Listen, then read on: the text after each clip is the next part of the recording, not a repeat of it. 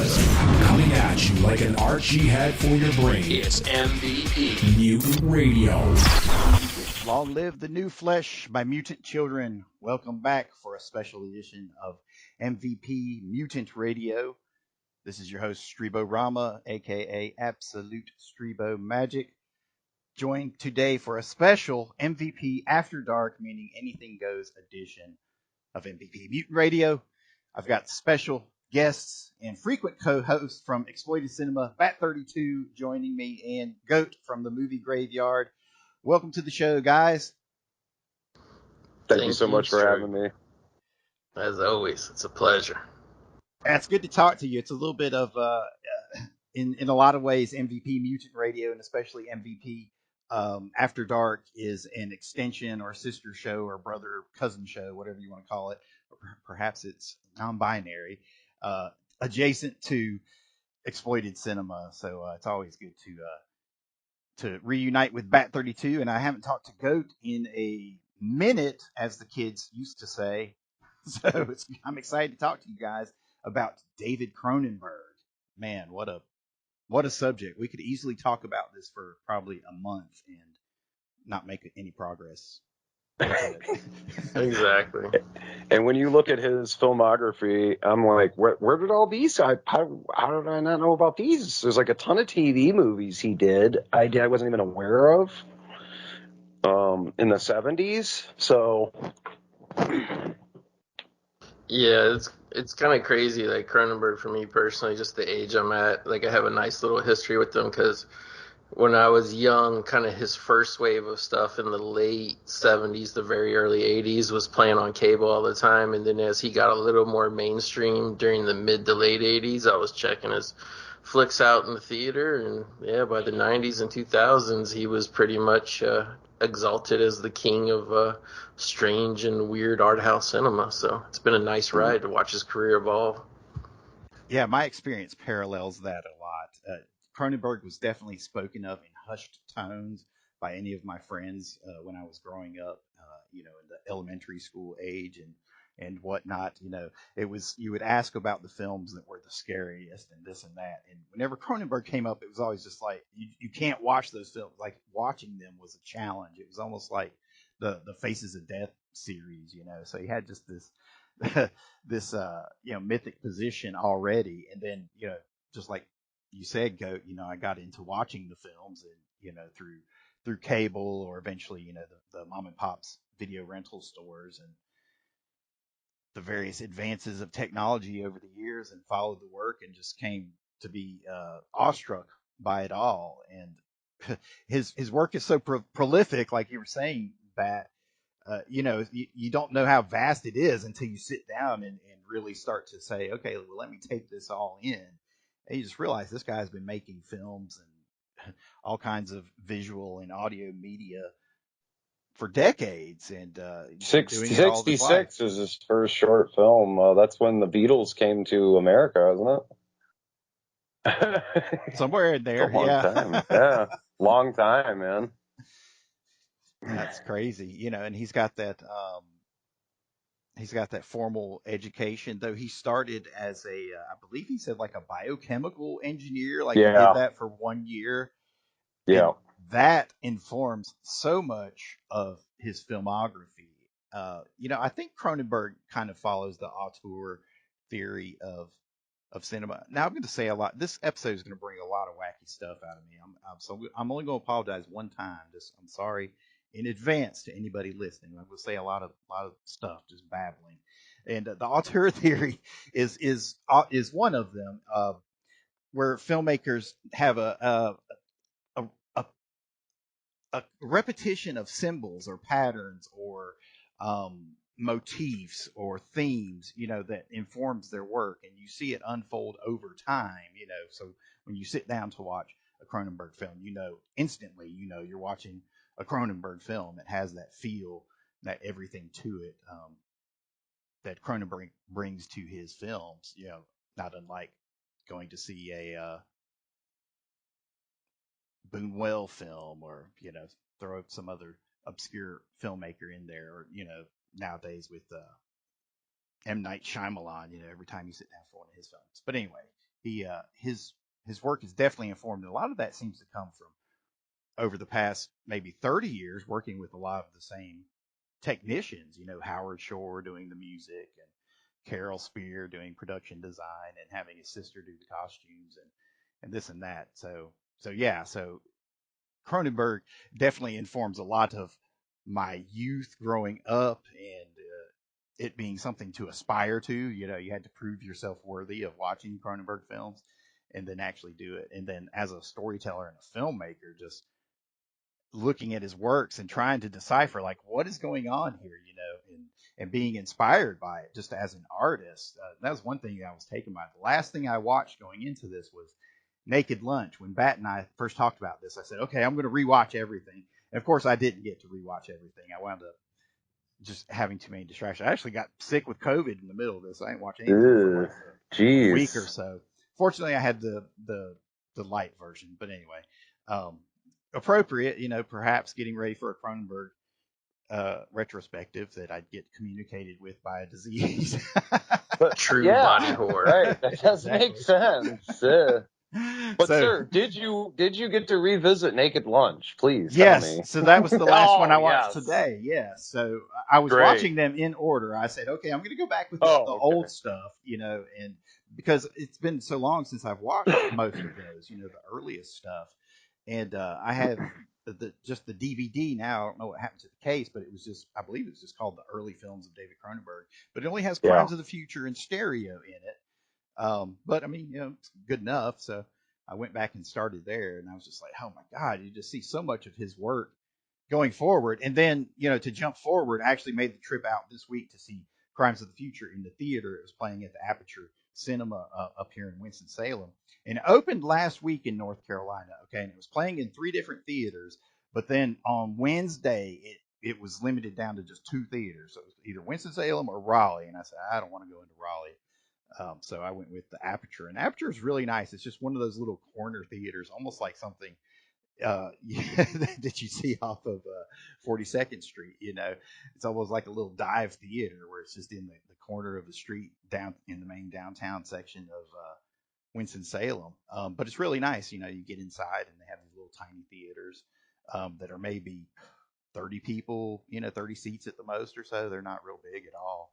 But it's very appropriate. I miss those kinds of places. I love those kinds of theaters, by the way. They just have almost like a mom and pop feel to them for a movie theater. Exactly. I always thought they had a cracker box feel to them.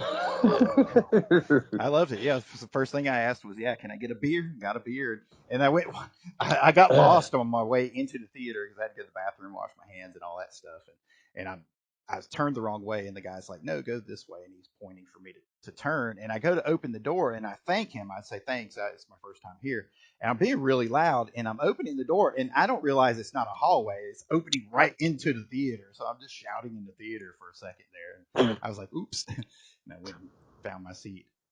But yeah, it was and you great. had to wash your hand. You had to wash your hands before because you're just a dirtbag. Well, because I had a long trip all the way up there, and I had to park in the parking deck. And the parking deck, I had to share, touches with a lot of things from that parking deck all the way into the theater. Yeah, it was disgusting. Sounds sleazy. I like it. It was. It was appropriate. Yeah. Did you lick your fingers and stuff, or what? During the film, a few times. Okay, good. It's that kind of film. Yeah. Yeah. I licked my finger. I went down on my bottle a few times. It was good. Oh, yeah. Good. Great. So, needless to say, there was a lot of prep work involved in getting ready for this show. But we will discuss Crimes of the Future another day. So, hopefully, people that are fans and devotees or just whatever you want to call it, members of the cult of Cronenberg, can listen to this episode and just enjoy us sharing our experiences growing up in this environment, and also what we think of it as film fans. If we enjoyed it, if we enjoyed the film, because I saw it too. The new Crimes of the Future. Yeah, sure, I loved it. What did you think? Yeah. I loved it too. Yeah. And what was your favorite part? No spoilers, but okay, I'll tell you that. But I'll tell you this first. Going into it, I had a little trepidation because somebody in my Facebook timeline saw it, and it was somebody who I relatively respect, and they were just like, "Oh, it was awful," and this and that, and I was like, "Really?" So sitting down to watch it, I was like, please let this be good, and I just loved it. My favorite Yeah. part, probably anything with like the repair girls. I don't know. I mean, anything that did make me squirm. Yeah. I mean, I lean more towards the fetishism stuff Yeah. than the squirmy stuff. But yeah. So your favorite was the where they both climb onto that bed thing. Then That always pops to mind. Sure. I love that. Just parts of that that. show. Yeah. I love how they're just working on it. Yeah. Yeah. But anyway. Yeah. We'll have to discuss it further later. No spoilers. But it looked great in the cinema. Sounded fantastic. Yeah. The Aperture Cinema was really interesting. I got there because they're having Pride Month, so they actually played an interview with a LGBTQI plus filmmaker first, okay, and then they played a short film for Pride and stuff. So it was cool. It had this whole little thing going into it. So no commercial promos or anything like that. No coming soon bullshit. Yeah, had it was just like pure art house, cinema. So that sounds fantastic. Yeah, I mean, I had to fly all the way to Cannes to see it, so through my computer. Did you walk out? I love that people walked out of a Cronenberg film. I always love hearing that. Like that happened like with Crash a lot too, it seems, and maybe something else. But Crash seems to be the other big one. And Seeing Crimes, I could see why. I mean, in the first few minutes. Yeah, the stuff with the kid, I'm not trying to give anything away. I'm just kind of hinting at things for people that have seen it. I'm sure there's a lot because there was a L.A. and New York screening, and now it is playing in a number of theaters around the country. So, but yeah, the stuff with the kid and the ending, and it being graphic, if you know what I'm talking about. I know it's like not really a kid. It wasn't really a kid there, but it was pretty convincing. Mm-hmm. So I can see why people were offended, I guess. I don't know. Just right away, it assails the senses. Yeah. So. Yeah. That's Cronenberg. That's the great thing about it. So I'm curious to hear, like, do you guys have a memory of when you first encountered Cronenberg? I mean, was it the film? Was it the name? Was it an image? Was it a promo on HBO? Nowadays it would be somebody scrolling through YouTube and they're like, oh, what's this Cronenberg trailer thing? Yeah, like it's kind of fuzzy for me. I know the first one that I saw parts of for sure was Scanners on TV, but I wasn't really aware of like who it was made by or whatever.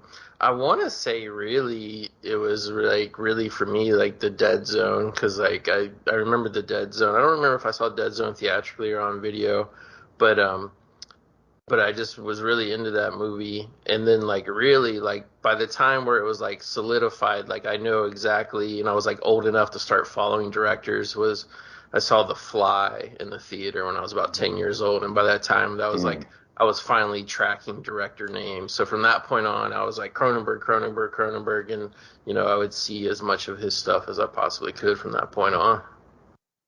Yeah, that's very similar to my own experience. I'm not certain of the years. It's sometime in the early 80s. And I probably had heard of Scanners. It's probably because of the promos on TV, the ads on TV or whatever. But the clearest moment was hanging out shooting pool down the street, okay, with my friend who was like, I think they were Presbyterian, so they were really strict on how they had to dress and what they could do. And so, of course, they had an older brother who was like smoking and had the muscle car, and he had the pool table in his in the garage and stuff. And then in the garage, he had posters, and there was a poster for Scanners there, where with the like the head image where he's starting to blow up and whatnot. And I just remember like, like what is that? And at the time, all the talk was kind of around the more popular horror franchises like Jason Voorhees and Friday 13th stuff, or Michael Myers, or Leatherface. Definitely probably before Texas Chainsaw Massacre 2 had come out. And Leatherface regained his kind of spot temporarily in the consciousness. But then I would ask about that, and then I'd hear about it. And that was one of the times where people were like, oh, you can't watch those movies. They're messed up. They're scary. They're, they just all those kind of things that fuck with your head, that kind of stuff. And so for years, I had gone not actually seeing it, but then, okay, now something pops up on HBO, and then, yeah, now here's The Dead Zone. And then, of course, The Fly was everywhere. Everybody was going to see The Fly when it first came out. You would hear all about it, and the older kids would tell me about it. I didn't actually get to see it in the theater. I mean, probably through no fault of my own, the first Cronenberg film I saw in theater was History of Violence. I mean, all the way up until then, screenings were just scarce and obscure, just like I was talking about with Crimes of the Future. I mean, I had to jump through hoops. It was about to disappear at the end of the week out of North Carolina, and I had to drive an hour and a half to get there. So sometimes you have to do what you have to do. It sounds like Scanners for Everyone is like the gateway drug to Cronenberg, because that's what it was for me. My dad was heavily into science fiction stuff, and he was very aware of Scanners. So I think one night I was pretty young, and then we were surfing through the channels, and I think a movie channel had it on, and he was extremely excited to show me this film about what this guy has his head blowing off. And I imagine he probably had seen like The Fly and a Videodrome and stuff like that, because he is very aware of the director. I remember he told me he thought that maybe there was some interview or something in the 80s, because where he had talked about what he was going to school for. My dad was under the impression that he had like some type of doctorate or something, or maybe he just assumed that because of how intelligent, medically intelligent his films were and how they were geared that direction, I suppose. But I've always thought Cronenberg, his weird style, it seems like parallels David Lynch. It's like I always thought that these guys should have got together and collaborated on a project, because they're both in this like drinking from the same weird well. I don't know, but that's how it's always felt to me. So yeah, I can see that. I mean, they definitely have similar sensibilities, like something like Lost Highway or Mulholland yeah. Drive. They have a very Definitely Mulholland. Yeah. The way I classify it, and I remember I pissed off John Carpenter by asking him about horror genres, and he's like, "It's just all horror. What are you talking about?" Really? I classify it as surrealist horror, because they to me, I mean, that's what they feel like. They feel like a surreal work of art, like a Salvador Dali. The persistence of time, where everything's melting, or you have animals leaping out of dresser drawers. Yeah. It has that surrealist quality to it. Eraserhead, especially, is Eraserhead, sure. the granddaddy of that kind of. The Elephant I feel Man. like, yeah. I feel like Cronenberg and Lynch are like they have different fetishes, but they go to the same adult bookstore to get their rocks off. Yeah. Yep. Yes, well said. So what we're going to do over the course of this retrospective is take a look a little bit closer at some of the works. We'll see how many we can get through. We do actually have to end this at some point. We could easily go on for multiple episodes in 6 or 7 hours with each episode, and not cover everything we need to cover. But we're going to do our best to take a look at everything. And like I said, I began my review with the earliest work that I had, and I still have the DVD. It has Crimes of the Future in stereo on it. It's a no frills DVD. There's no artwork. It's literally just the names of the films, and you click play on it. There's a still gallery in the extras, so you have like a little still gallery if you go to that, but no audio commentary or anything that would have been particularly insightful. And really, Cronenberg's work probably began long before his experimental films, the stuff he did while he was at school.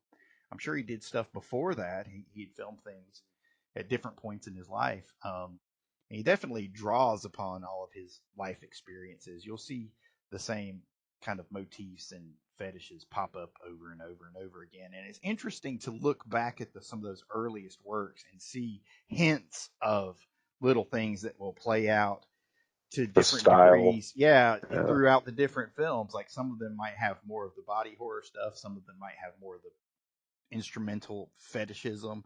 Some of them might have been more surreal. Some of them had telepathy. Apparently telepathy is like a continuing thread through a lot of his works. And you see that in Stereo, which is what's generally credited as his first quote-unquote film. Well, I went and watched like the From the Drain and Transfer and stuff like that because they're very short. So I don't know if you want me to elaborate on those. I mean, that's what I watched this morning and this afternoon is the bulk of his short film. So yeah, feel free. Like I was saying, I wasn't even aware of most of these. I had picked up a book in just the bargain bookstore one time, Cronenberg on Cronenberg.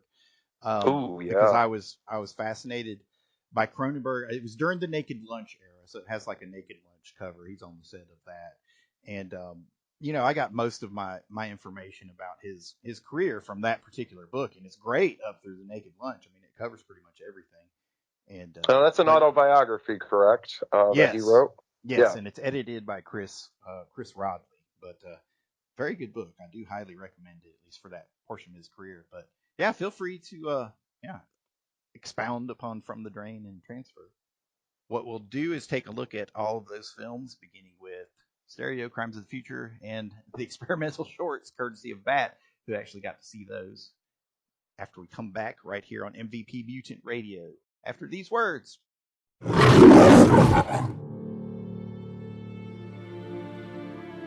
Country, mothership. Gun, optic beam. Player, MVP. Movies, employment. Mutantville. Mutantville. MVP Mutant Radio. MVP Mutant Radio will help you rediscover your inner fan again as we talk you through the latest and greatest theatrical releases in horror, science fiction, and all-out badassery. We'll bring you interviews with independent filmmaking masterminds, as well as specials like Murder by Music and the Drunken New Year's Eve Mega Show. Listen online at www.mutantville.com or subscribe on iTunes. Some men are coming to kill our genre. MVP is going to kill them first.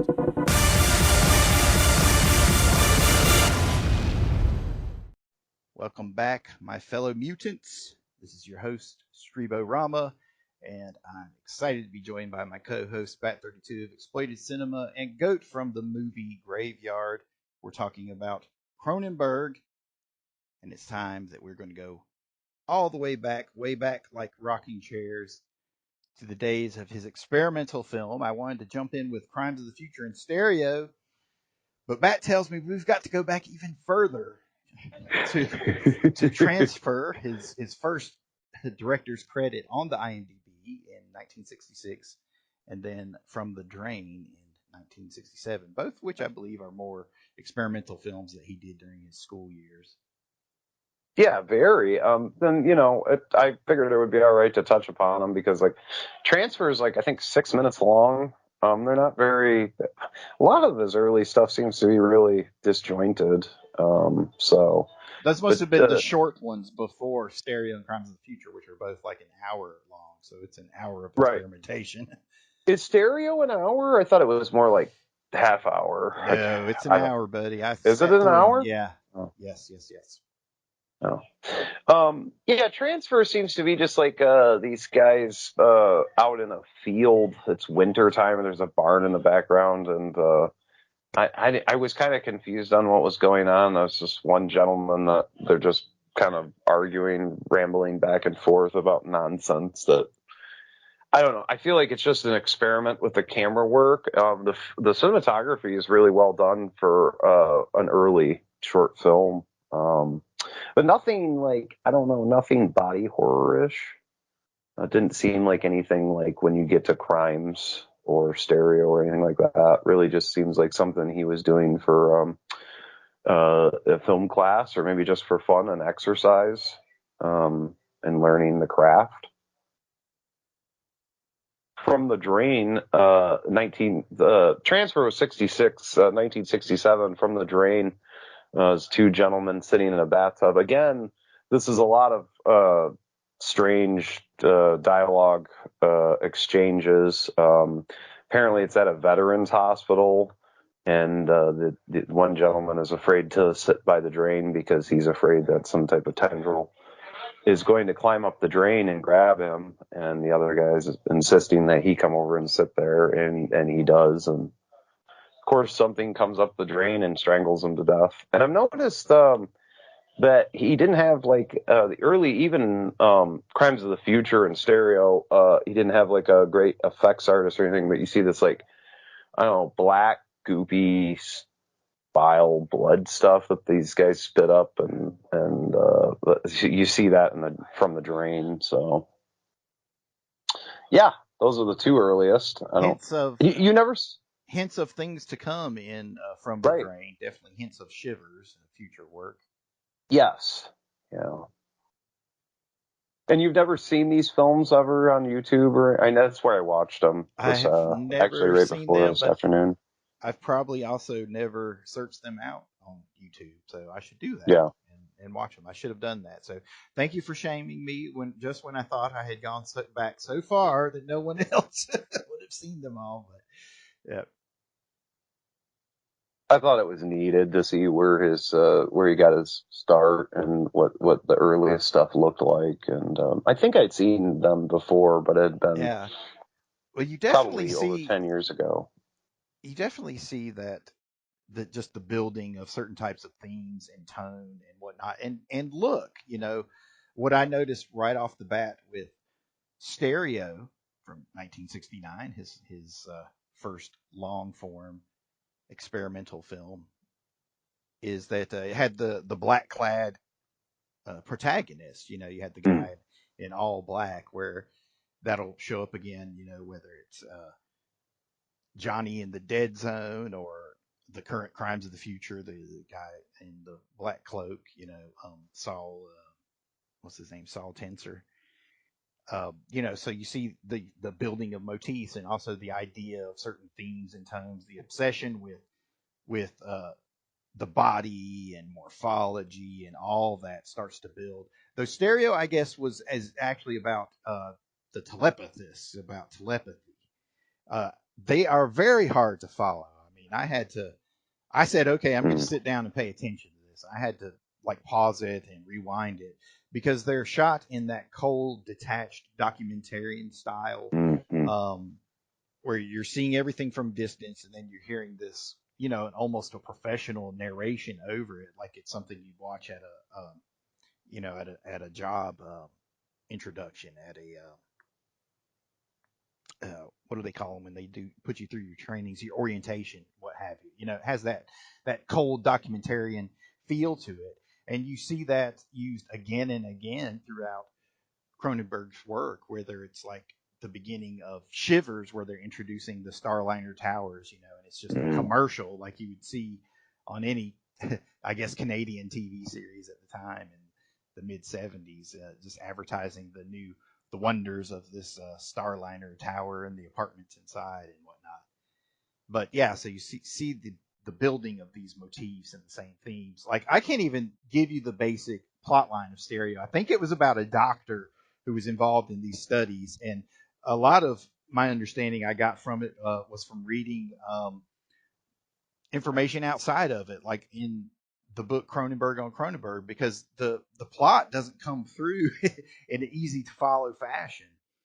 There's not an obvious protagonist trying to do this or that. You have to kind of piece it together from all these little documentary pieces that you're presented with, these information downloads, and then you put it all together in your head. But it's just such an onslaught of this verbiage, this scientific. You want to say like pseudoscientific, but no, it's not exactly pseudoscientific. Like Stan Lee, when he would write in the 60s, and Iron Man had repulsor rays, and that was pseudoscientific.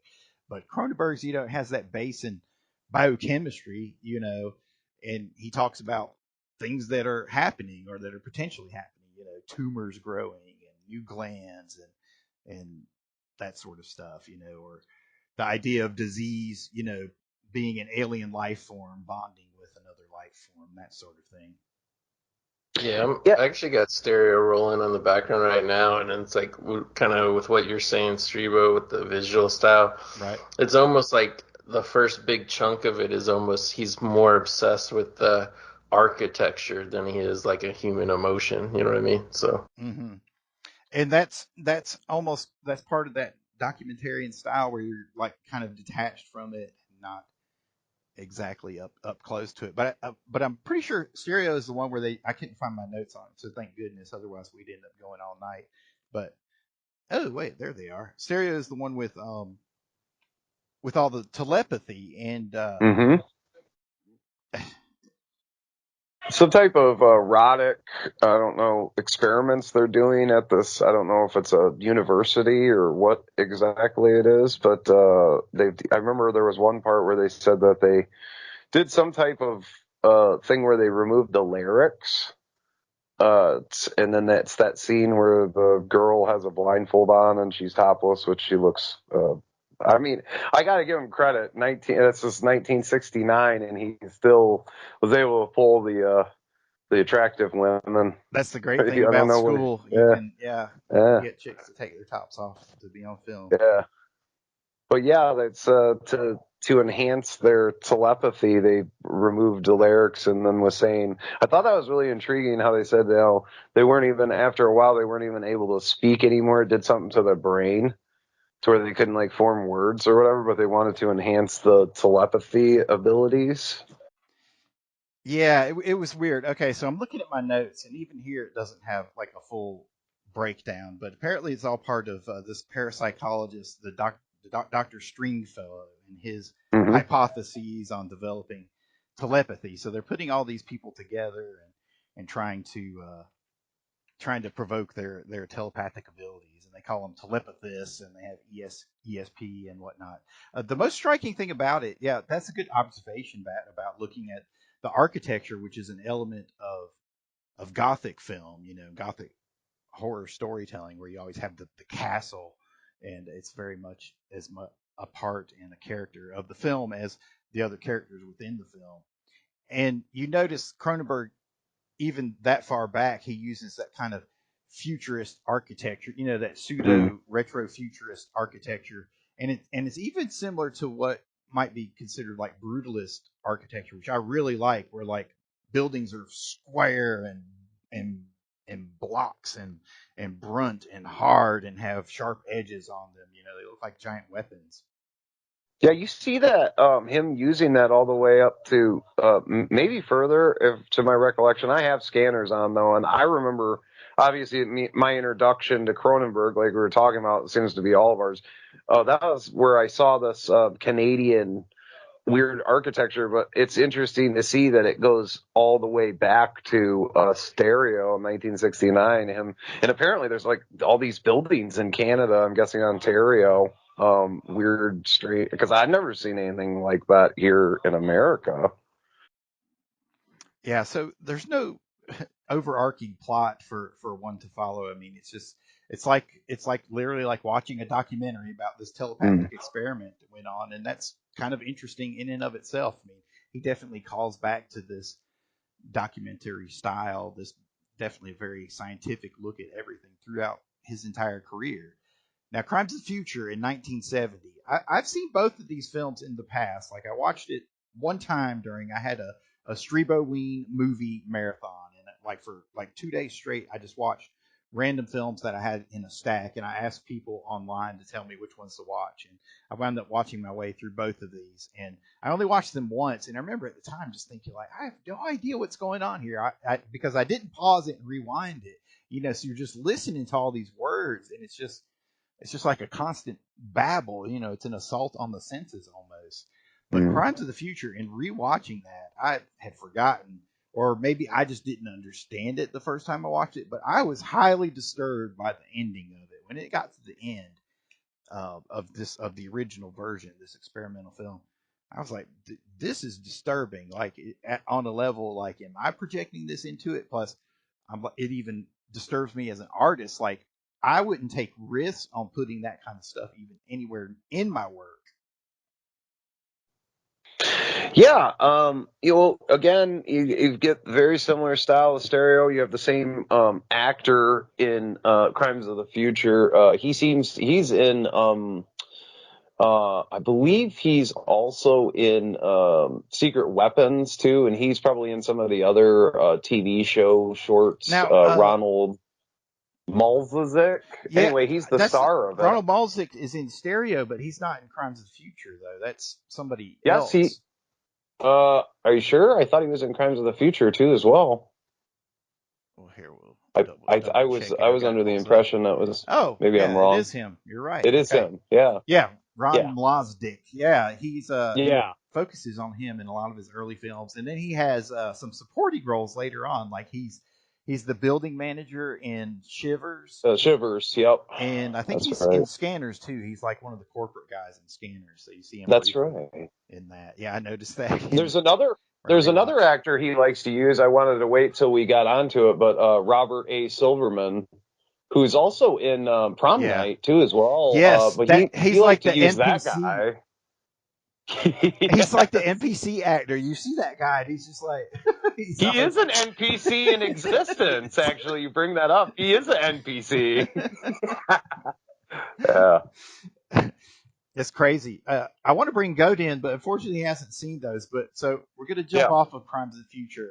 But not did you want to give away what was disturbing? Yes, I want to talk about it a little bit more. Yeah. I'm just going to barely brush up against it a little bit. The ending, okay. So Ron Blazdik, he plays Adrian Tripod, who's the director of this House of Skin, and apparently it's a world without women. Okay. Now in my first watch through, I did not realize that. Now I'm watching it going, like, where are all the chicks in this one? You know, there are no broads running around, and you see the women clearly. And a lot of homoerotic imagery going on, if you ask me. Yeah, a whole lot. And you see, this is where you really see Cronenberg's fetishism kind of like come to the forefront. You know, you see they should have showed this for Pride Month at that screening. They should have showed this for Pride Month, I think. Yeah, they should have shown this, but they would have shown somebody local. But I would have been okay with that. Yeah, but it's an hour to sit through, though. I couldn't imagine watching that in the theater. Oh my god! And they introduced Rogue's foam, which is like this milky substance that they're like milking from harvesting. People. Yeah, and it's just bizarre, you know. So the whole house, the House of Skin, was developed by Antoine Rouge. I called it Rogue because I'm thinking of the X-Men, I guess, but Antoine Rouge, and he's doing these experiments, whether it's surgical or hormonal or whatever. I'm sure there's a point in the film where he explains it in one line or what have you, but you know, the science is so out there, it's hard to follow at times. But it's so disgusting. So anyway, so Antoine Rouge disappears, okay, and Adrian Tripod wants to find him, and this is hard to pick up on because, again, it's all shot in that documentary style, except that it's narrated by Adrian Tripod. You actually hear him throughout it instead of like in stereo where it's like different voices. Or does it have different voices in this one too? It might actually. Cronenberg will jump all over the place. It's very experimental, you know. But you just see the introduction of all these just crazy concepts. In this, they talked about oceanic therapy, and they have the guy show up and he has like webbed toes. You know, that's just like a simple little effect, but it's so disturbing, the notion of, you know, somebody with webbed toes. And I wonder, think he was really that somebody he knew? toes. Yeah, exactly. Yeah. You know, he knew somebody with webbed toes and he put them in the film. You know, that's crazy. But that goes to show you, you know, how stories can come around. You're influenced by your environment and the things that you see and experience and whatnot, and you put it into your work, which is another recurring theme of Cronenberg's films all the way up through Naked Lunch and beyond. But so the end of it, he in the film they call it, he finds a group of heterosexual pedophiles. Yes, I don't want to talk about it too much because it's getting to the point on the internet where you can get flagged and even just deplatformed, you know, over some subject. So, but anyway, so he finds this group, and then it's like confusing. He like tries to infiltrate them, or does he pretend to join them, and then he turns against them? It's almost like it's mirrored like in the sequence in Scanners where where the main guy goes and he joins up with the group of scanners and whatnot. Mhm. And it's actually very similar in that then all of a sudden he has like an M60 and he like blows half of them away, and he goes Yeah. into the stronghold, and in the stronghold, and this is hard to piece together. I actually had to read it in the book to understand it afterwards, even though I'm sitting there literally trying to decipher every word they're putting on the screen.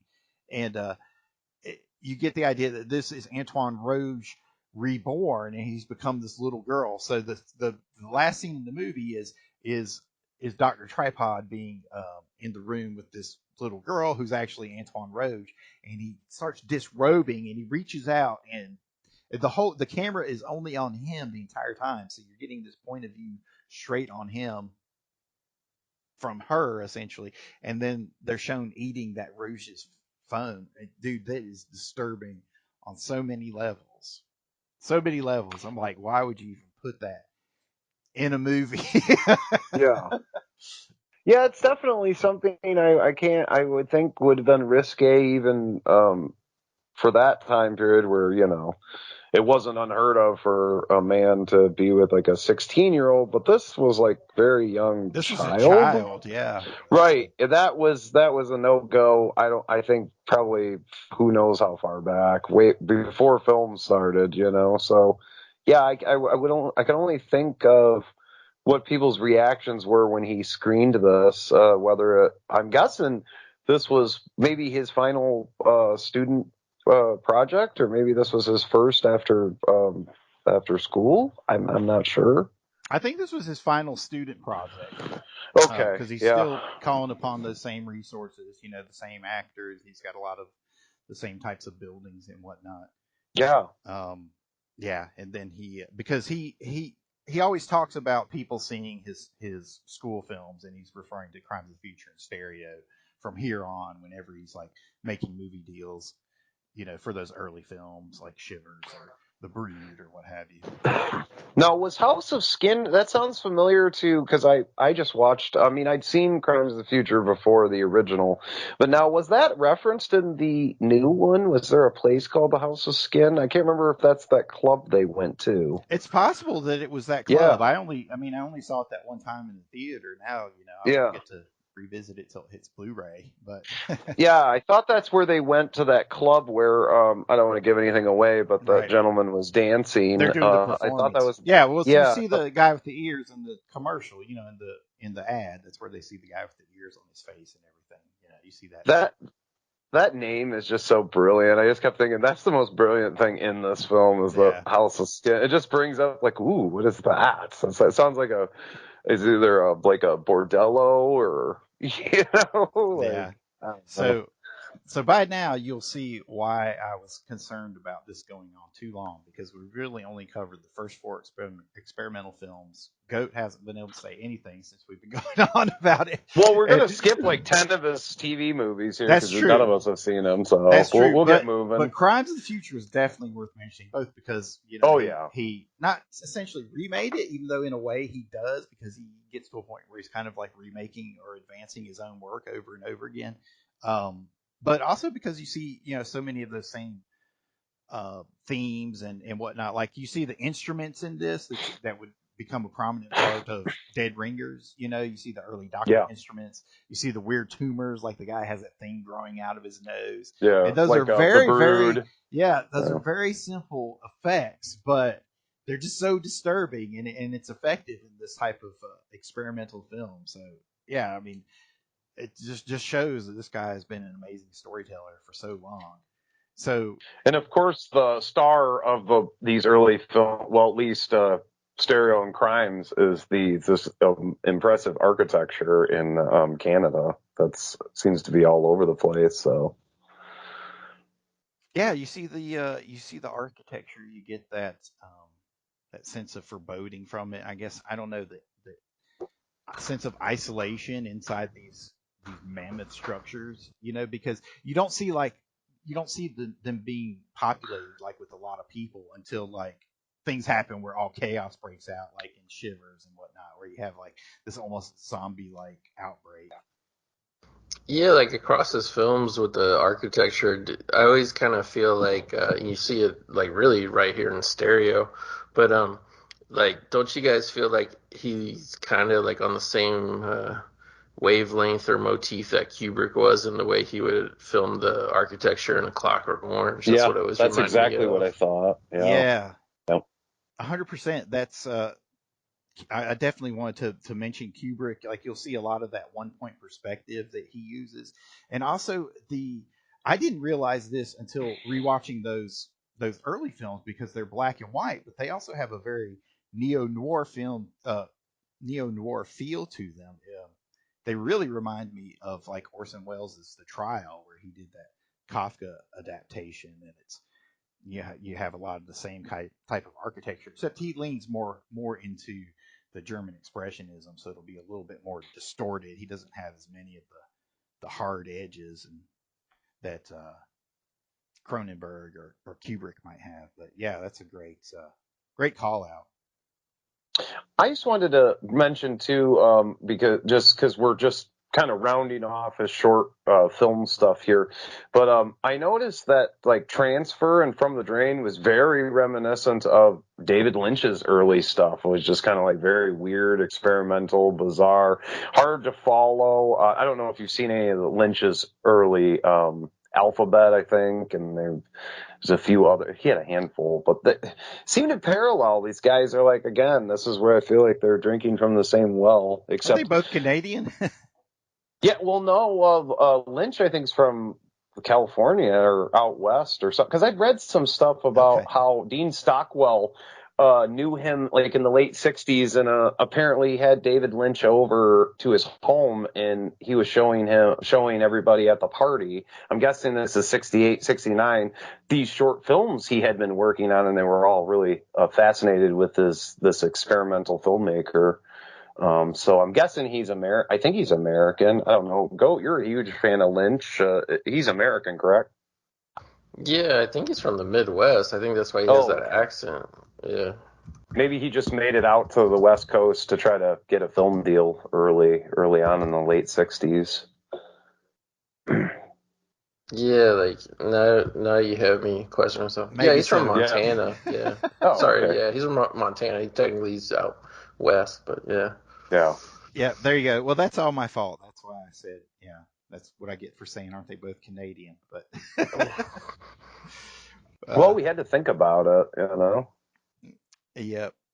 But definitely very similar filmmakers in some aspects. But if, for my money, Cronenberg takes it to that next level like no one else. And it's hard to think that his next film, Shivers, Shivers was his next big film, but apparently he did a whole slew of TV movies and documentaries before that. Can I name them? Yeah, sure. Let's go through it. Yeah, okay, go ahead. Tourette's. He did a TV movie documentary in 1971 called Tourette's. I'm guessing it was on Tourette's syndrome. In 1971, he also did another TV movie documentary called Letter from Michelangelo. I have no idea what it's about.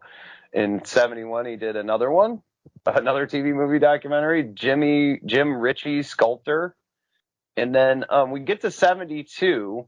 And I'll talk a little bit more about this during the Videodrome because I watched this earlier. He did a TV episode for a show called Program X called Secret Weapons that is very good and has his lead there in Stereo and Crimes of the Future. He's in it again. Winter Garden is a TV movie. So from 1972 to 1975, he did Winter Garden, Scarborough Bluffs, Lakeshore, In the Dirt, Fort York, and Don Valley TV movies. And I'm like, wow, I'm intrigued. I'd like to check out all of these TV movies he did because it's very reminiscent of Steven Spielberg. I know Steven Spielberg when he was like 16, 17, I think he was doing TV movies in the late 60s, early 70s. Yeah, Duel was a TV movie.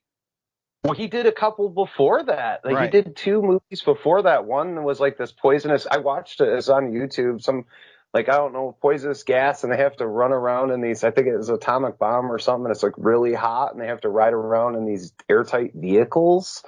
And he gets this orange effect going, orange haze going on. I think it was probably I don't know, some type of thing, gel or something on the lens. But anyway, it's like Cronenberg kind of did this too. I guess this was when you were coming up in the late 60s, you're a young filmmaker.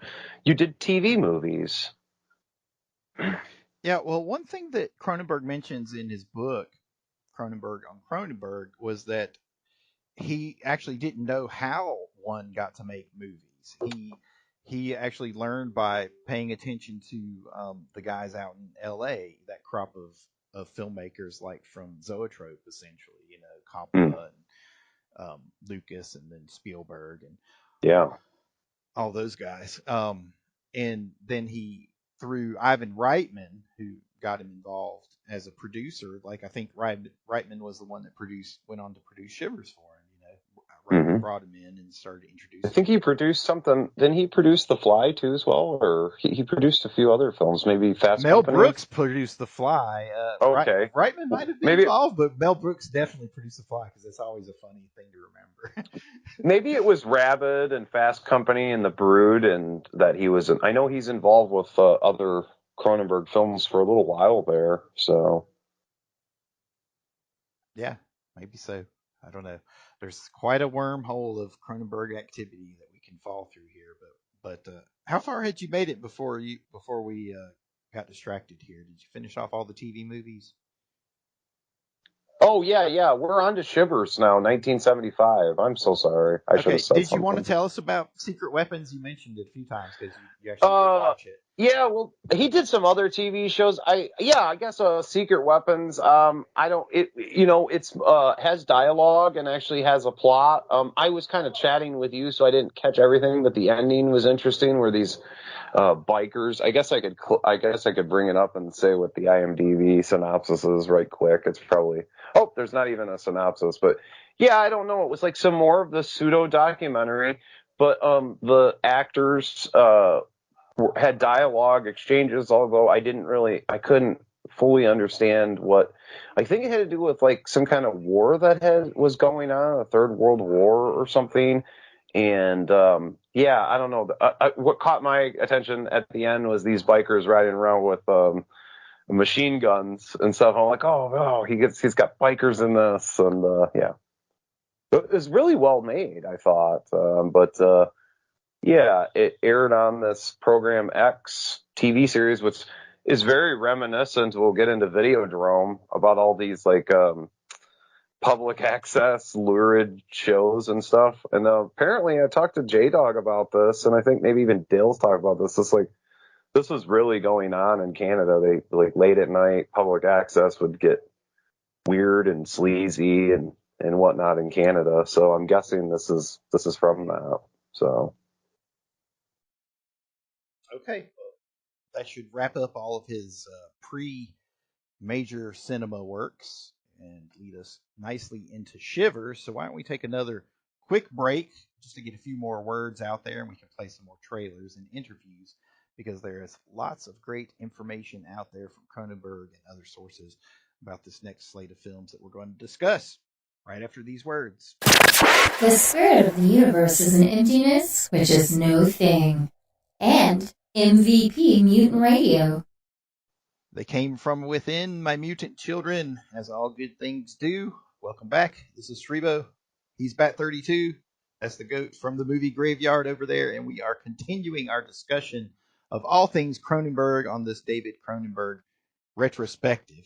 So, Goat, we had to put you in the corner, unfortunately, for that last segment. Yeah. Sorry about that, but we're going to let you lead off the bat this time out because why don't you tell us, when did you first become associated with Shivers, or what was originally titled They Came From Within here in the States?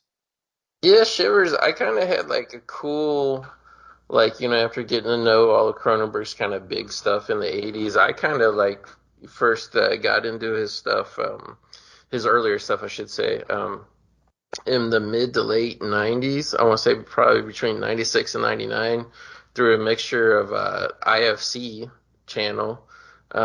Used to that's where I caught Shivers back in the day. And then I had a really awesome local repertory theater in Cincinnati at the time It was just kind of like these two guys. I can't remember if they were brothers or just friends. They took over this closed down repertory theater and they started booking the most awesome stuff.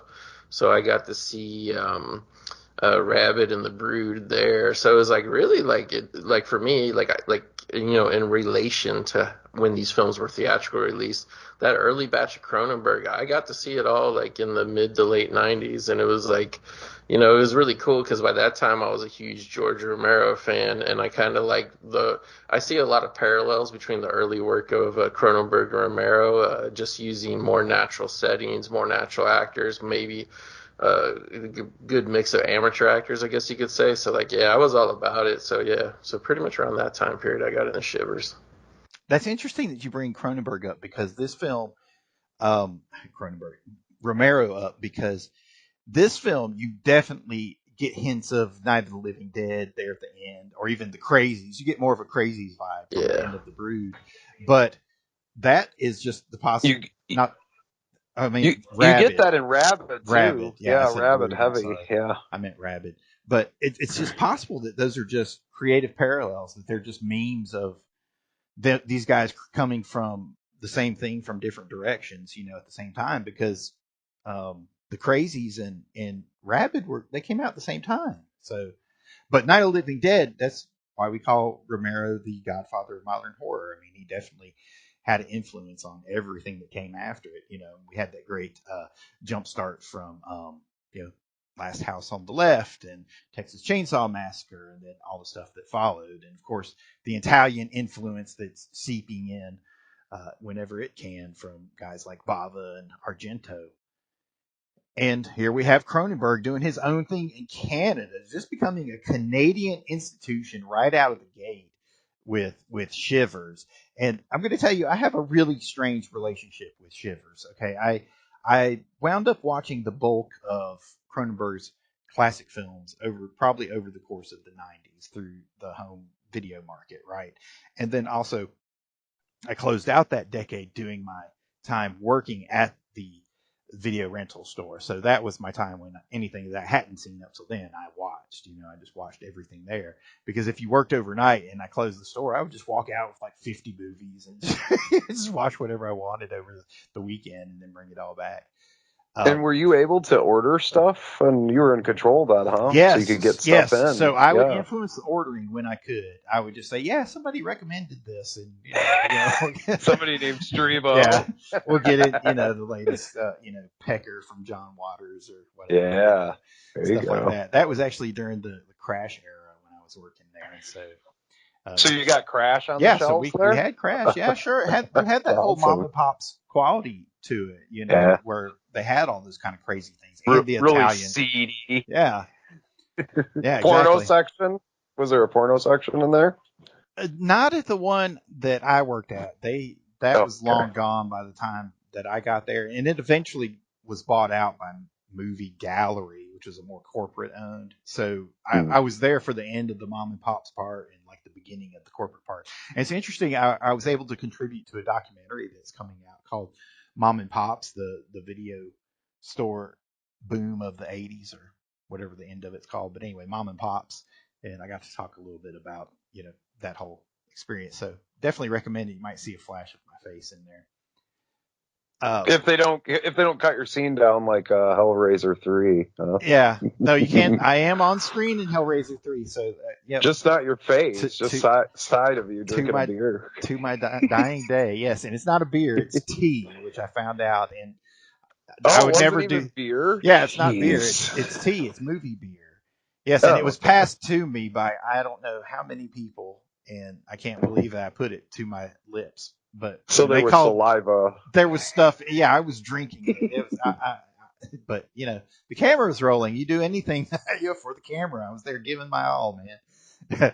So I have a strange relationship with this film. So I watched it on video as Shivers, just plain box VHS, from the store, and nothing, too spectacular by it. I'm just freaked out by it, weirded out by it, like I am all things from that classic modern horror of horror era of horror.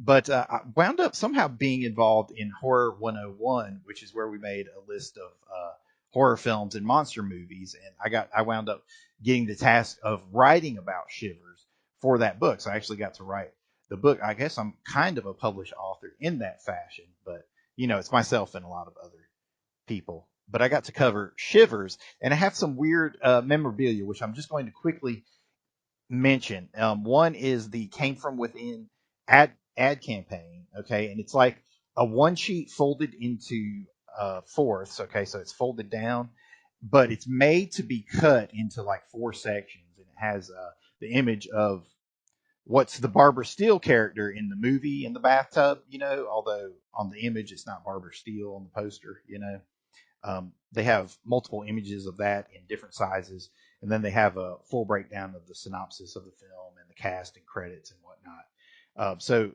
as far as I can tell, it's like to put out as an ad for, I don't know if it's to be reproduced for other media or if it's just for a movie theater or what have you.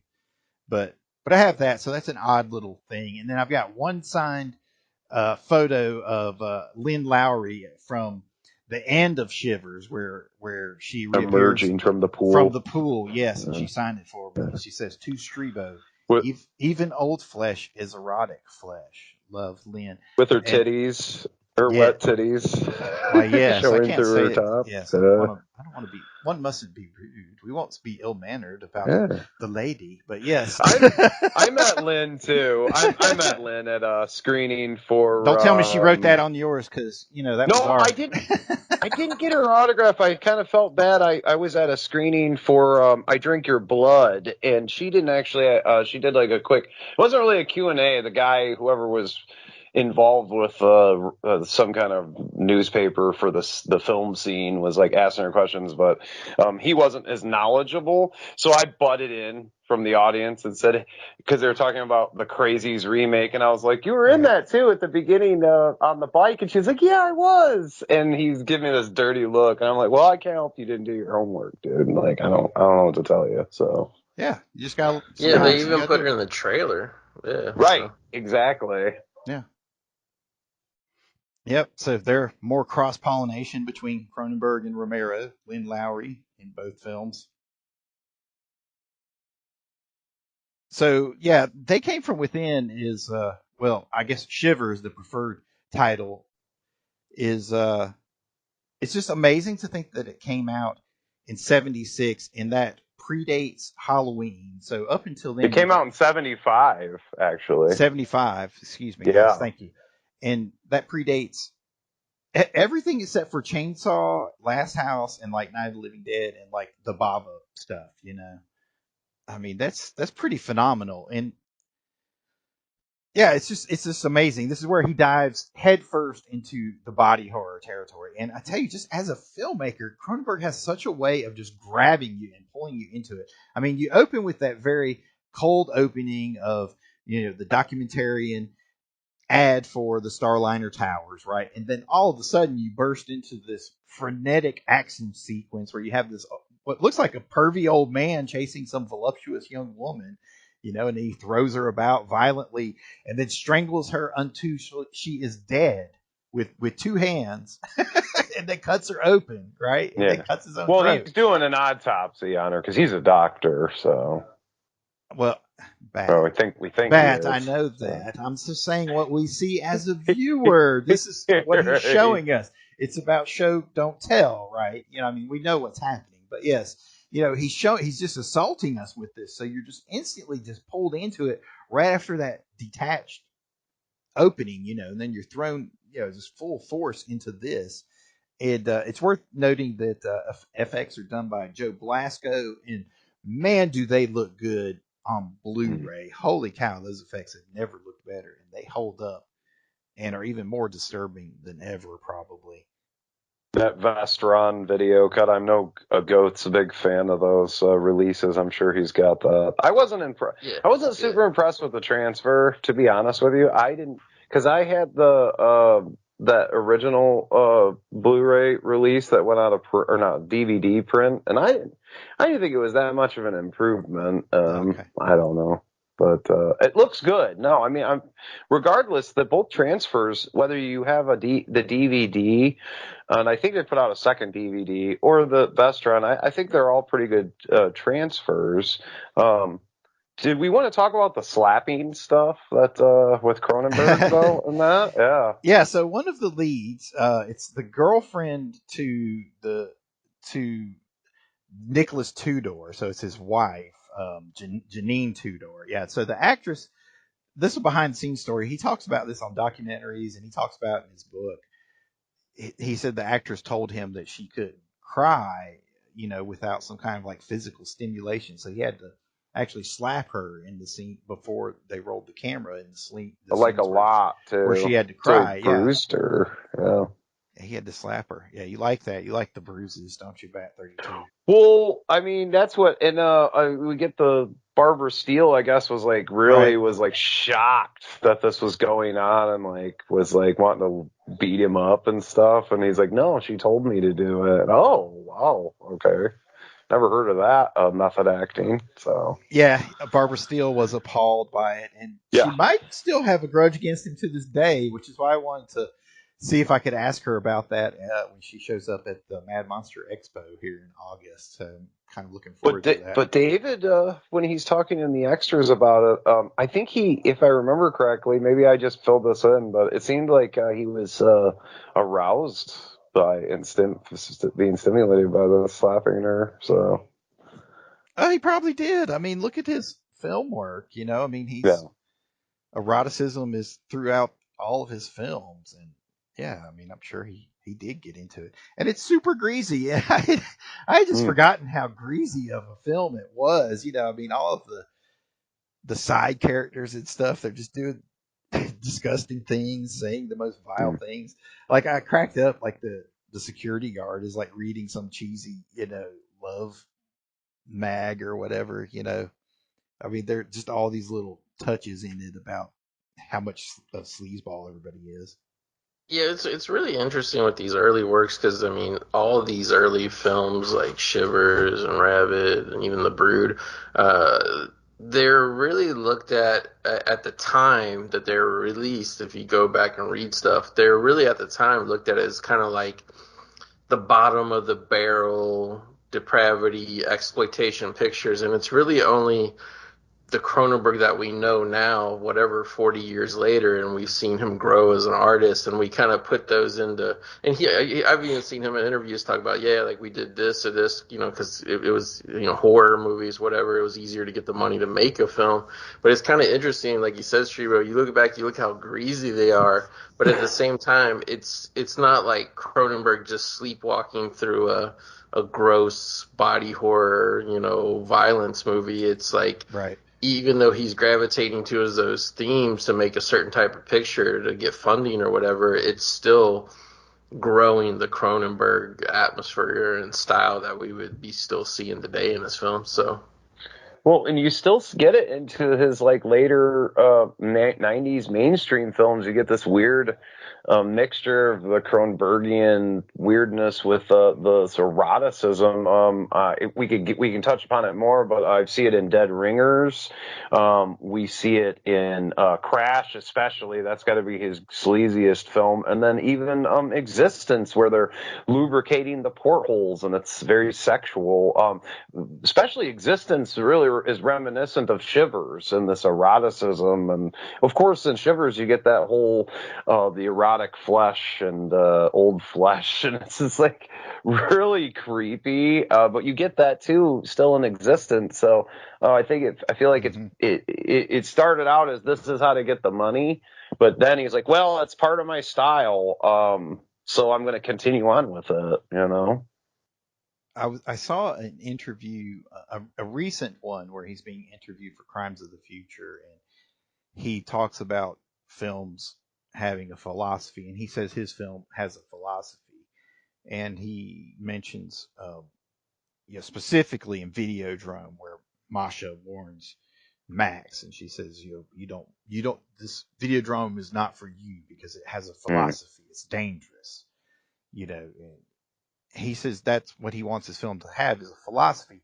So in a lot of ways, that's his politics, his worldview, him as an individual just projecting all of these, whatever it is he has inside of them. I mean, he will say that he's repressed, maybe, but somebody that approaches all of these subjects, I mean, it's transmorphism, it's transsexualism, it's transhumanism, it's always about transformation and becoming, but in a lot of ways doing it through forbidden means and methods, like here in Shivers right away.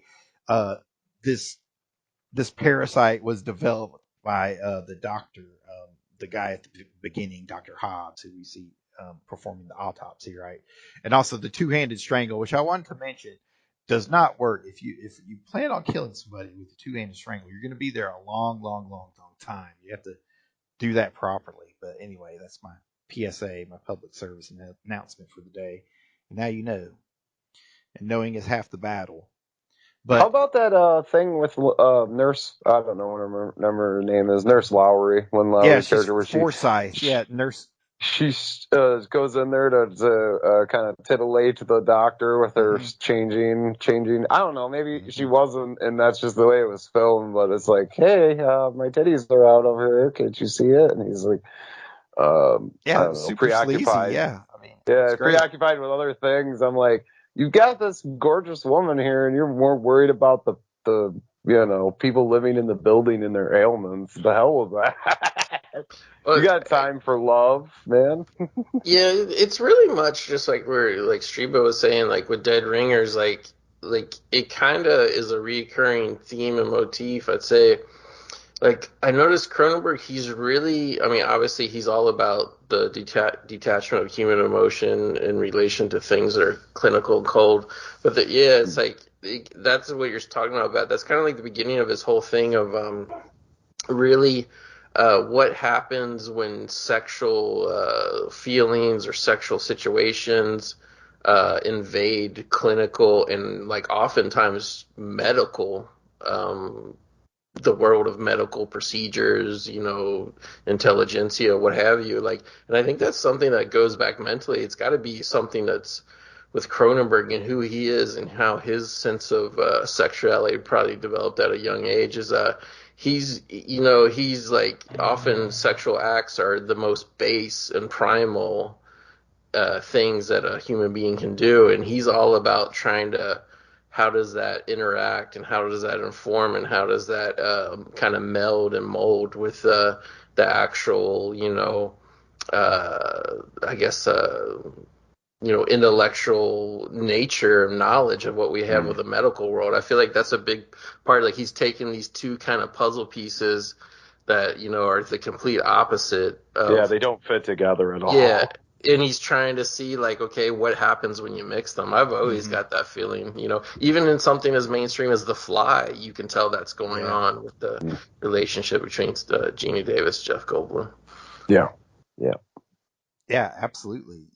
And here you see the parasite that's a combination of a parasite and a venereal disease. So it's infecting people and it makes people want to.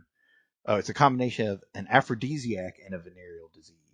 And the doctor wanted to use it to replace organs. Like, I think they mentioned kidneys, replace a kidney, but it's a parasite growing in your body. So it's completely insane, but there's this layer of real science to it that makes it kind of scary because it does seem to be a possibility.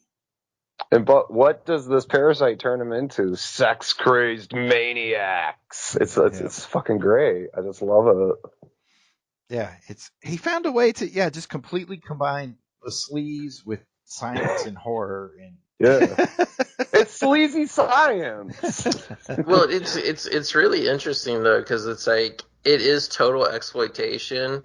And like, he went with that thing of like sex crazed zombies, whatever is the way to sell the film. But like I was saying, like, if you put this together with like Friday the 13th Part 2 and do a double feature, like, they're both horror films, but they're the complete opposite ends of the spectrum. You know what I mean? And like, just because somebody like slasher movies, zombie movies, just gore movies, they still might not like some of this stuff that Cronenberg comes up with.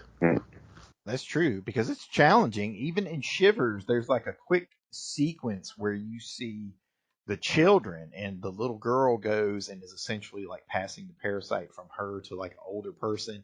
And you even have that one sequence with the incestual couple where it's the father and he's in there with his daughter. My daughter Erica, you like my daughter Erica. And you even see them at the very ending when reminiscent they're, of the Crazies too. yeah, exactly. Yeah. You even see them at the end, that father and Erica, they're one of the couples that drive out into the wider world. I mean, it's just disturbing stuff on so many levels. But he's got some more childlike. Yeah, I did think the passing of the dick-like parasite. Yeah. It does look like a dick. I think that's on purpose. Yeah, I thought that was, if you hadn't seen Crimes, then you're like probably disturbed by that. But once you see Crimes, you're like, okay, this is a weird ongoing theme of I don't know. Yes, Something pizza, illegal. we'll call it. Yes. Something illegal, highly illegal and Yes. disturbing. And that's all we'll say about that. Yes. Yeah, activities that happen in the basement of the pizza bar. But like one thing I wanted to say, just really about last really kind of only note I have about Shivers is the thing, and you see it really in Rabid as well, but really strongly in Shivers is I feel like Cronenberg had this concept because we were talking about he's really obsessed with kind of modern architecture, and I think at this time it was probably he was interested, being a guy born in the 40s and now, these films taking place in the mid to late 70s. I think he was interested in the transition people were making to these high-rise towers and living on top of each other and having, it's a very anonymous way to, because like if you live on the 8th floor, you probably don't see the person who lives on the first floor that much or whatever. It's very anonymous in a way, but it's also you're still like kind of commingling your lifestyle and bumping into each other. And I think he probably would pass these places by, or maybe he lived in a big concrete apartment block like this himself. But like, I think he probably saw these places and was like perfectly sterile, perfectly clean on the outside, but you don't know what kind of depravity is going on the inside. Yeah, that's a great point.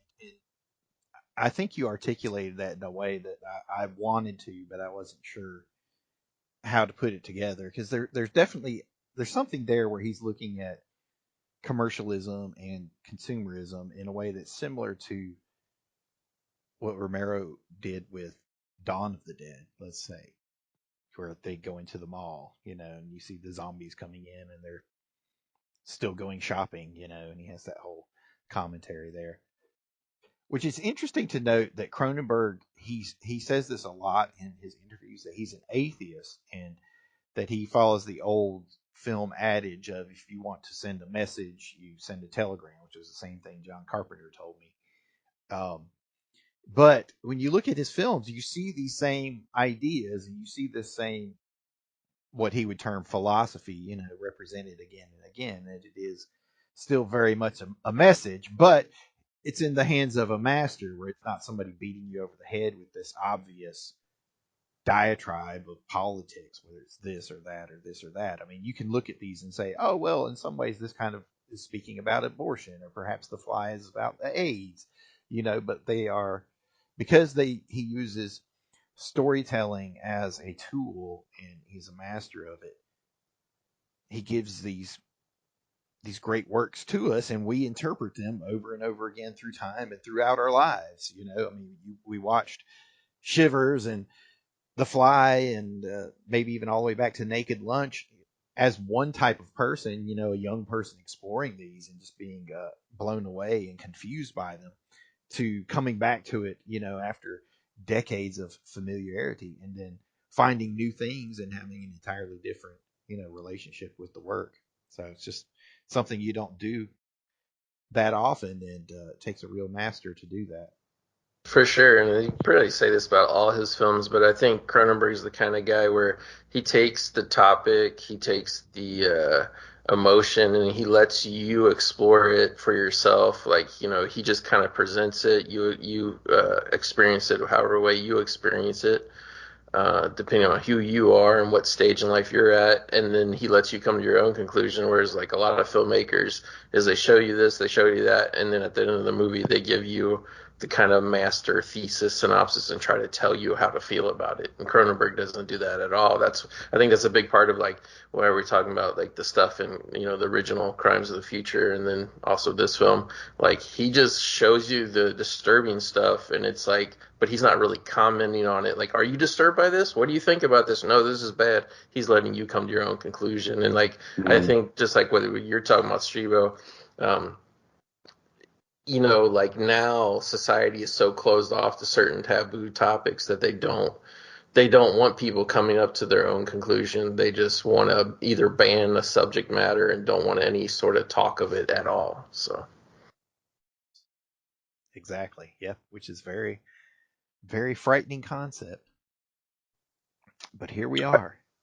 Yeah, I think that's probably not to really get into off this topic, but I think that's why a lot of people were like, "Oh, there's walkouts during the new Crimes of the Future," and it's like, yeah, because this generation, this climate, and I thought that compared to his past works.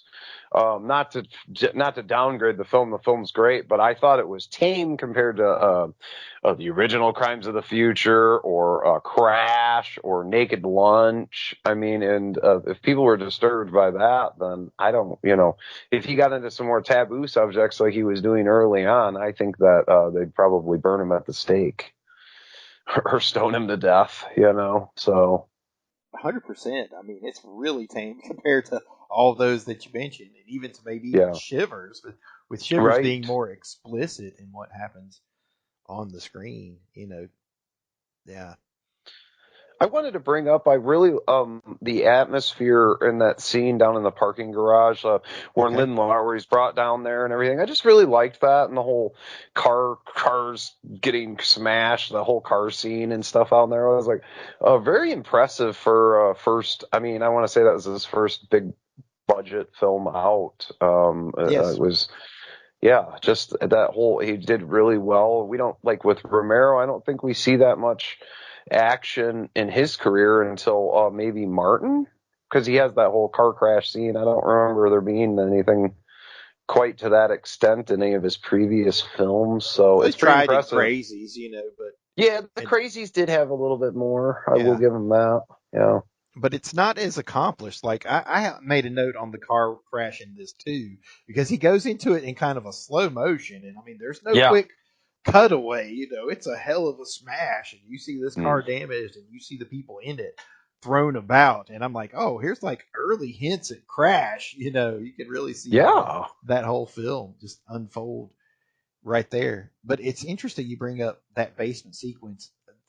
Lynn Lowry rising out of the water is definitely one of the iconic moments, tableaus to me from this film. The others being Barbara Steele kissing Janine and passing the parasite. Also, Barbara Steele in the bathtub, with the parasite inching towards her. Didn't Wes Craven recreate that in one of his films later on? Or a scene like that. Well, kind of, sort of. I mean, he had the Freddy glove come out of the bathtub while Nancy. Didn't he do a TV movie or something with what was her name? I thought there was another film that he had something like that. That was very. I thought he stole it from Cronenberg, though. Obviously, with Shivers. So. Maybe, I don't know. I'll have to think back. Maybe I'll remember it later.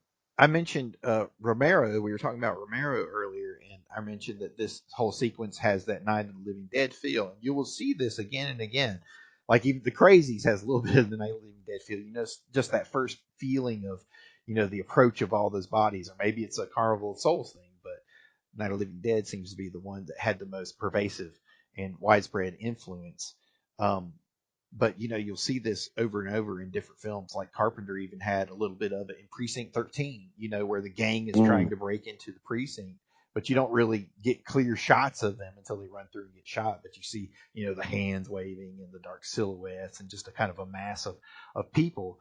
But then that's how Cronenberg differentiates from it, is he goes straight from, okay, well, there's the approaching mob. Now I also have to deal with these people that want to fuck me to death, you know. So he takes it back into this other circle, and you have this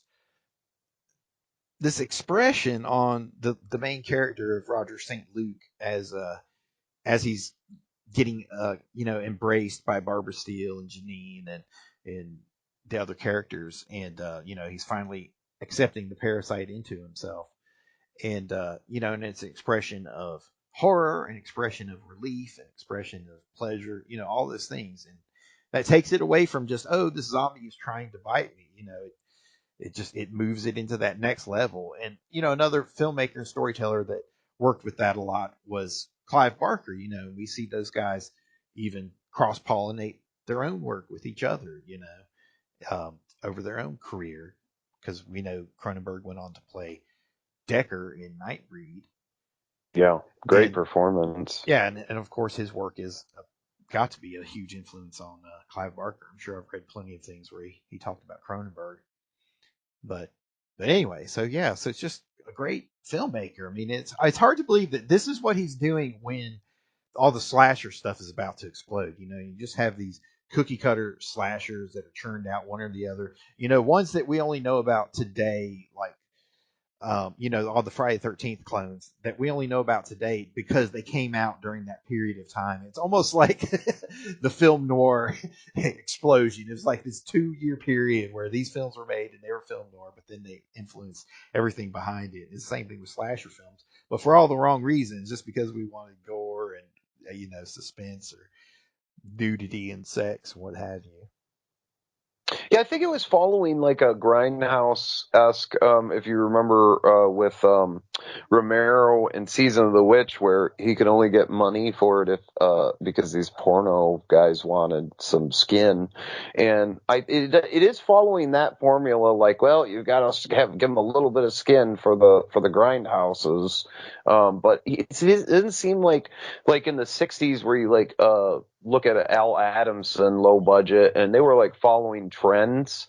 It doesn't seem like Cronenberg was ever following any trends. He was just doing whatever the hell he wants. He was just supplementing that skin and nudity to keep the producers, the money men, engaged and interested in the projects. So, speaking of the porn, I think the next 2 projects were his porn sequences, or were they? It says TV series, but I know he had to do some softcore porn around this time. Maybe this was it: The Peep Show and Teleplay, The Italian Machine, and The Lie Chair from 1976 and 1976. I seen The Lie Chair some years ago when I was checking out all of his Italian Machine and The Victim.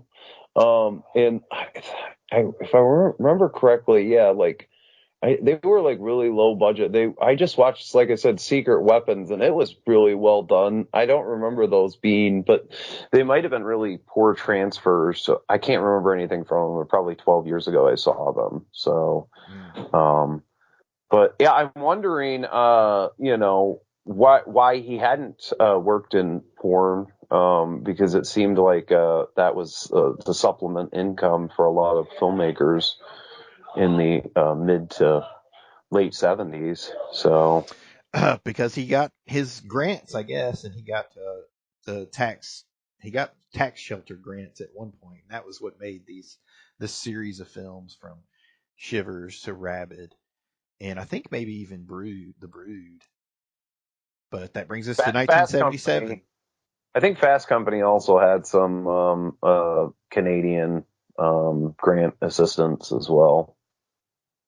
Maybe so. That's one I know the absolute least about, aside from like the one still from the movie that's in Cronenberg on Cronenberg. I watched it, so we can glaze over it after we talk about Rabid. I can just give the rundown plot, I suppose. Well, Rabid is the one that everyone knows for having Marilyn Chambers, and believe it or not, she gives a great performance. I mean, yep. I was rewatching it, and I was like, wow, she's really good in this. I mean, Cronenberg brought a good performance out of her, and I have to give the credit to Cronenberg because we didn't see her go on to do anything else after this except more porn. I think it helped too that the majority, like good half of the film, she has very little dialogue, which she's emoting, and Like the shark in Jaws. Yeah. And I just want to say, I got it on. I just turned it on because I just love that opening scene. I wanted to state this. Her boyfriend, I can't remember what his name, played by Frank Moore. He comes out of the diner or whatever and sees her waiting at the motorcycle, and you just see his reaction on his face. And I'm just so impressed with how I love this film, and I've seen it so many times, but recently seeing this HD transfer, which is amazing. I never realized that his character, you really realize how in love he is with this woman, and that instant, just a little bit of emotion there, his reaction on his face, and it helps with the actor, is this major character development right there. I mean, people will spend half hour developing a love relationship with two people, and he was able to do it within seconds, flawlessly. So I just wanted to mention that. Yeah, when I first seen this, is the character. Sorry. Yeah, when I first seen this, it was kind of like around the time of the dawning age of the internet, and it wasn't really convenient just to jump on and research everything the way it is now with your phone or your laptop or whatever.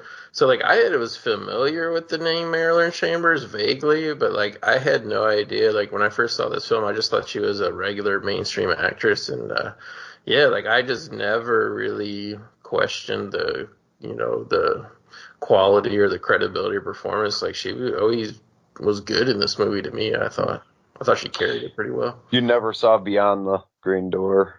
Well, no, like I had heard about that like a little bit later or whatever. Yeah. I still never seen. I've seen clips of it, but like yeah, when they made that well, it wasn't even a documentary, but when they made that thing about the making of it and the brothers who made it and all that kind of thing, that was like kind of the Mitchell brothers. Mitchell brothers, the what do you call them, the Esteva Sheen. Brothers. Rated X is great. Yeah, that's a really good movie. But like until I saw that a couple years later, like I really didn't know the whole thing about Marilyn Chambers and the soapbox and all, just the whole thing that she was wrapped up in. Yeah. The poster to this is really disturbing, of the body that looks like it's in a freezing unit or something. I mean, it's just stuffed in this little metal box. I mean, it's just stark and disturbing. I prefer I think it's Italian. I have it as my icon up there. That's what recreates the jackhammer scene with the Rolls Royce, and so I guess that's disturbing, the American poster, but I just prefer that other poster where the zombies, I guess, the jackhammer, really. The jackhammer artwork. I love that scene. That scene is just brutal. Like, that's one of the hokiest scenes in the film, actually. We got to penetrate the sardine can to drink the juices. So, like, you see the blood flowing and stuff out the side of the car, and it's just hilarious because you see the two workmen and they suddenly just run into the side of the car. I mean, it's not something you expect from zombie-like creatures. Well, it's those crazed whatever are very reminiscent of the rabid individuals in I Drink Your Blood. So at least I thought they were. And I Drink Your Blood's from 73, 72, somewhere around there. So maybe earlier. I can't remember. Yeah. Okay. Well, good. And a lot of people have compared it and said, I've heard a lot of people say Rabid, Cronenberg ripped off George Romero's The Crazies, too. And so a lot of people downgrade this film. And I prefer, I'm going to tell you, I prefer this over The Crazies any day of the week. Yes. I think this is much more intelligent and well made. Crazies just seems like very rough. Yes. Yeah, it's fun and stuff. It has that Dawn. It's you see precursors of like Dawn of the Dead, where it's like an adventure type film and stuff. But this has a more well-rounded storyline, and the characters and everything are well developed. So. Yeah, it's hard for me to say. I'm a huge fan of The Crazies, but what I will say is, whereas Romero's Crazies is more of a kind of fun, kind of down home drive-in picture. Like I think Rabid is like a little more contemporary, like urban. It's like a little bit of a hipper, younger, cooler movie, if you know what I mean. Right. Yeah, that's a good point. And I mean, really, Marilyn Chambers definitely carries the film, like you were saying. Her performance is nuanced throughout. I mean, he really found a way to bring emotion out of her. And and it's also it's nice to see her writhing around, topless in some of those scenes and whatnot. But that physical performance she's giving, that's not easy for actresses. That's actually, in my experience, and I know you've made films and different projects too. Working on the set with the actor, they can't always physically pull off what you're asking them to do that was written on the page. Exactly. So great performance from her, and in a lot of ways, Rabid is almost like a scientific modern day retelling of a vampire film. I mean, she's a vampire, and well, vampires and zombies. I mean, it's like a mix of the two. She's a vampire, but she creates these zombies. But then it has the whole weird Cronenberg body horror, body morphism thing of the proboscis growing out of her armpit. So it starts looking like an orifice, like a butthole or a vagina, and then it becomes an erect penis, ejecting out of it. So it's insane. You'll see that theme of transcendence and transformation, and the body becoming else, becoming other, often male becoming female. Here we see the female with a penis, essentially. I mean, Cronenberg's just exploring these bizarre notions over and over again. I mean, it's quite phenomenal to see. I watched a whole lot of these films over the last 3 days. I just had like a marathon of them, and it puts you in a very strange headspace. I was telling that earlier. I wanted to end last night watching Scanners, so actually I wound up watching all of Scanners, and I was still wired, so I watched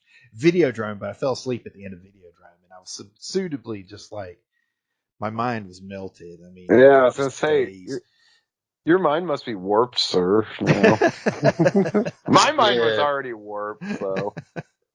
Oh, I'm watching Rabid, and his boy there that was in his early short films he's in the plastic surgery clinic. He comes up and asks them about, he's the guy that goes, who's that woman they brought in, and couldn't they have covered her up? Jeez. So, yeah, he's in this film too. I didn't realize that. Yeah, it's really weird how these early movies, it's like almost like a natural progression from Shivers to Rabid, and then eventually The Brood. I know there's Fast Company mixed in there, but as far as this horror stuff, like there's just like it's all medical based. There's always doctors involved in the stories to some degree.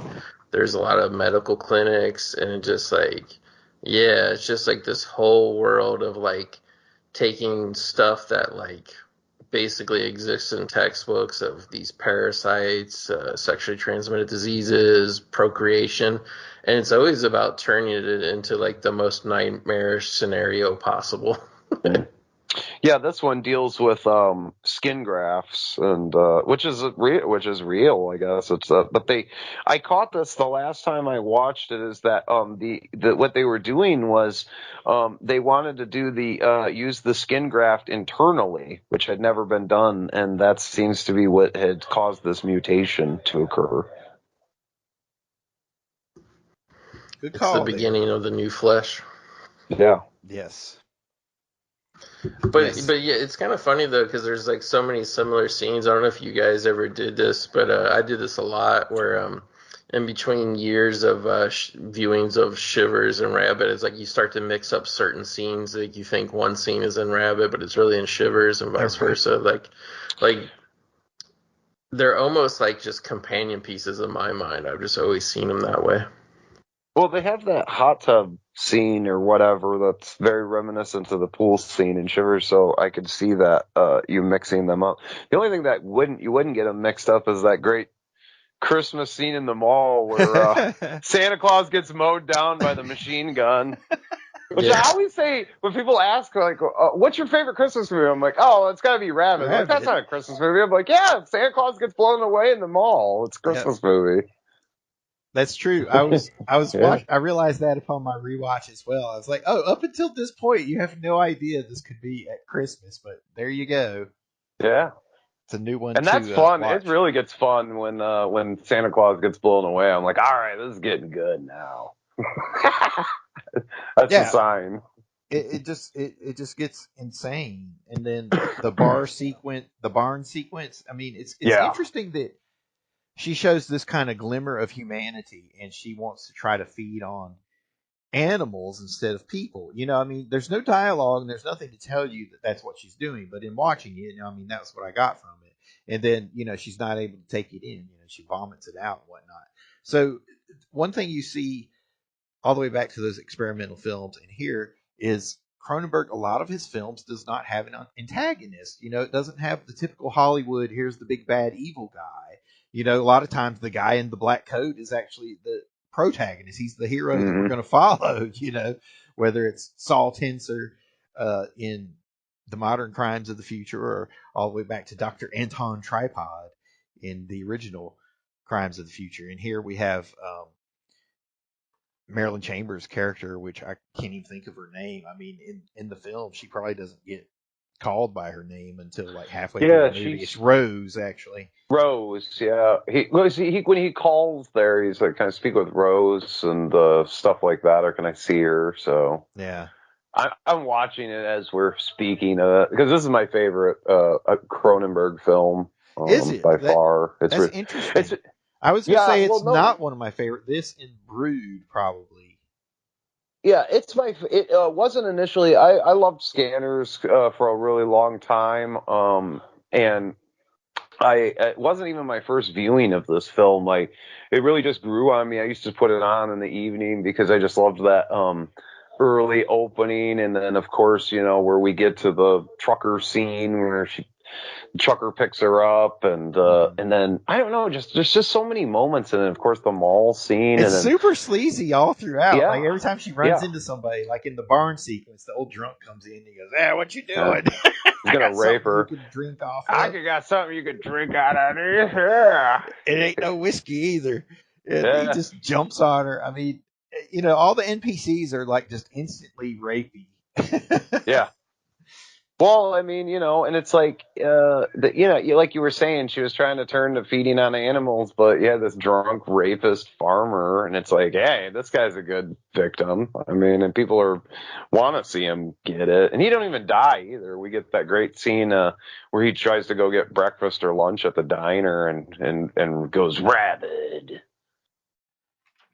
Yeah, it is a great movie, but it's one I don't find myself revisiting very often for some reason.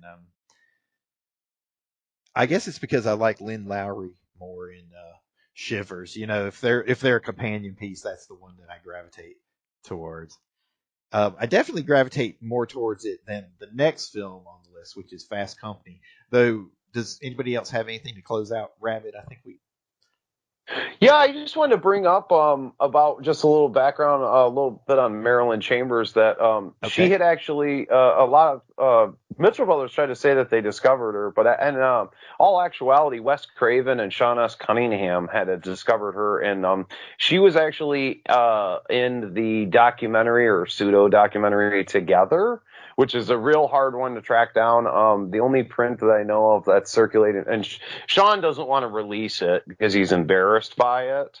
But she's in the park in New York, and they interview her about her sexuality or whatever. And I think that she was nobody. I mean, she wasn't even the Ivory soap girl yet, or Behind the Green Door girl.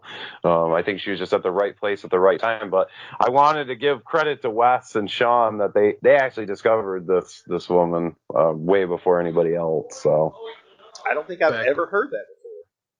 Yeah. Together is it's a VH in the print that's out there. If you can even track it down, it's very hard to get. But I think it's in German, and it's off of a German VHS tape, even though it's an American film. But that's the only thing we've got, and it's not subtitled. So I don't know what she's saying or whatever. I just remember her being interviewed in this park scene, and I've just read the synopsis on the film. Again, I've seen it, but like I don't know what's going on in it. So Back in I the think day it's when their Wes Craven, I Sean think it's their Canahan. first film together. I think Yeah, Les edited it or something, and Sean brought him in to work on it. they were just regional sleaze merchants at the time. Yeah, doing those white coater type erotic films that were popular in the early 70s, where it was like, oh, this is a scientific study, and then you could show like insertions and stuff like that, and cream pies, and get away with it. So pretty much what they do on YouTube now to keep it on there. right. Helpful tip for you out there, kids. Well, our next film is definitely a departure. It seems like one anyway. I mean, which is why I've never sought it out. Fast Company, which I just call Cronenberg's race car movie. I really don't know what else it's about. Fast Company from 1979. Yeah, you want me to talk a little bit about it since I took this one in? Yeah. So essentially, from what I've read about, maybe it's in that book, Cronenberg on Cronenberg. Apparently, he has a fascination with these stock car racing, and just like I think he's like into bike racing and foreign car racing and stuff. And like I think I've seen photos or video of him with like all these toys and stuff he's got. So he's interested in the racing scene and stuff like that. But yeah, it's got let me look here. Anyway, the plot is these guys are doing these racing, they're touring around. Oh, you know what it's like? But it's not as good. It's like Days of Thunder. Like I think they saw this and was like, we could do this but make it better, and they did with Days of Thunder. So it's like Days of Thunder. These guys are racing around, and I don't know, it's just like very carny type touring, and this one guy, he's like ladies man. We get this great scene where they pick up these teenage hitchhikers. And the highlight of it is it's got John Saxon in it, and he's great. He's like the manager or whatever of this whole thing. And what's his name? Geez, I should have taken some notes on this. There's another name in it that people will recognize. But anyway, yeah. So there's stock car racing, and then they have problem with their manager, John Saxon, and they say, we don't need you anymore, and we're going to keep touring. And he's using this other race team to sabotage their cars. Yeah, it's nothing. It's not body horror or anything. I don't really know what it is. It's like a drama. It's definitely not for everybody that's into the horror or body horror. So, but it's definitely better than like M Butterfly, which I've seen parts of that back in the 90s. So I don't know. I recommend it if you're a Cronenberg completist. But, if you're not into that whole subject matter and just what I've said, yeah, William Smith is in it, which he is in a bunch of biker stuff. And, wasn't he in, what else was he in? He was William Smith, yeah, he was on an episode. Yeah. Well, he's in Any Which Way But Loose as... Yeah, that's right. That's what I was thinking. As the guy that Philo Beto has to fight at the end. They have a badass fight. And he breaks his arm when Philo goes to stand up, and he stomps on his arm and breaks it. And he goes, you can't fight. You got a broken arm. And Clint Eastwood fights through with the broken arm. It's pretty classic. But he's also on one of the better episodes of Kung Fu as a bad guy. And he wants to get this chalice from a monastery that's at the edge of a beach. Okay.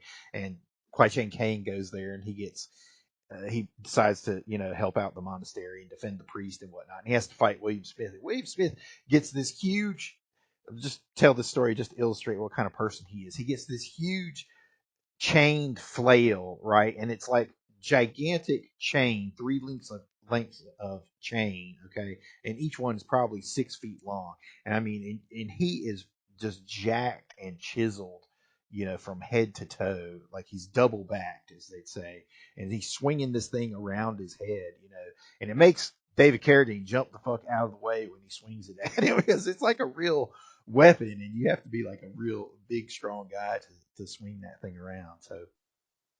Yeah, William Smith, interestingly enough, was ex-military, and he also had like top secret CIA clearance, and there's like all kinds of. Goes beyond some of these conspiracy. This isn't even a conspiracy. Like, apparently, some of this has been like declassified, and but there are theories that like he's some kind of CIA plant in Hollywood or whatever. I don't know. He did a lot of stuff. But yeah, it is definitely confirmed that, yeah, he's like, worked up to the CIA. I think he might have been in the Air Force originally. And, but yeah, he did a lot of TV. He's in a episode of Kolchak the Night Stalker. It's just CC and Company. There's just so many biker, Joe Namath. He's just in a bunch of different, he's always plays the villain. I think he's the villain in, go ahead. If you're playing the MVP After Dark drinking game, Bat said CC and Company, take a drink. Oh, jeez. Hey, what do you not to get off topic, I'm just fucking around. What are all you, hey, we're all having a beer here. I'm drinking blueberry cream ale from a local microbrewery locally. What are you drinking, Streebo? I'm just curious. I know you're having a brew. Streebo is drinking the Duck Rabbit Amber Ale. It is made in Farmville, North Carolina. This is made in Sheboygan, Michigan, in northern Michigan. We've got a ton of microbreweries. And Goat, I don't know if you're drinking now. I know it was still early morning for you. Are you day drinking yet, sir? I'm sipping on, used to be called Brett's Blend for the people in the know that were back with it on the OG days. But now they just simply had the name down to just basic-ass Troparaca. All right. Get drunk with us on MVP, boys and girls. That's right. MVP After Dark, where anything goes. Though it's not dark for any of us yet.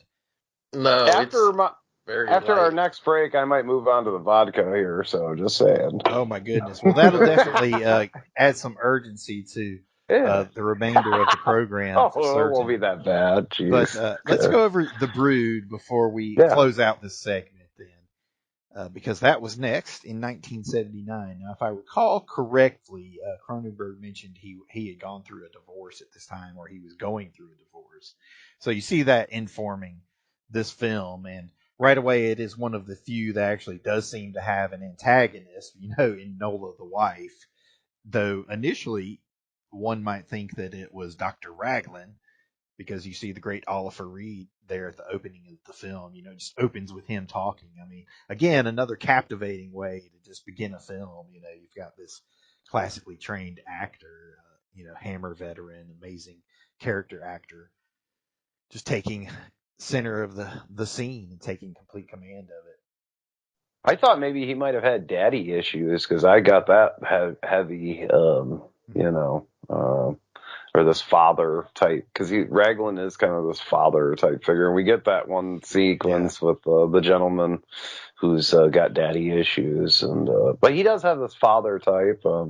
I think Oliver Reed this was kind of a comeback film, because he's had, he was known as a Hollywood drinker, alcoholic, and of course into the 80s he really had some serious issues on talk shows. I thought they were great, Oliver Reed spots, but people thought they were horrendous. I went back and watched some of them. Yeah, I watched some of them where he's like completely obliterated and on the show, but he's great. He's like, he's British, and it's like it just enhances this aura around him, I think. So, but he's stellar in this film. I just want to say I thought his performance was excellent. So he definitely brings a kind of wild card sensibility to Cronenberg's Canadian cast at this point, you know what I mean? So he definitely fits in. Yeah, this one, I guess we should say just briefly, The Brood kind of refers to this group of mutant murderous children that's killing people, and then there's kind of a mystery attached to that, like why, how they're being created, what's going on here. And I really like this one. I've liked it ever since. I think as far as Cronenberg movies that actually legitimately give me the creeps, this is one of them, and it's just the way the children look, and it's it's really not even when they're killing people. I like kind of the most kind of like banal shots of them. Like there's one shot where there's kind of like a long shot where they're just kind of like walking down a road, like they're like, coming home from school, it looks like, or something, like a truck drives by them. And like, it's just shots like that. Like, I don't know. during like the winter. Yeah, during the winter. And Yeah. I Go don't know, ahead, it's I'm sorry. creepy. It just puts, to me, it just kind of puts goosebumps, on the back of my neck type thing.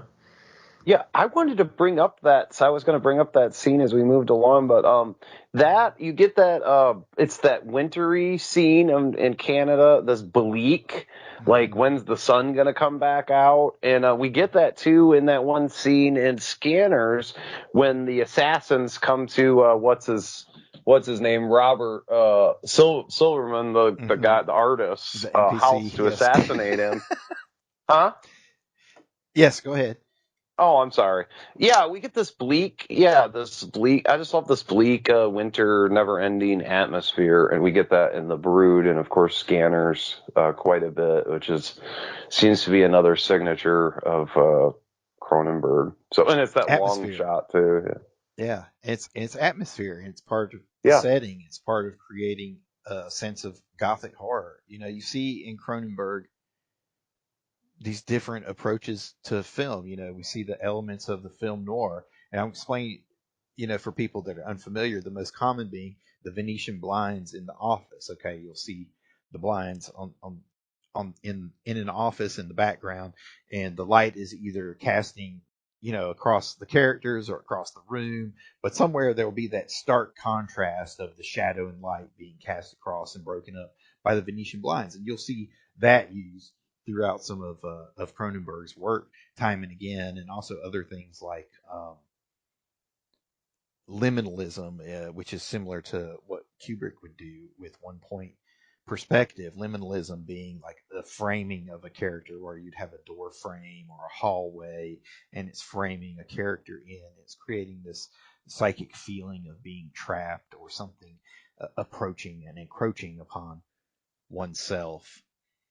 But yeah, I don't know how I got down that to that explanation, so you guys will have to redirect me back to the main plot. But yeah, the sense of the atmosphere and the gothic setting, all the way back to the castles of the Hammer films or the Universal horror. And I wanted to comment, we didn't really get into it, it's just a side note along with what we're seeing, and I've got The Brood playing right now. Now I put that on, and we didn't bring up the great Kellogg, the architecture with the Kellogg facility in Rabid, and then of course we've got it at Raglan's facility here. We're seeing it. We don't see it in Fast Company. That's his film that it doesn't, because they're at a fucking racetrack or whatever, but we get these great locations again here in The Brood. This one is the Raglan's little center or whatever is more wood oriented. Psychoplasmics. I don't know if the name of the place was called Psychoplasmics, or if that was just the technique that they were using, Psychoplasmics, but they throw that around some. Now, in northern Michigan, in the late 70s and the 80s, you did see some of this like architecture very similar to this facility. Up north here, you would get more wealthier homes and stuff like that. You'd see a lot of that type of architecture. So I guess that's not super futuristic like in Stereo or Crimes of the Future or anything like that. But still very interesting architecture. I just wanted to touch on that because we forgot it in Rabid because there was just shooting Santa Claus and everything just seemed to be more important. Drinking cow's blood and stuff. Yeah, Rabid is it is urban based, even though there is like that sequence with the cow and whatnot. So again, you have that setting of being in an urban setting, and it's similar to a lot of ways how like Spielberg mirrored the 80s California lifestyle with his suburbs and that sort of thing. And here you have Cronenberg. He's showing us this desolation of the Canadian wilds, and it's a site that I'm not familiar with, being from North Carolina. Yeah.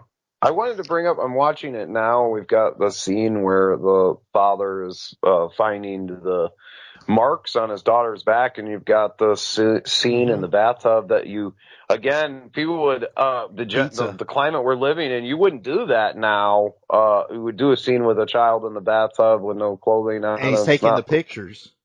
Yeah, well, and obviously there's a purpose to it, but nobody would go there in this day and age. They would, fear that the film would be banned or whatever because of it. So, and I wanted to mention that too. I remember that from my childhood. We've got the Mr. Bubble bottle in the background, and I'm like, hey, I had that one. I don't know if they make it anymore, but I had that same bubble bath stuff when I was a kid. I was like, man, I need to get that for my son. Oh wait, I don't think they make it anymore. Probably because it was cancerous or something. eBay, Yeah, buddy. that bottle was used for a good 30 years. The exact same logo, bottle, everything. Yeah, because late 80s into the 90s, they were still making it. Yeah, with the bubble cartoon character on it, smiling. Yeah.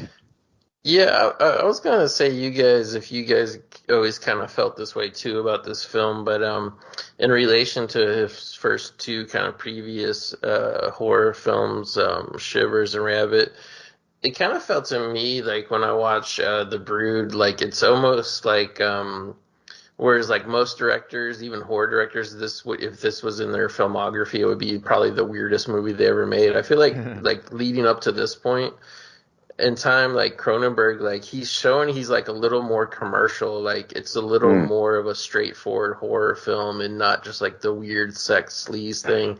And like I think he's getting to, and also too with Fast Company being made around this time, he's like getting to a place now where I feel like he's able to, not in a bad way or a sellout way, but he's actually able to make a more commercial product film that would be more suitable for like wide distribution, if you know what I mean.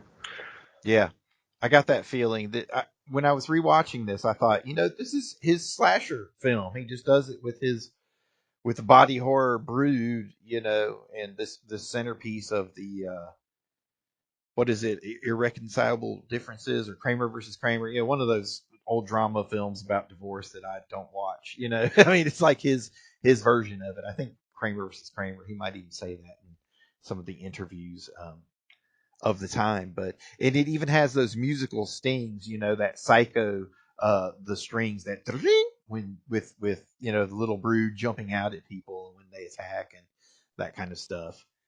So yeah, you definitely get you get drama elements here that are not, with the whole situation with the father not wanting the daughter to go back because she thinks she's being abused. It just seems like a 1972 TV movie or something. I'm not saying that is a bad thing. I think it's great. It's bringing this commercial aspect to it, like you guys were mentioning.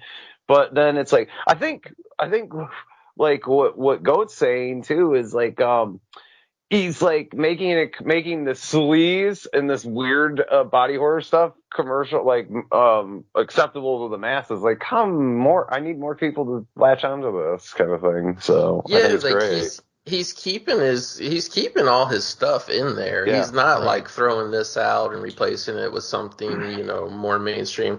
I just think this is kind of like the beginning of the march of him to get to the place as a filmmaker where he would be like, roughly 7-8 years later with The Fly, where it's like it's a mainstream or Videodrome. Or even Videodrome a few years later. But it's like, especially with The Fly, it's like he really worked in all his gross, weird. Because you look at the original Fly, and it's like a much different movie, and it's like he worked in all his gross, weird David Cronenberg stuff and totally tricked a major studio into paying for it and, let him make the movie he wanted to make and releasing it, wide. So, yeah, I think he's kind of up in his game in terms of becoming more of a financial viability at this point in his career.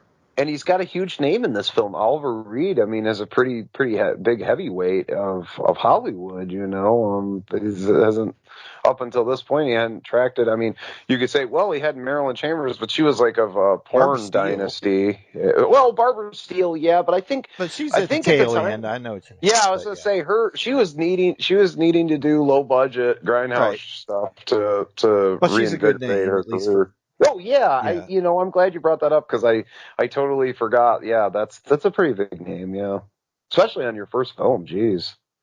Yeah, the Brood though, I must say, not one of my favorites. I mean, it has all of the scientific babble, I don't want to call it babble or whatever. I mean, because a lot of it seems to have basis in potentiality, psychoplasmics, they always have these fancy tech names for everything.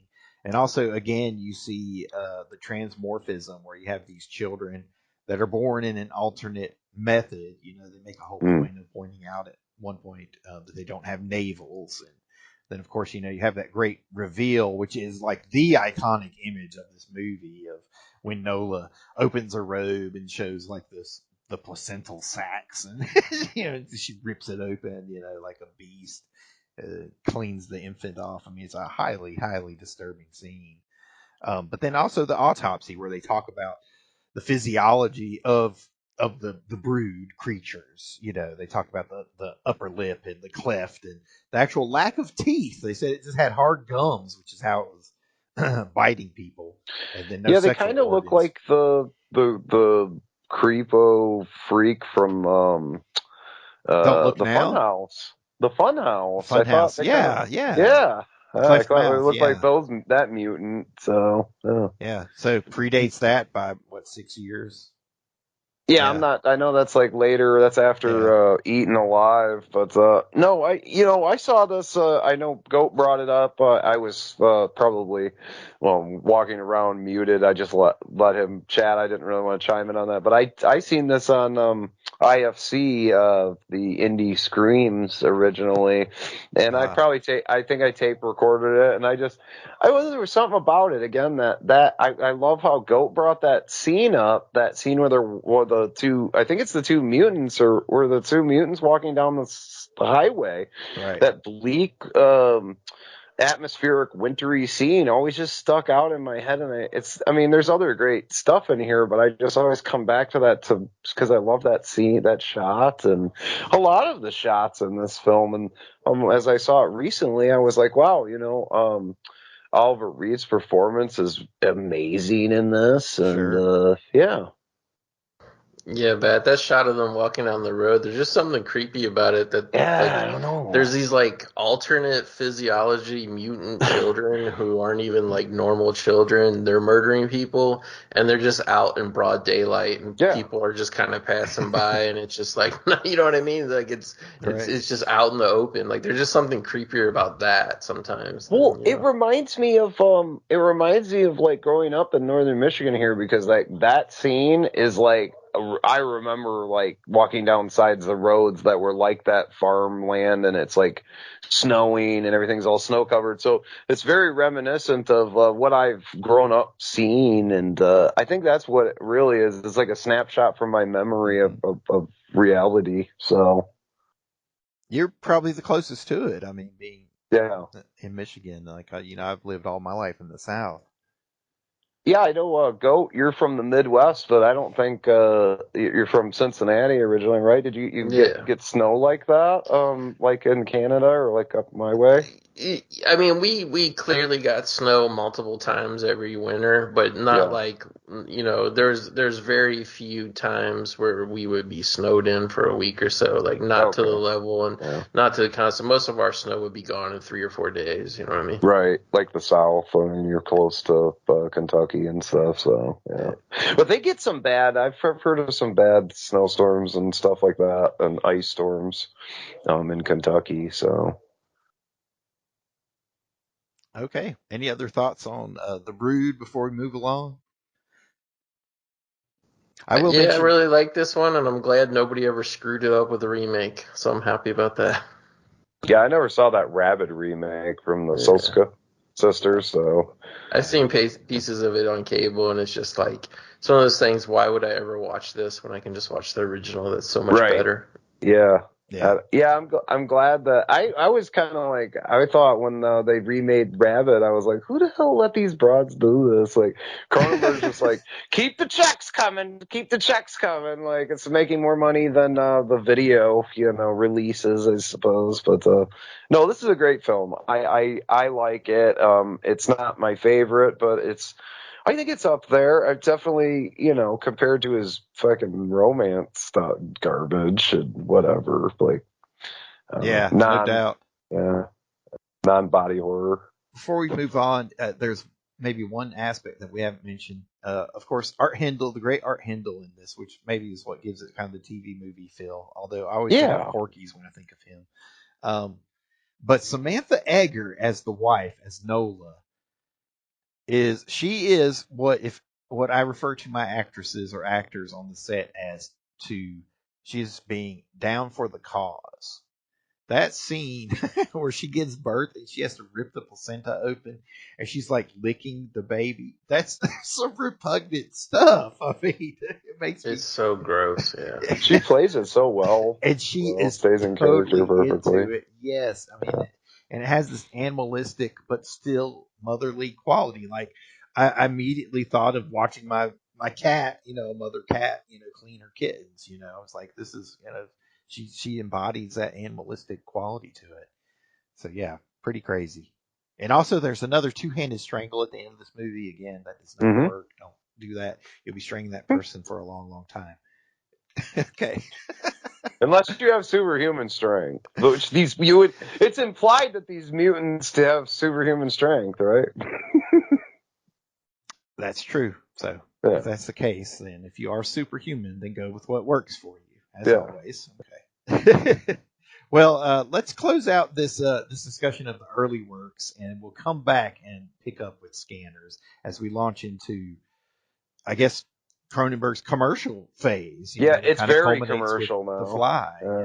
Yeah. So we'll do that right here on MVP After Dark. I'm Streebo. That's Goat from the movie Graveyard. Bat 32. I'm Bat 32. You got it in there. I wasn't trying to shut you out, but we'll be back after these words. You're listening to MVP Mutant Radio. Here's Streebo. Welcome back to MVP, folks, and I am rolling us back in. Streebo actually let me do this. Usually he's on his MVP pedestal, and he's handed the mic over to me. And of course, we're joined by Goat again, and of course, the master of ceremony, Streebo Rama. I just want to say thanks for having me on, by the way. So, oh well, thanks for coming, and thanks thank you to Goat as well. It's been fun talking to you guys. And we're getting into Scanners, which seems to be, like I said, the gateway drug to Cronenberg for us, and probably for a lot of people, huh? Yes, I mean, it definitely seems to be the most mainstream of his early works. I guess it was that one that popped up on HBO late night or on Double Feature Fridays or whatever, that everybody got to catch a glimpse of. But I mentioned earlier how my buddy down the street, his older brother that was always in trouble, had the poster of it.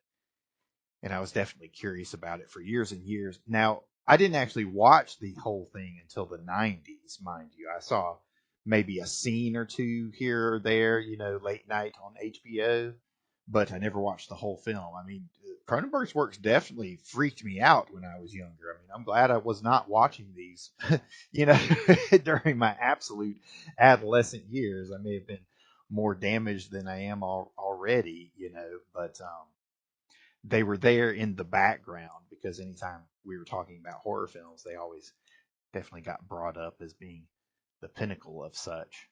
But I love the whole kind of X-Men feel to it. It has the doctor type character again with the great performance by I have to look on the IMDb now. His name's escaping my mind. Patrick McGoohan from The Prisoner of Prisoner fame. And another odd casting by another odd Canadian casting with Stephen Lack. That's one thing we haven't mentioned about these early films. Well, Goat said something about his Canadian cast of characters.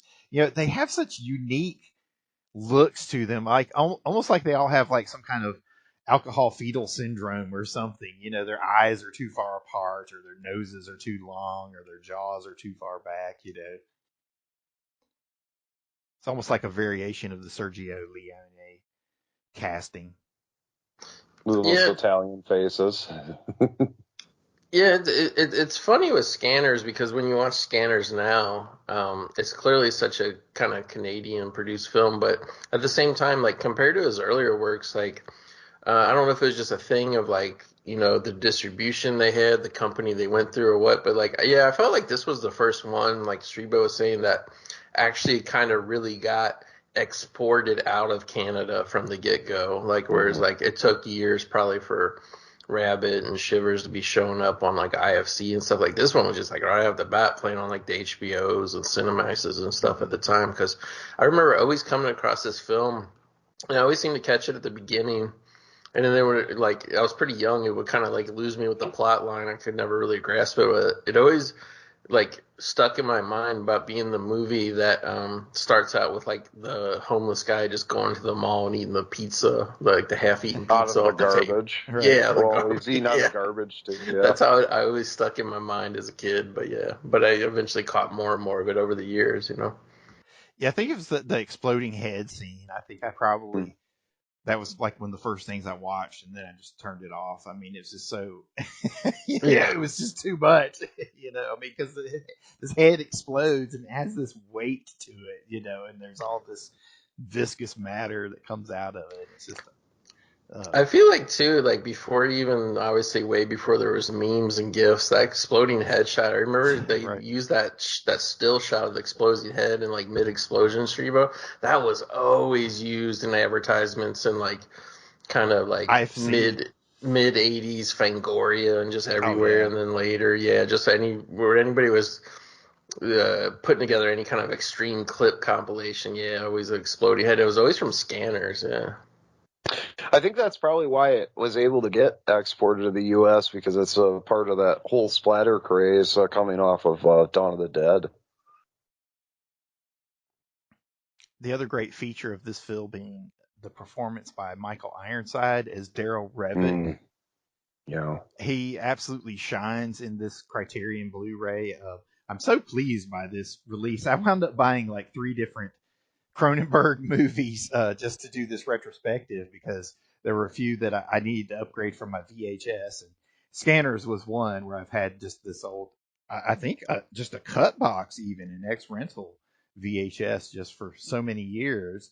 And so I jumped at the excuse to buy the nice Criterion Blu-ray. It has the little booklet inside of it, and the menu sequence is really neat for anybody that doesn't have it, because it opens with a sequence of an exploding head, but it's done in this kind of abstract scanner style, almost a cubist look to it, where there's multiple, the image is fragmented and then slowly comes together as like the scanning is going on. It's pretty interesting. Yeah, I also upgraded to this release. I previously had the DVD, and I was very impressed. Although I've heard about the packaging for Night of the Living Dead, a lot of people are disappointed that it's the cardboard box. I'm guessing this is the same thing, but I really liked the packaging, and the transfer was excellent. Of course, we get the extra of the 2K transfer of stereo cleaned up. And I didn't get a chance. I got this out of my P.O. box last night because I was like, well, I need to take in stereo, and so I didn't get to watch the supplemental as far as the other extra features, but the transfer on this, I did peek at that, and I was very impressed by the transfer on this. Now, Goat, you said you have a different release. Is it import? Yeah, it's an import. I could be wrong because I'm still, my movie collection is still 99% packed away in boxes while I put my shelves together. But yeah, I want to say it's a UK and it's a steelbook. Oh, cool. Yeah, so like, and like I'm assuming this because I've had this for years, and when like people were always like, oh yeah, Scanners is out of print, and it's always kind of, I was just like, really? Let me take a look. Yeah, it looks like, the version I have is from Second Sight Films, and this came back out in 2013. So I had no idea that this was so like rare or whatever, of a movie to get in the States for a long time. This Criterion is from 2018, but now this is it's not quite, it's technically out of print. You can't get it through Criterion, but it's still going for fairly cheap. I got mine for 22. I think it was 28 with shipping, and then Streebo, you paid 32 with shipping, huh? Mine was 30. Or something like that. 30 even. That's with no shipping. Oh, it was 30 even with shipping. Yeah, so 30. yeah. Yeah.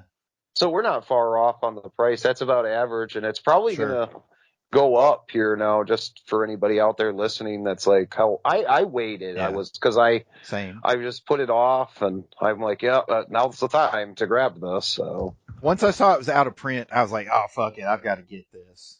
yeah, it's definitely required in my opinion for Cronenberg fans.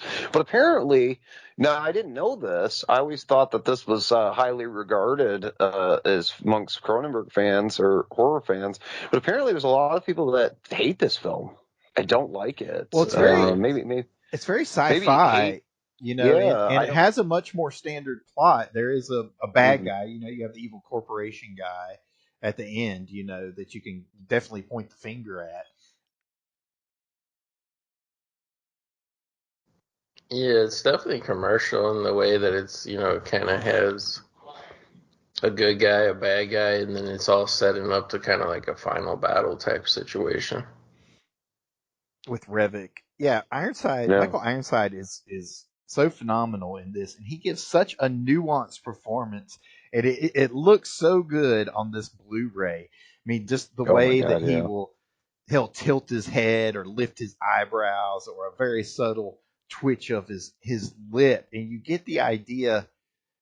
You know, it gives almost a tactile quality to his telepathy, you know, that this action that's going on, you know.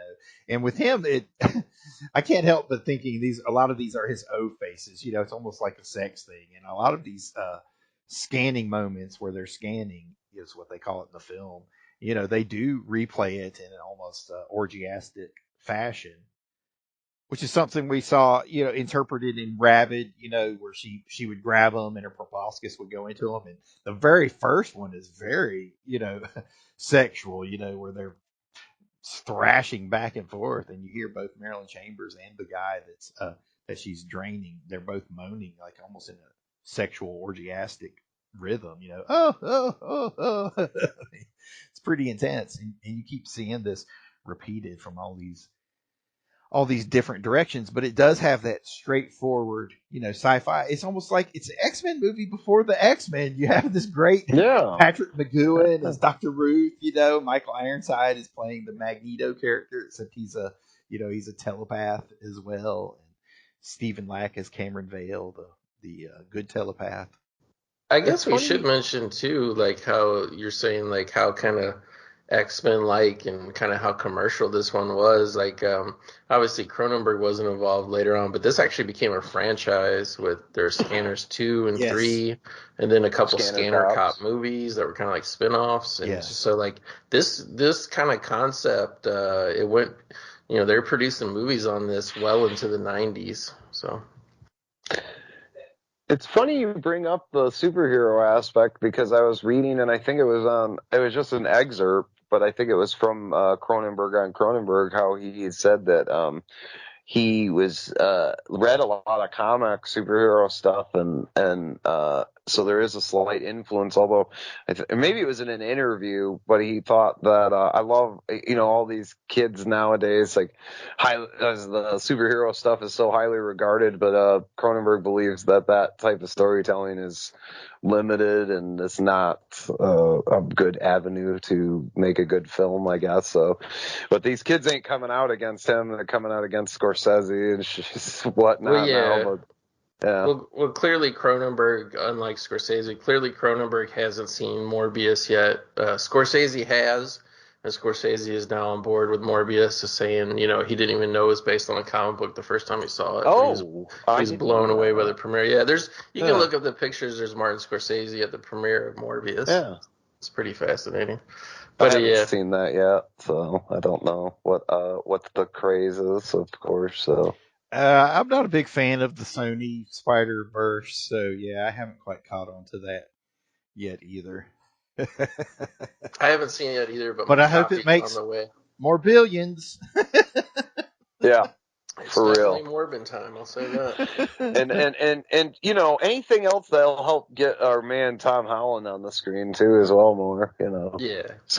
Pure sarcasm there, but anyway. I mean, I don't think it's an understatement, and I'll just leave it at this: that Tom Holland is cinema. Period. Yes, that's very Yeah. deep. That could be from Yeah. a Cronenberg film. That's right out of Psychoplasmics.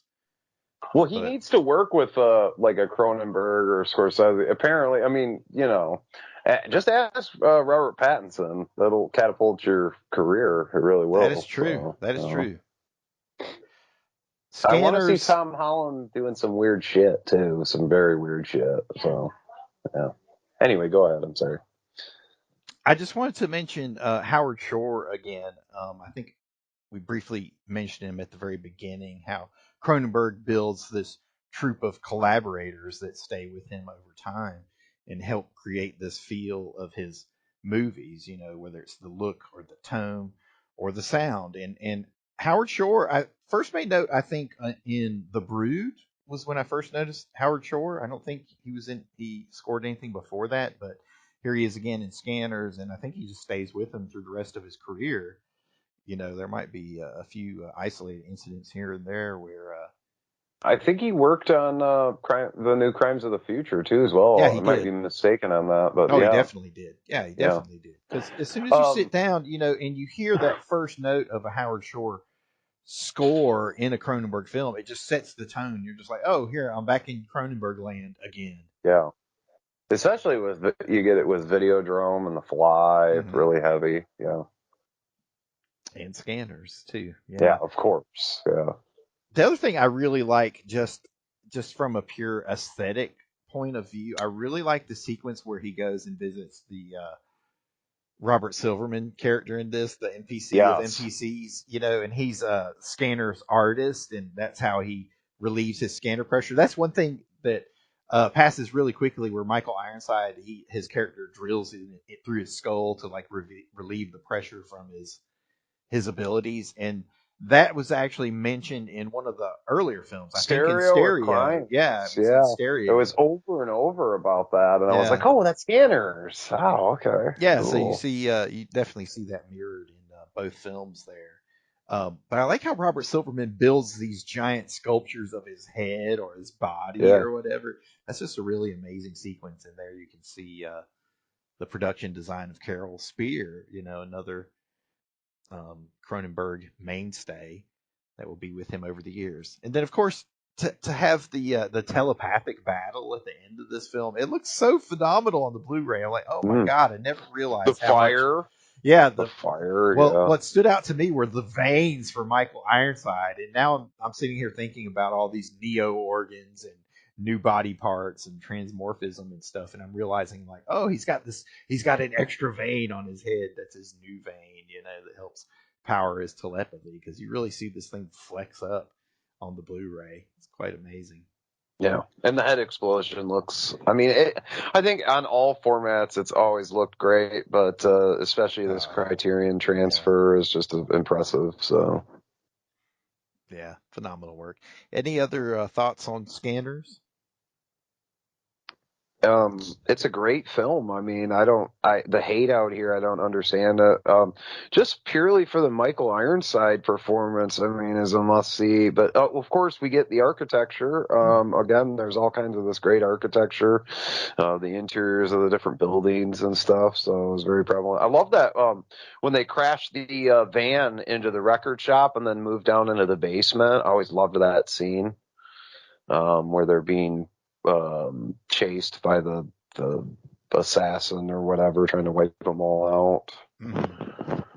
Yeah, I think it's just a great, honestly, you know, in comparison to his other works. Not that Scanners is like a mainstream film by any means, but I think it's just a great exploitation film above all else.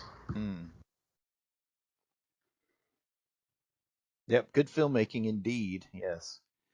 Exploitation almost in the way like Roger Corman taking advantage of a title, The Man with the X-Ray Eyes. You know, the gimmick is scanning, but it just has all the elements of filmmaking. You know, Let's not forget that they actually scan a computer. Yes, that's one of the Thought that was oddest awesome. parts that probably My doesn't dad age was as well. fascinated with that too, for whatever reason, because he was in the early computer programming, 1989, 88, 89, and he was just always so fascinated with it that they were used telepathy to go into a computer and blow up everything. So Yeah, that scene did not age as well for me, probably just no, because of the shots of the motherboards and whatnot. yeah, You know, it's a little hokey, but he never gets away from this idea. You see this communication between man and machine pop up again and again. You know, existence where they have the game computers, the pods that everybody links into, and then you see the pods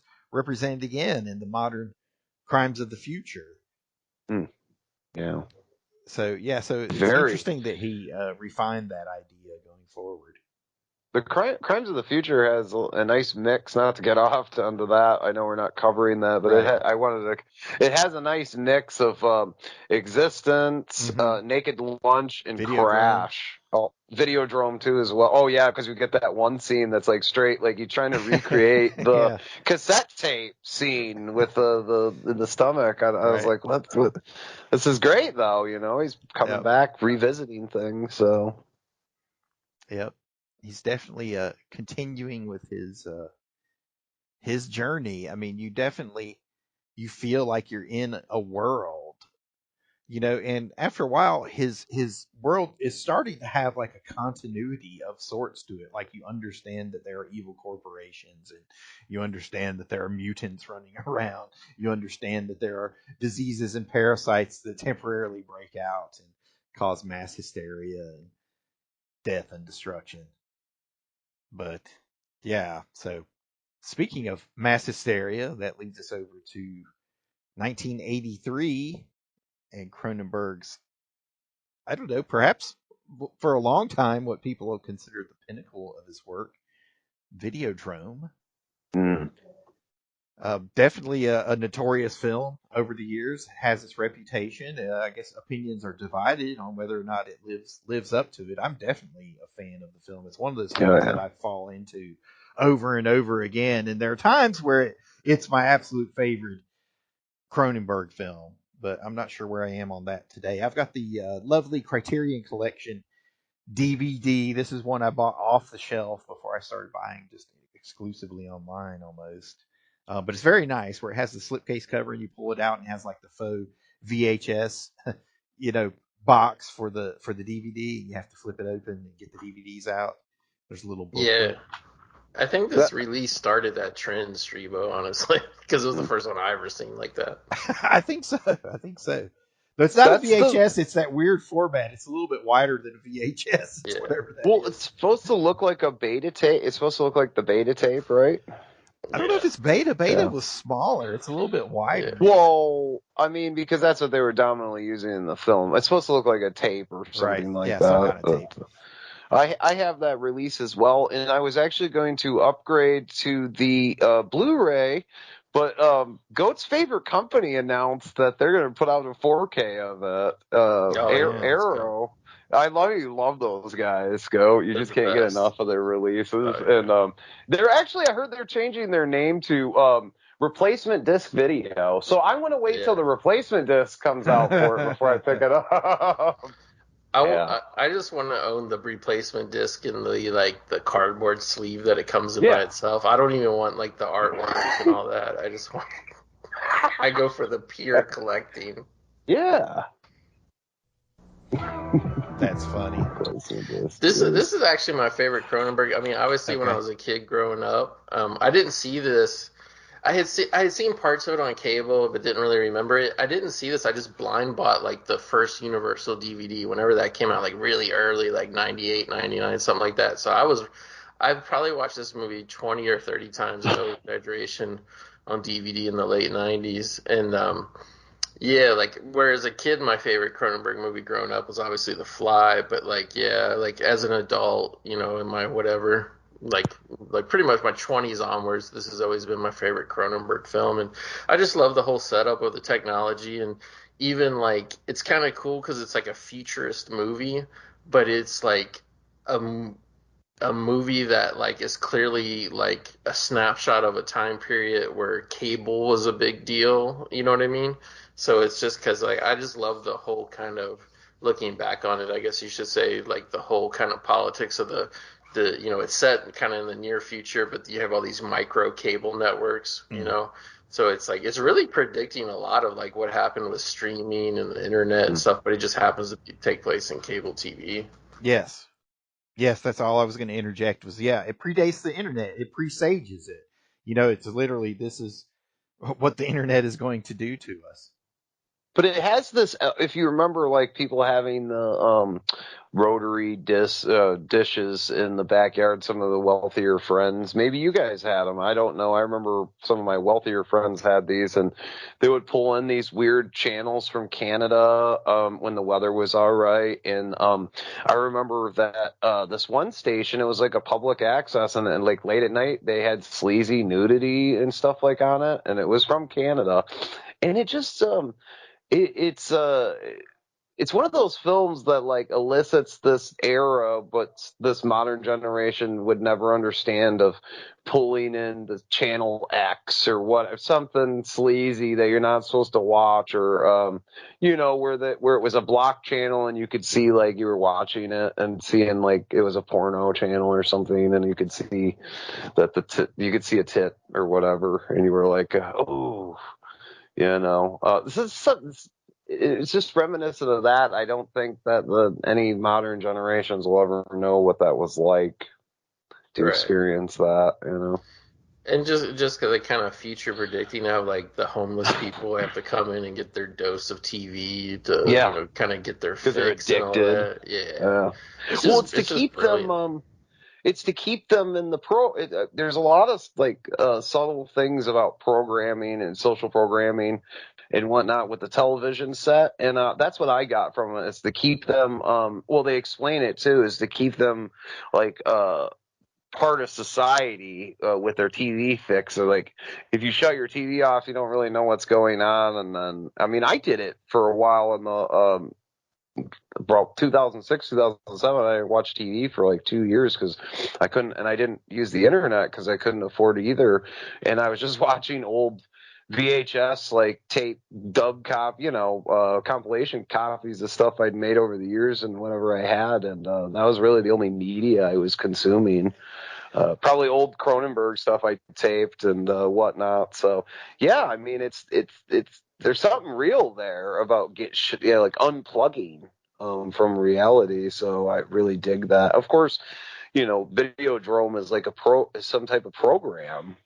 It's programming obviously this story. It's programming this like MK Ultra type CIA assassin thing or whatever. At least that's what I drew from it. So.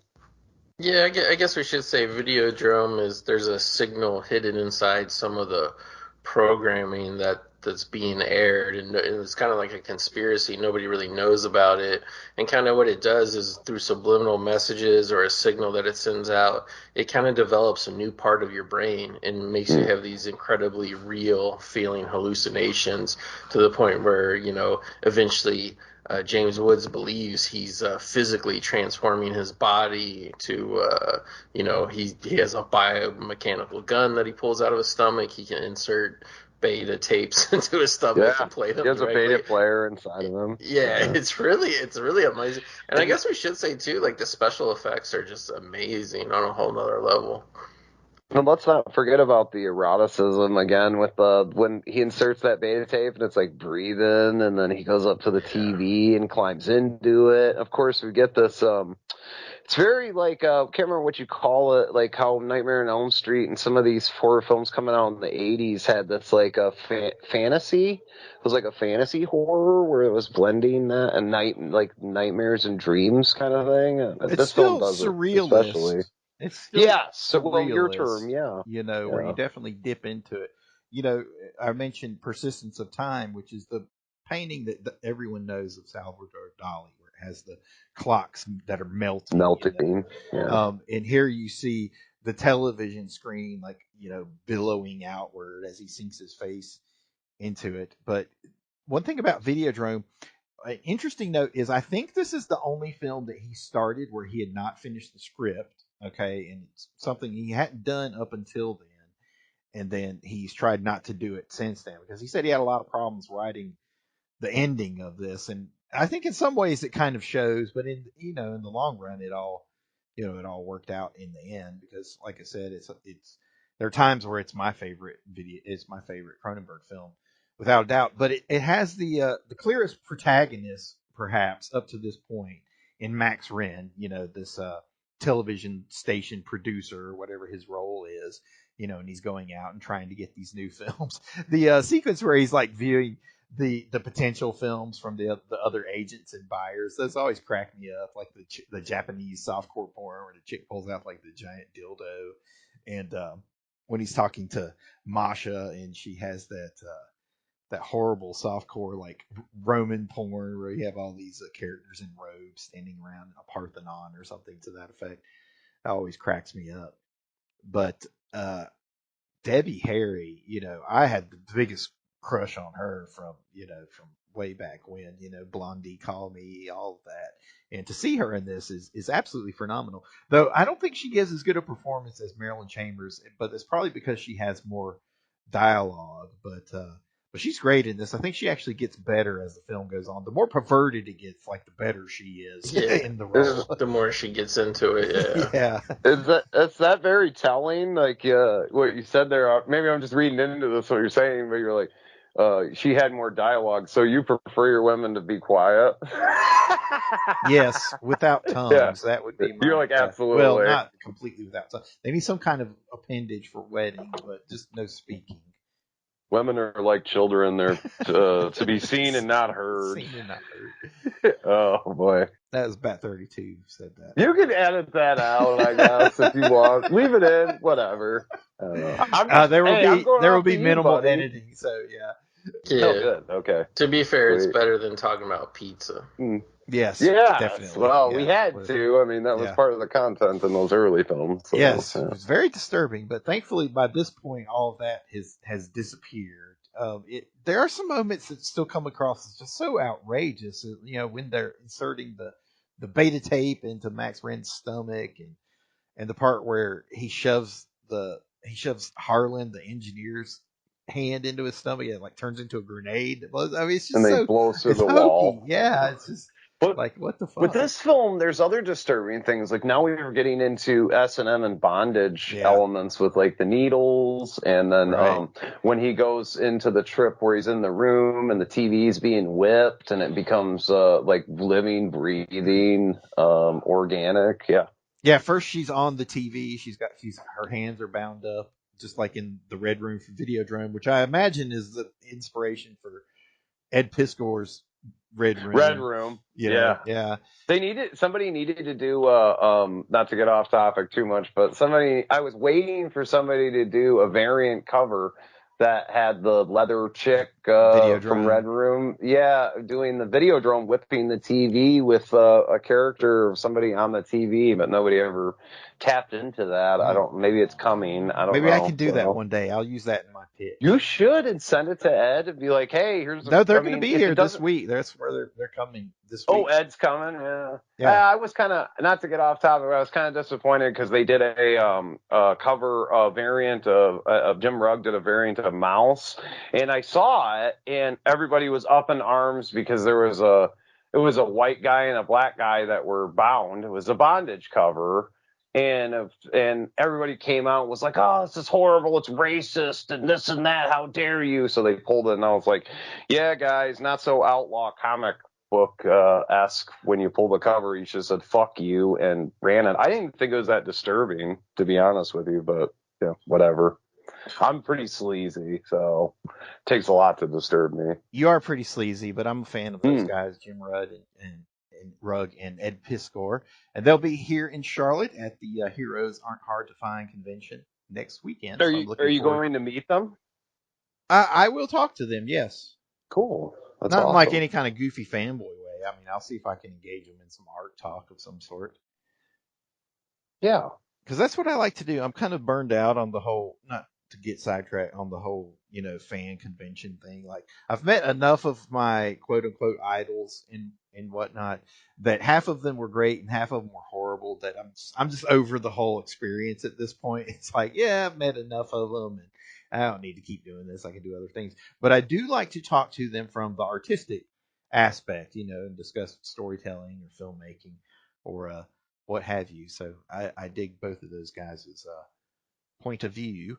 And I will mention, heroes aren't hard to find, even though I'm associated with the Mad Monster Party, because there's room enough for everybody. So there you go. Yeah, Goat. They've got the trade paperback of the first run of Red Room. It's on Amazon. I think you can get it fairly cheap, unless it's out of print. I highly recommend. I think it's on Fantagraphics. So if you're into that splatterpunk stuff, like it's really a resurgence of that. I like the storyline in it and everything. Of course, it's very Videodrome inspired all day. Although I've never heard them actually. Give a nod to that being an influence. Yeah. And I'm like, this has got to be the most obvious influence, unless it's like, something in the background that they're not aware of. But if you like that kind of stuff, I think that me personally, I've got every issue up to all the trigger warnings. I've got everything. And so I'm into it, Streebo, just so you know. And many variant covers from Jim Rugg, too, as well. I'm a little more into it than I should be. But yeah, the only thing I really like the storyline, but what's off-putting is I just feel like Ed's really getting off on this violent torture porn stuff, and it's just a little I was gonna say, it feels personally for me more hostile than Videodrome in the surreal way. It's more like Eli Roth Hostel with the torture kind of thing. It seems just over the top. Like, I don't need to see whole pages of panels of this guy getting ripped apart with what is it? Chains and hooks and stuff like that. Yeah, just viscerate his face. But Goat, if you like comics and stuff, you're looking for something new that's really is good. I recommend Red Room. At least the first 4 book runs. Trigger Warnings gets a lot. It's definitely a lot more grotesque and stuff. So it's called Trigger Warning, but it's the best in outlaw comics since Faust. I'll give it that. Faust was That's what a lot of people are saying. That's Newt's pointed to that being a heavy influence to him, and they've said it in their cartoonist kayfabe videos too. So yeah, they talk about it, but we're way off topic. But it was part of the natural progression. Yeah. So there you go. But we'll go back to Videodrome, another late night HBO common site. Videodrome. It would pop up every now and then. I know I saw a scene or two. I never saw the whole thing again until my later years and getting a hold of it at the mom and pop's video store, which was our internet. That was where we would go to find the new thing, but also interact with people in the real world. It's kind of like that game Second Life, but real. Yeah, I mean, we're all of that. You guys are a little bit older than me, but, I remember the video craze, and that's really where, if you didn't have cable, that's where your main resource was. Or even if you did. Yeah, well, some of the stuff wasn't on there. Like, I never saw Last House on the Left or Toxic Avenger on cable. I had to go to the video store to find those. Yeah, so. Exactly. Yeah. So that's what I'm saying. You wouldn't see Toxic Avenger. Like, I never saw it advertised. No. HBO or Cinemax. I guess it showed on USA Up All Night, but it was bridged heavily. Edited, like they're not going to show them driving over a kid's head. Exploding.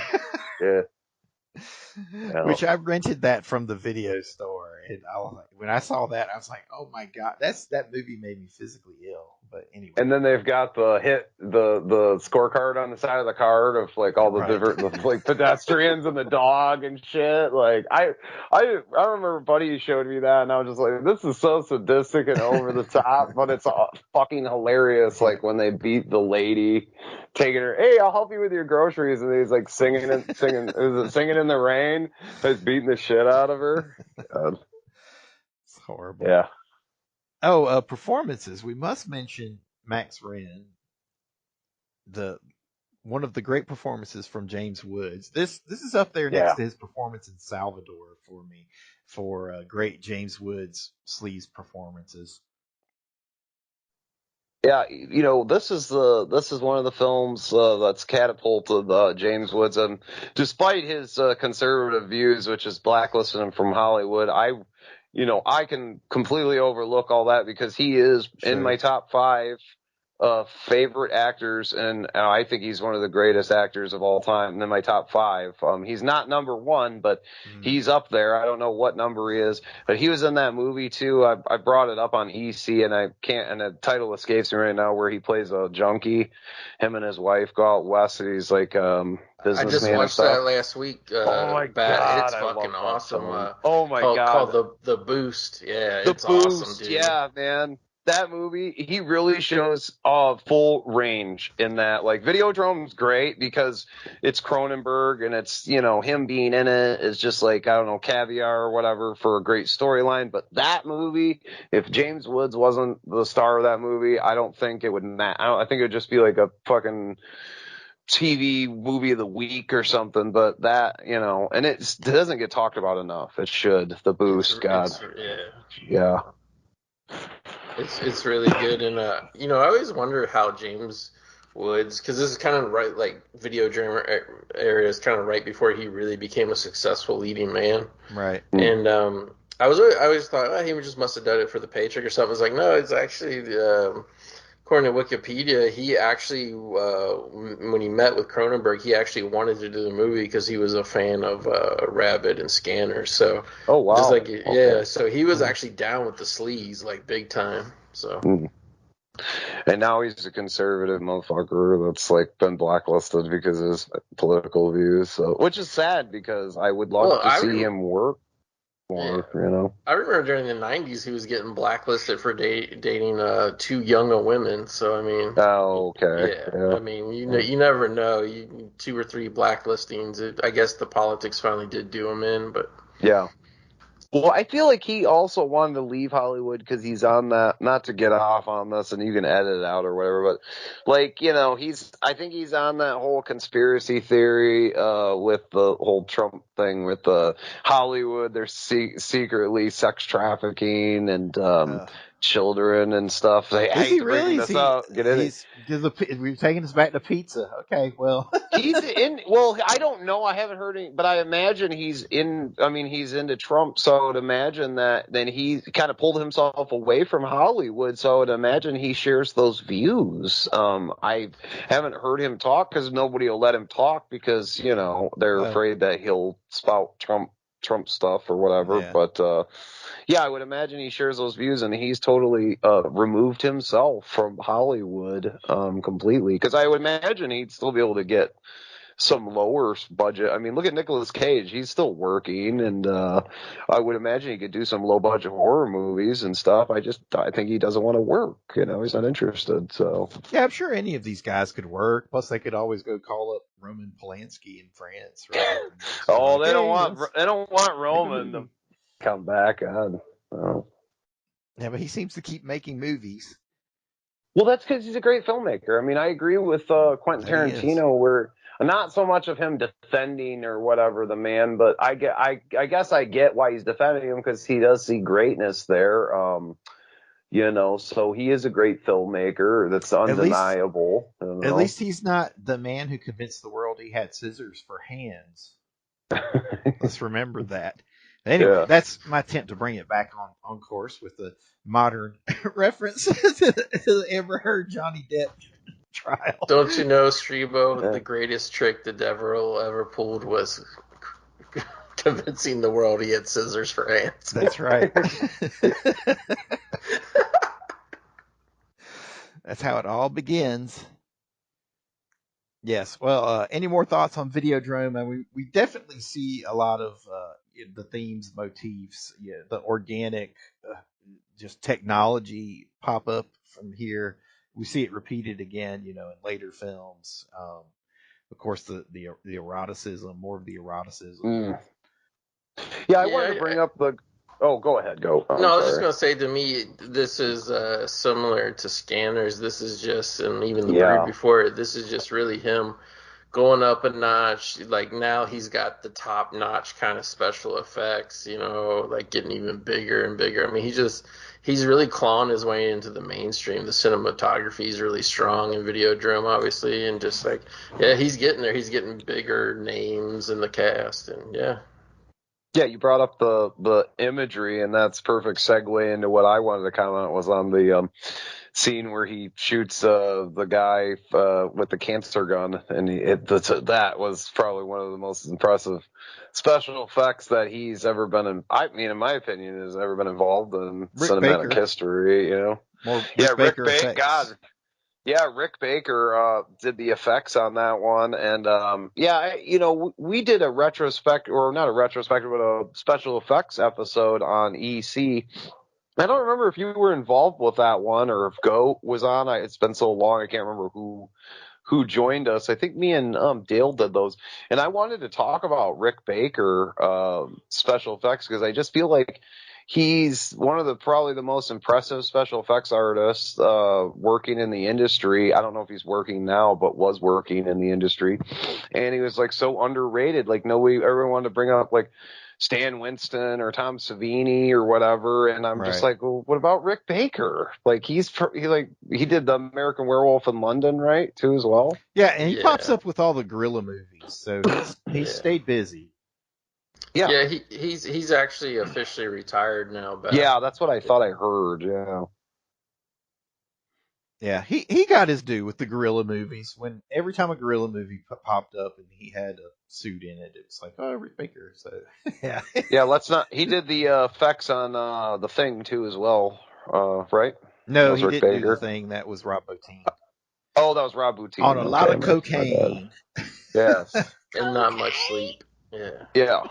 But these bring up Rob Bottin too. He's another one that is underrated too as well, and is amazing. Not to like get on to like say anything bad about Tom Savini's work or whatever, but like I don't know. I think why Tom Savini overshadows him is because he's also an actor, and so his face, he's a good actor. I mean, don't get me wrong. Go ahead. He's a personality. Savini is a personality. Yeah, he pushed himself as a personality where Rick Baker did a little bit of that with the gorilla stuff. I mean, because you'll see a lot of interviews of him talking about gorillas in American Werewolf in London, those two things. But Savini always kind of pushed himself as Savini. That's the thing with Savini is he wanted to be an entity. He wanted to direct. He also wanted to write. It seemed to me his heart was never in effects. That was just a means to an end, and he did those early death documentary scenes.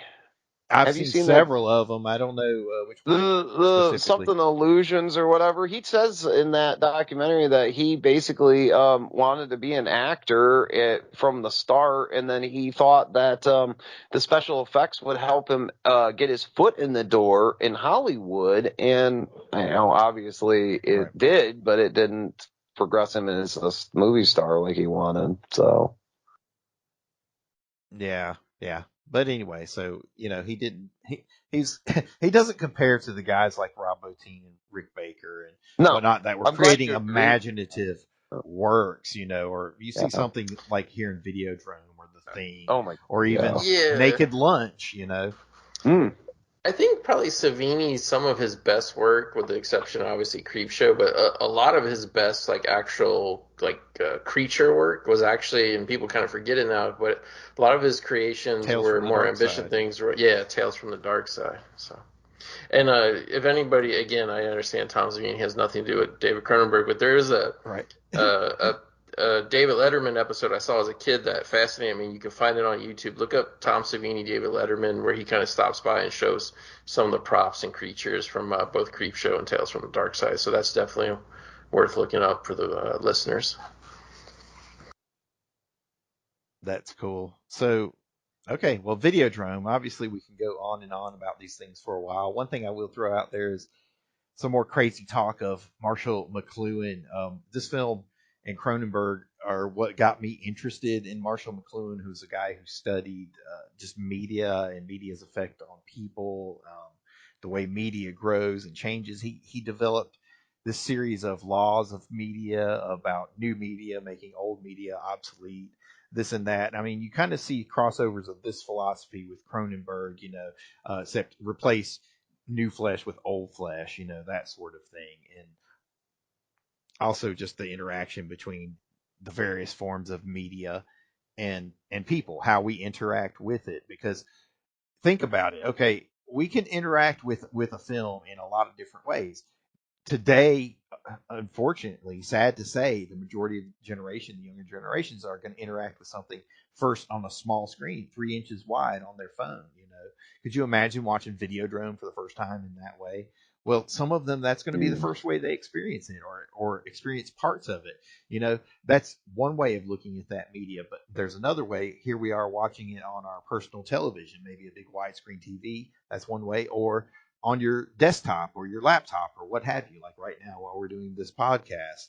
And then there is the theatrical experience, that sort of all immersive way of being there with a group of people and being part of this greater organism that's experiencing this film all at the same time. You have that interaction of media. And I mention all of that because it informs Videodrome. That's what Videodrome is. As soon as Max Wren starts watching Videodrome, it starts affecting him. In the film, he's having those headaches and whatnot, and then the hallucinations start. And, from then on out, he's not sure what's reality and what's a hallucination. And we as viewers aren't. By the end of it, he's walking around shooting people with a organic bone gun, and causing cancer to grow out of their bodies. I mean, it's just insane. Well, I'm glad that people are able to consume media, because I never saw this on home video, and I didn't see it until that bare bones DVD. There was is it Universal? I can't remember who owns Videodrome, but yeah, it's Universal. Okay, yeah, so it was a bare bones, I don't even think there was a commentary, maybe there was a trailer on it, and that's actually the first time I got to see Videodrome, whereas a lot of the other stuff had aired on TV over the years. Of course, Dead Zone we'll be talking about next, something that, of course, Stephen King's name on it, that's why, I think I've seen that more than... Well, maybe not more than Scanners, but that's another one. That Dead Zone, Scanners, and The Fly are probably the most commercial works of his, or at least being shown on Movie Channel. So, yeah, I didn't get to see this until much later. I think that was probably more towards the late 90s. A video store had that DVD. I don't know why they never had the VHS. Maybe it just wasn't in demand. I don't know. I'd always heard about it, and it was kind of legendary. You gotta tell people about the DVD. Remember, it had that trailer that was crazy. It was like a weird, I don't know where they got this song, but it's like a weird song. Mm-hmm. And the 80s punk synth. Yeah, it's yeah, like a I played synth that track, trailer. and there's a narrator, and the trailer is basically just weird cartoon imagery stills from the movie, and then it ends with just some voice going Videodrome. Yeah, I played that trailer when we covered, because I think maybe I was talking to Streebo about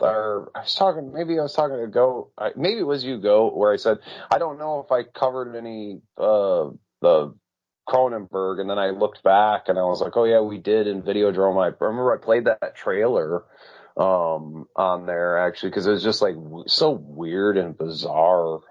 I think it was just a teaser type deal. It was. But yeah, that's the coolest trailer. Yeah, it was a teaser. That trailer is cool. I wanted to bring that up, so I'm glad that you mentioned it. You're going to play that, right? We're going to play it at the end of this episode. It's going to close out the episode. So cool. That'll be the last thing you hear, interspersed whenever amongst that all these trailers and interviews. You've been hearing interview clips from David Cronenberg as well. So hopefully this is creating an entire tone and atmosphere all its own. But hopefully to show up with old flashes, that whole spiel. Yeah, right. Creepy, it's sleazy. Yeah. Well, Bat, you pretty organically led us into 1983 and the Dead Zone. So why don't you take it away? Yeah, the Dead Zone, Stephen King book adaptation, starring Christopher Walken. And we actually, on EC, when the J-Dog days, we actually used this clip of Christopher Walken because J-Dog brought up Icebreaker, and immediately I was like, oh, we need to play that Christopher Walken line where the ice is going to break. I think that's the most legendary line from the film. It's iconic. Yeah. But this film has always stuck out. I actually tried to sit down. I've read a lot of Stephen King novels. I've read a good majority of his, but I had seen this movie because it was David Cronenberg before reading the book. And I had a hard time getting in the book. I probably read the first 50 pages and never picked it back up. Not because it wasn't, I just got distracted when I was a teenager and never picked it back up. So I can't say how close the book is, but I was reading that Stephen King had done a draft of the script and sent it to Cronenberg, and he hated it. He thought it was terrible and completely rewrote it. So I don't know how close it is to the book, but this film's always stuck with me with the whole scene with this guy becoming president and like dropping the atomic bomb and everything. Like, I don't know. I watched, leading up to the retrospective, I revisited, I haven't seen the film in quite some time. I revisited it, and that whole scene with Sheen is just I don't know, makes my palms sweat. It makes me really nervous because there's like some serious fear of a wrong guy getting into power and having like the atomic bomb codes and stuff and being able to just say, oh, we're going to drop them and, kill everyone. And it's just, it's very scary. So I think this film is probably one of David Cronenberg's scariest, as far as, for me, at least. Yeah, I love it. I love the whole feel of it. Just even the very beginning part where he has the car accident. Just there's such a sense of dread of this movie for however long it is, 100 minutes, whatever.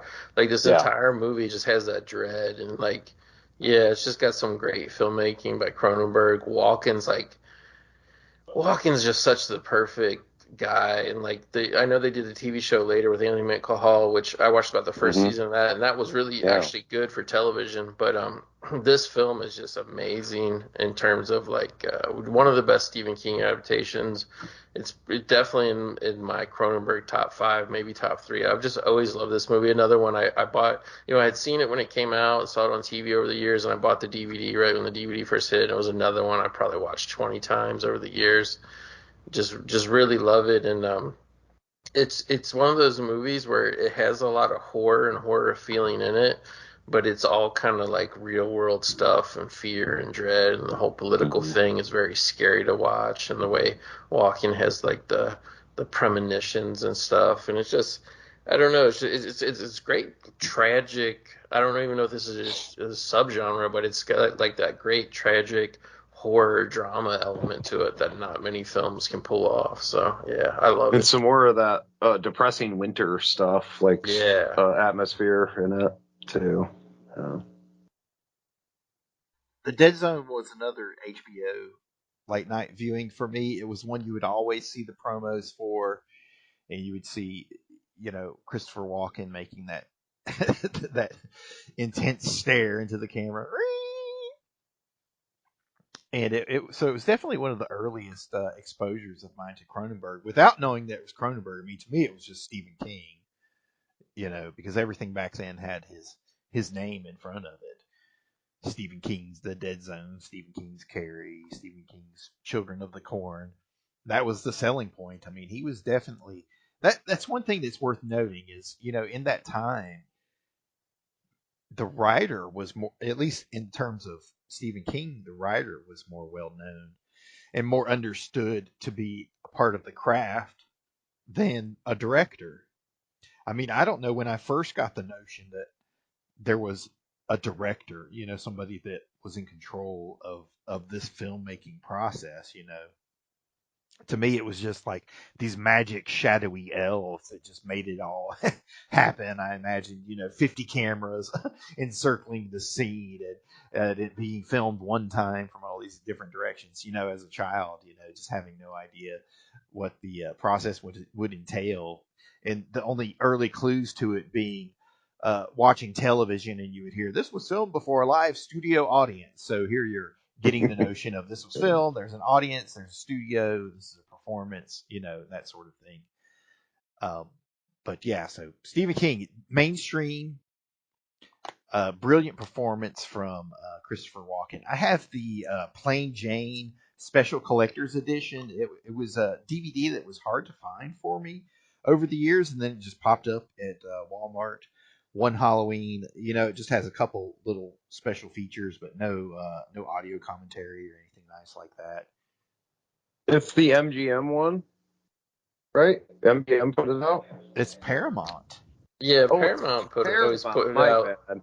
Yeah. I was trying to think of what other company, a studio that did these cheap. The transfers were good, but they were really they just pushed out all these different releases around the same time, and I had that DVD release too.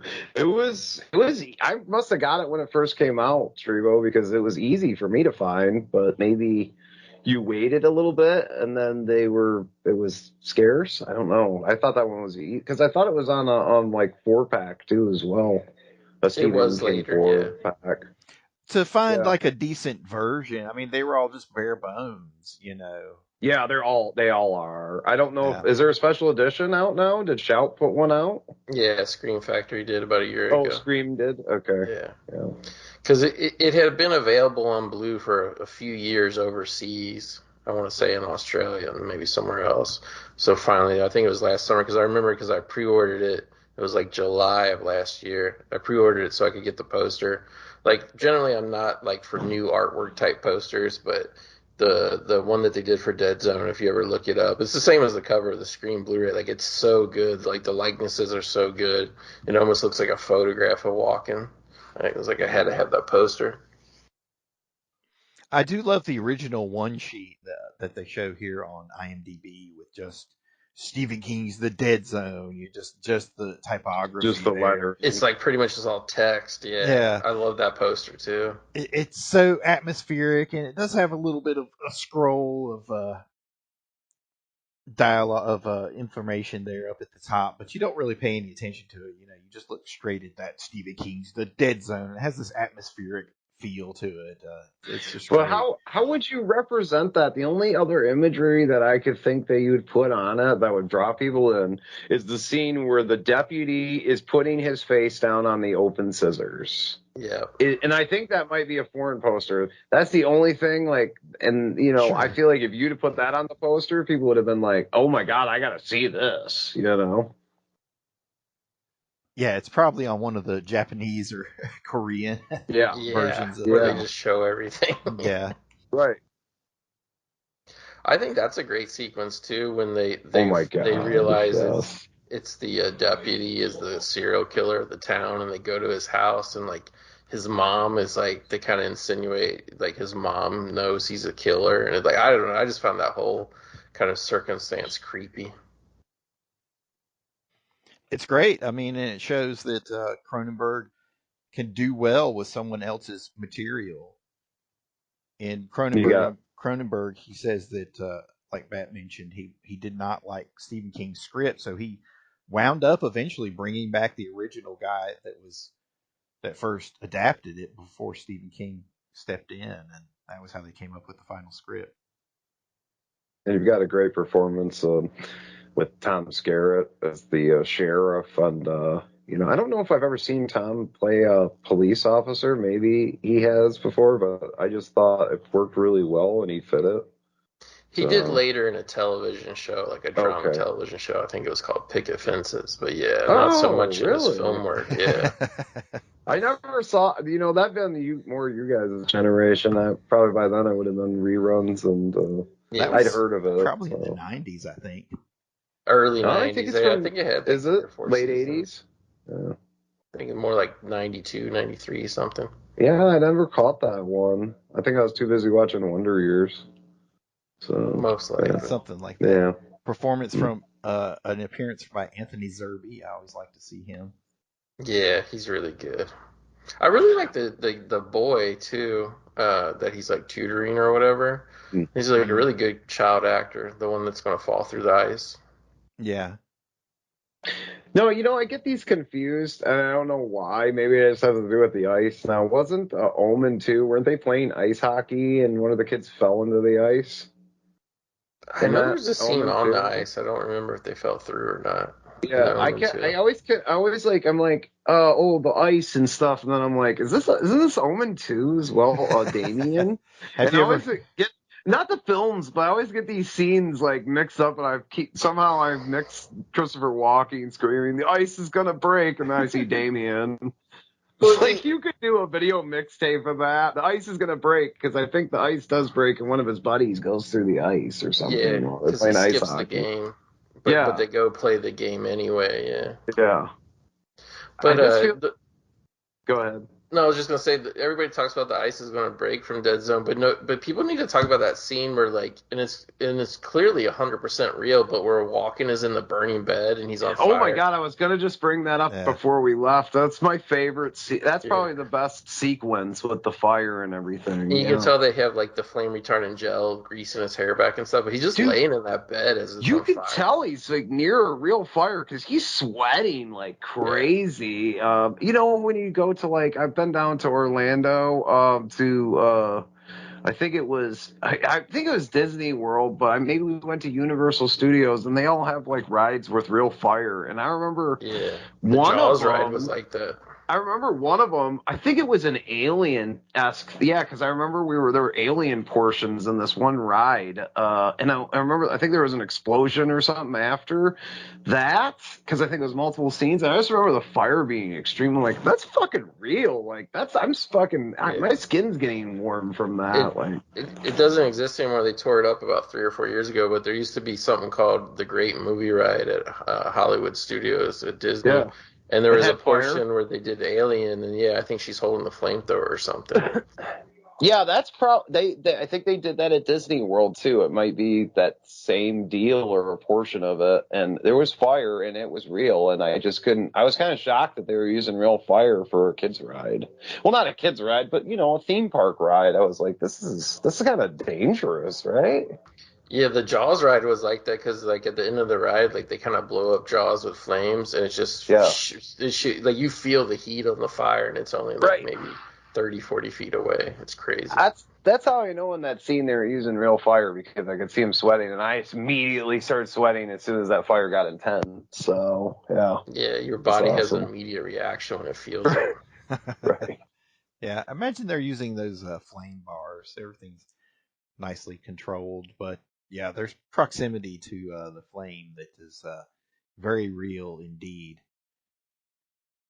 Well, we should probably move on to our next film, though. Again, another just quality entrant into the. Here we go. This one's going to take a bit, I imagine, because you guys probably remember this dropping. I didn't see it until the 90s, probably on a double feature with Fly 2. So.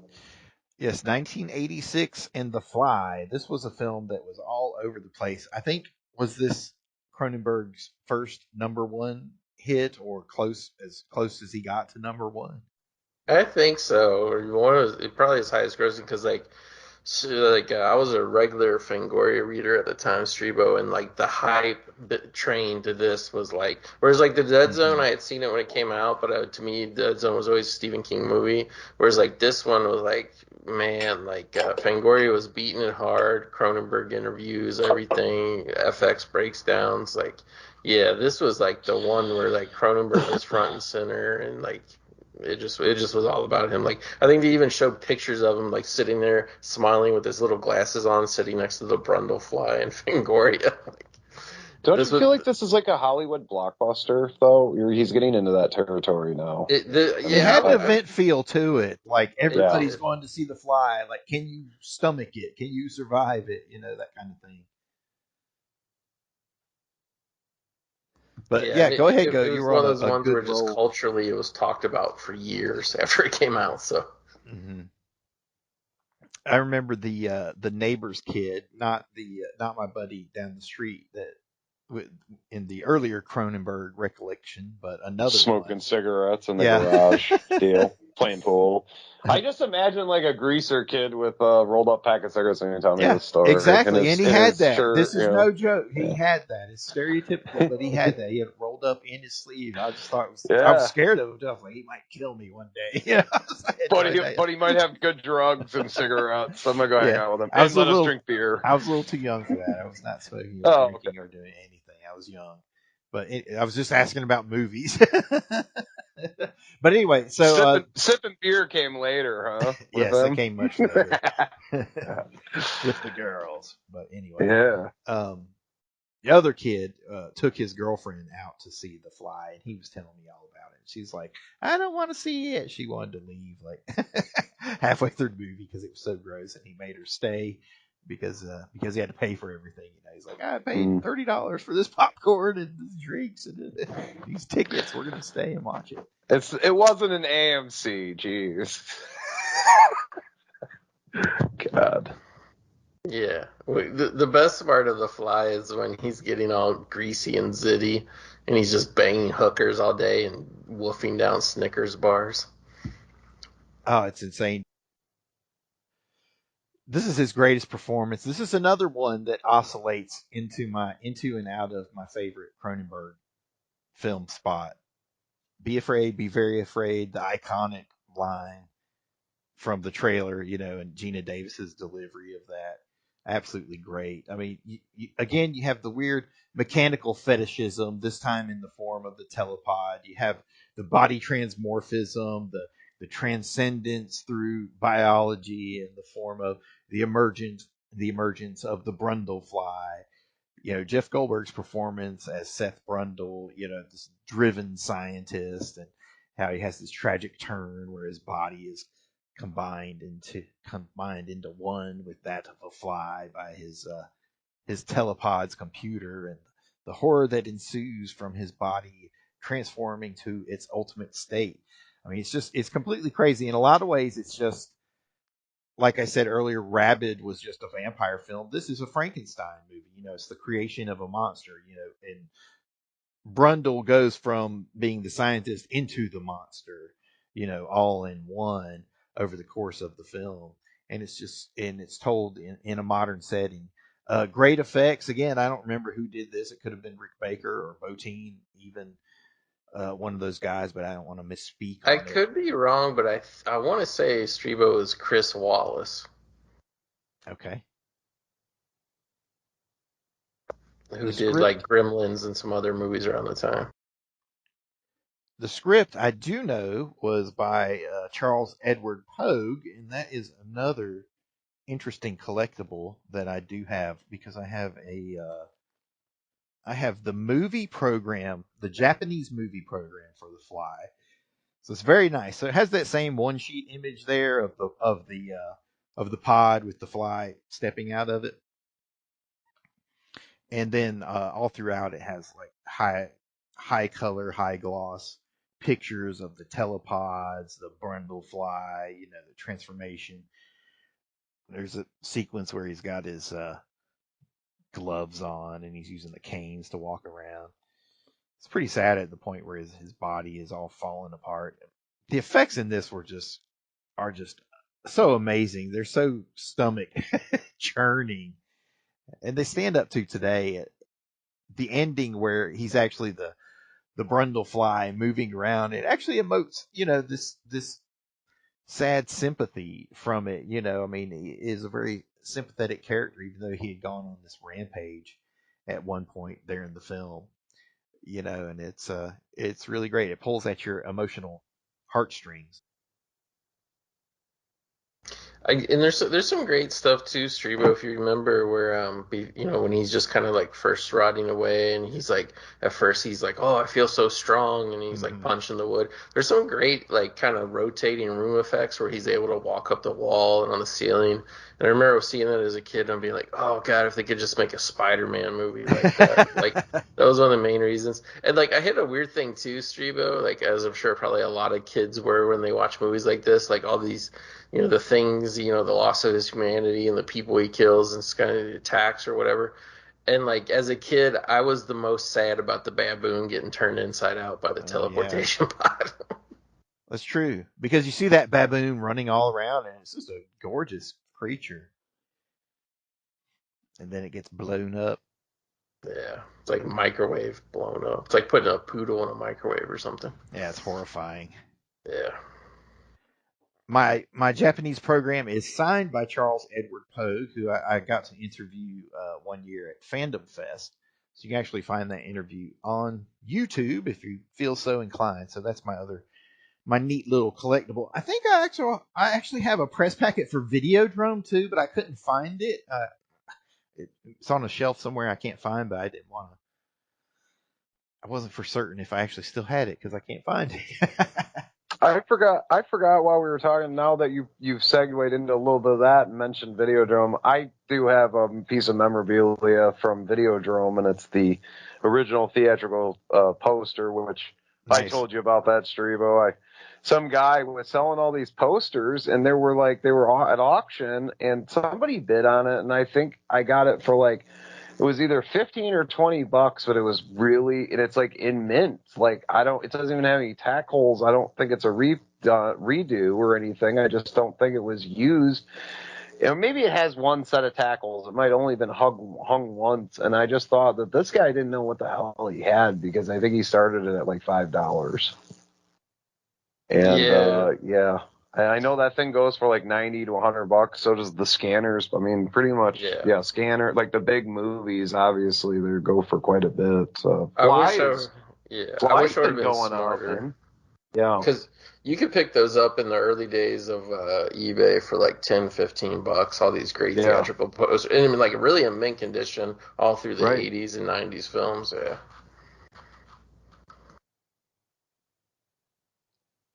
Another notable cameo in The Fly is by one George Chuvalo as Marky. He's the guy who gets his arm broken in the arm wrestling sequence. Oh, wow, okay. George Chuvalo is a great boxer. He's a Canadian boxer, and he was known for having fought all the big name boxers of the 1970s and whatnot. Fought George Foreman, I think, in his last fight. Famously fought Muhammad Ali, who called him a washerwoman, but that's just a little bit of tribute there for you. One of the early David Cronenberg cameos, I think.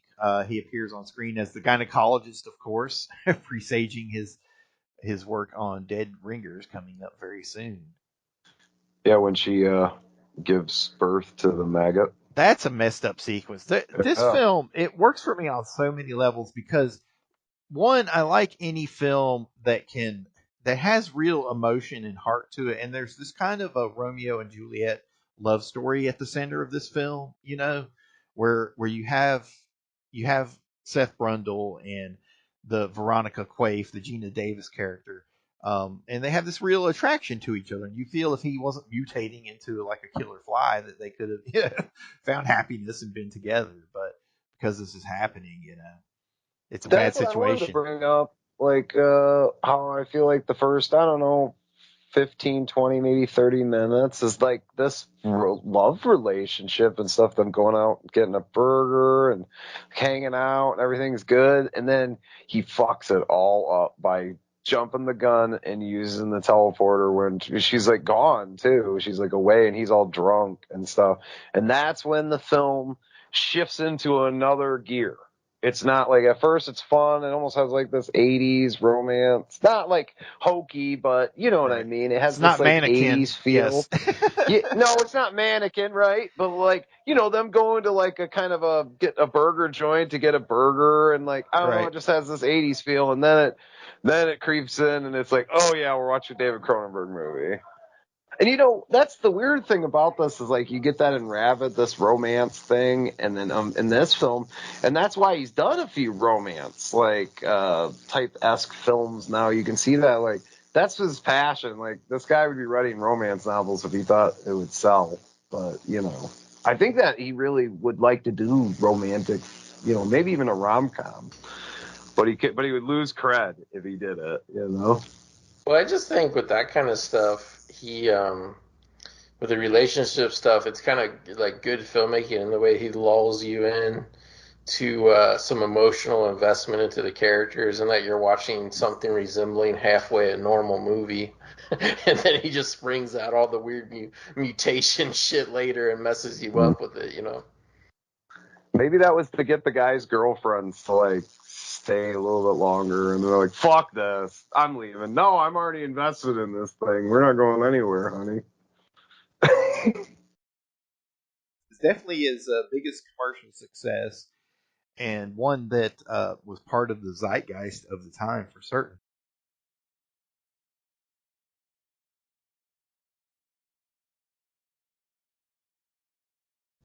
Even though The Fly was already a franchise, obviously, before this remake, it was like kind of his second film to create a franchise, because they did make The Fly 2 a couple years later.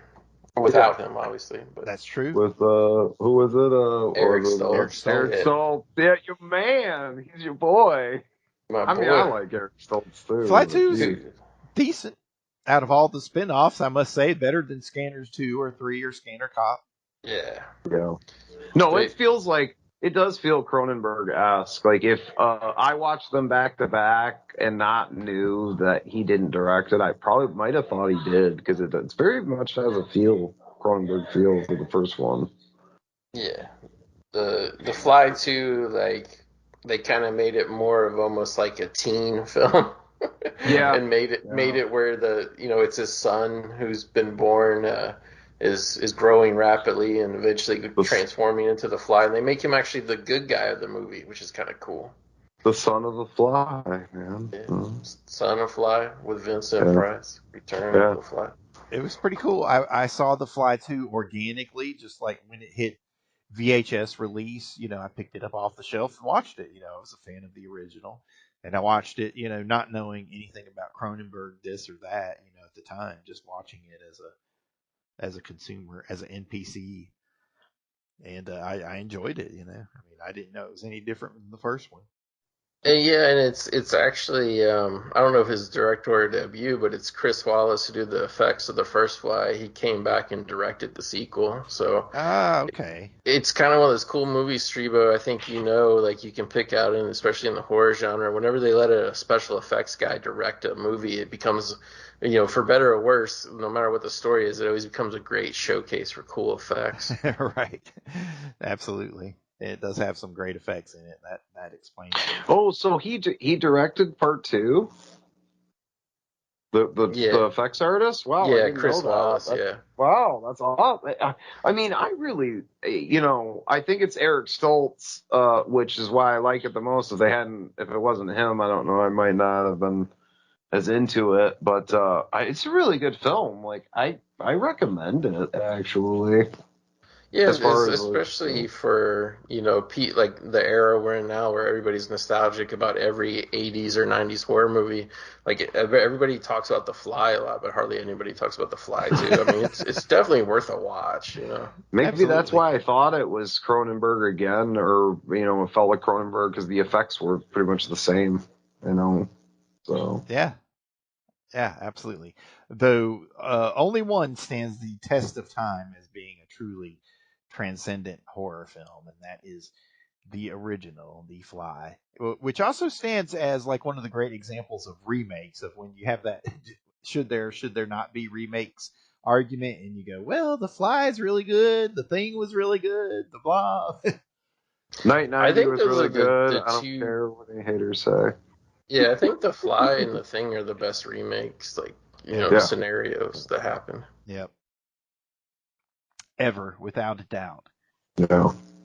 Well, The Fly brings us to the end of Cronenberg's more commercial era, because the next time out, he definitely heads back towards his more experimental indie roots, I must say. I want to say, though, that Dead Ringers still feels like he's trying to cater to theatrical and whatnot, because he's got this high-class element in it, Yes, with the doctors. Well, Bat, hold that thought, and why don't you take us to a break? Yeah, and then we'll bring it back in. Oh, you want me to take a break? Okay. Yeah. when we come back, we're going to take a break. We're going to play some trailers. Hopefully, Streebo throws in some sleaziness on my account being here. And, yeah, when we come back, we're going to be talking about 1988's Dead Ringers. Only on MVP Radio. MVP Mutant Radio is a proud member of the Mad Monster Radio Network. That's right. You know, you're still mutating, reaching your final form of the new flesh. So we're going to keep rolling right along with the next film in his filmography. David Cronenberg felt the need to follow up the big success of The Fly with going even weirder with his studio clout with the film Dead Ringers from 1988. Yes, he did make a short pit stop on the set of Friday the 13th, the series, where he directed one episode entitled Faith Healer, which is worth checking out if you dig the series, which I do. I have the collection. I do. I actually just ordered the collection, the 3 different seasons over this weekend, and I'm eagerly awaiting getting those in the mail, Streebo, because I loved that show as a kid. It's fun to revisit that and Freddy's Nightmares, Tales from the Dark Side, Monsters, all good stuff. Dead Ringers is one that I wanted to revisit on my rewatches, and if I had not been delayed by my sickness, I would have watched it. I actually could not find my copy. I have the Criterion DVD set, which is nice. It does have the audio commentary on it. But Dead Ringers is interesting in that it's the first one based almost on a true story where Cronenberg heard about these 2 gynecologist brothers that were found dead, much as in the film itself, and he researched into their lives and found out about their strange experimentation and use of drugs and trading of sexual partners. And this film is one of those. It's another challenging film, a lot of iconic images, but very, very hard to describe, even though it does have obvious protagonists in form of the gynecologists, the twin gynecologists, the Beverly brothers, or what are they called? Beverly and they were Beverly and I can't remember the other one's name. I'm blanking. I'm trying to find it. But yeah, I guess we should, Beverly and Elliot Mantle. And we should, I guess, note for people who aren't familiar with the film, it's a dual role. The twin brothers are both played by Jeremy Irons. So. Yeah, I did revisit this. I'm surprised I couldn't remember. Because I watched it actually twice. And I remember when I first saw this, I think it was on like the movie channel or something in early 2000s. And I probably taped it. A lot of the Cronenberg stuff I had like recordings off movie channels uncut, and this movie for a while I wanted this to be my favorite Cronenberg because it's just so weird and it is more it seems like more mainstream, larger budget and everything. It just seems like his older output of weirdness, and he got money. I guess this is foreshadowing what he was going to do with Crash. So, I mean, basically they are finding mutations in these women. One has multiple fallopian tubes or something like that. Yeah, they're like actual gynecologists for mutant women. It's like in one of the titles, which is why I wish I had rewatched it. But I don't think they're necessarily purposely, but then what Beverly or one of the twins says, all the women that are coming in lately are all mutants inside, and he's disturbed by it. But there's like this fascination because they're fucking the movie star one with the fallopian tubes, so like obviously they're attracted to these mutant women sexually. We'll get the eroticism again in there. Yeah, and kind of, I guess, the horror element of it, or the whatever kind of greasy element of it is because they're operating on mutants' bat, they have to start creating new and unusual tools to operate.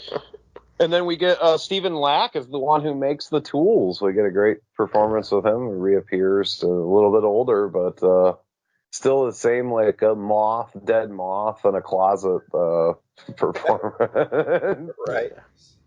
Isn't he in Rabid too? Isn't he one of the guys that's the body pickup guys or something like that? I think I recall that was his earliest appearance in a Cronenberg film. Was he? He was in the restaurant or the gas station or? He was in some scene, or maybe he was one of the guys with the biohazard suits or something like that. I don't remember. I think I read it somewhere some years ago, but yeah. I don't know, but we do see the resurgence of the instrument fetishism here in Dead Ringers, where he has all of the unique tools that he created to work on mutant women. Oh, maybe that's where I got it from. That's what he calls them. He says those are instruments for working on mutant women, something to that effect. And he's like, yes, just label them from 1 to 10, from left to right. This is a phenomenal performance by Jeremy Irons as the twin gynecologist. The subtleties between their mannerisms.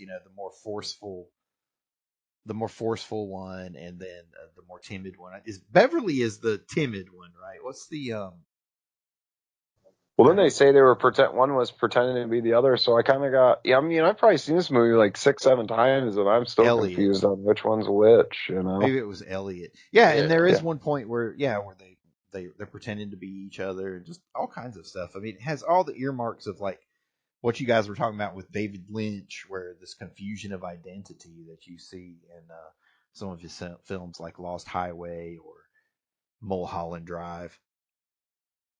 Yeah, and I guess we should note too that our boy Bobby D, he declined the role because he wasn't up for the gynecological subject matter, and William Hurt actually declined the role because he just said it was too tough playing one role. He didn't want to play two.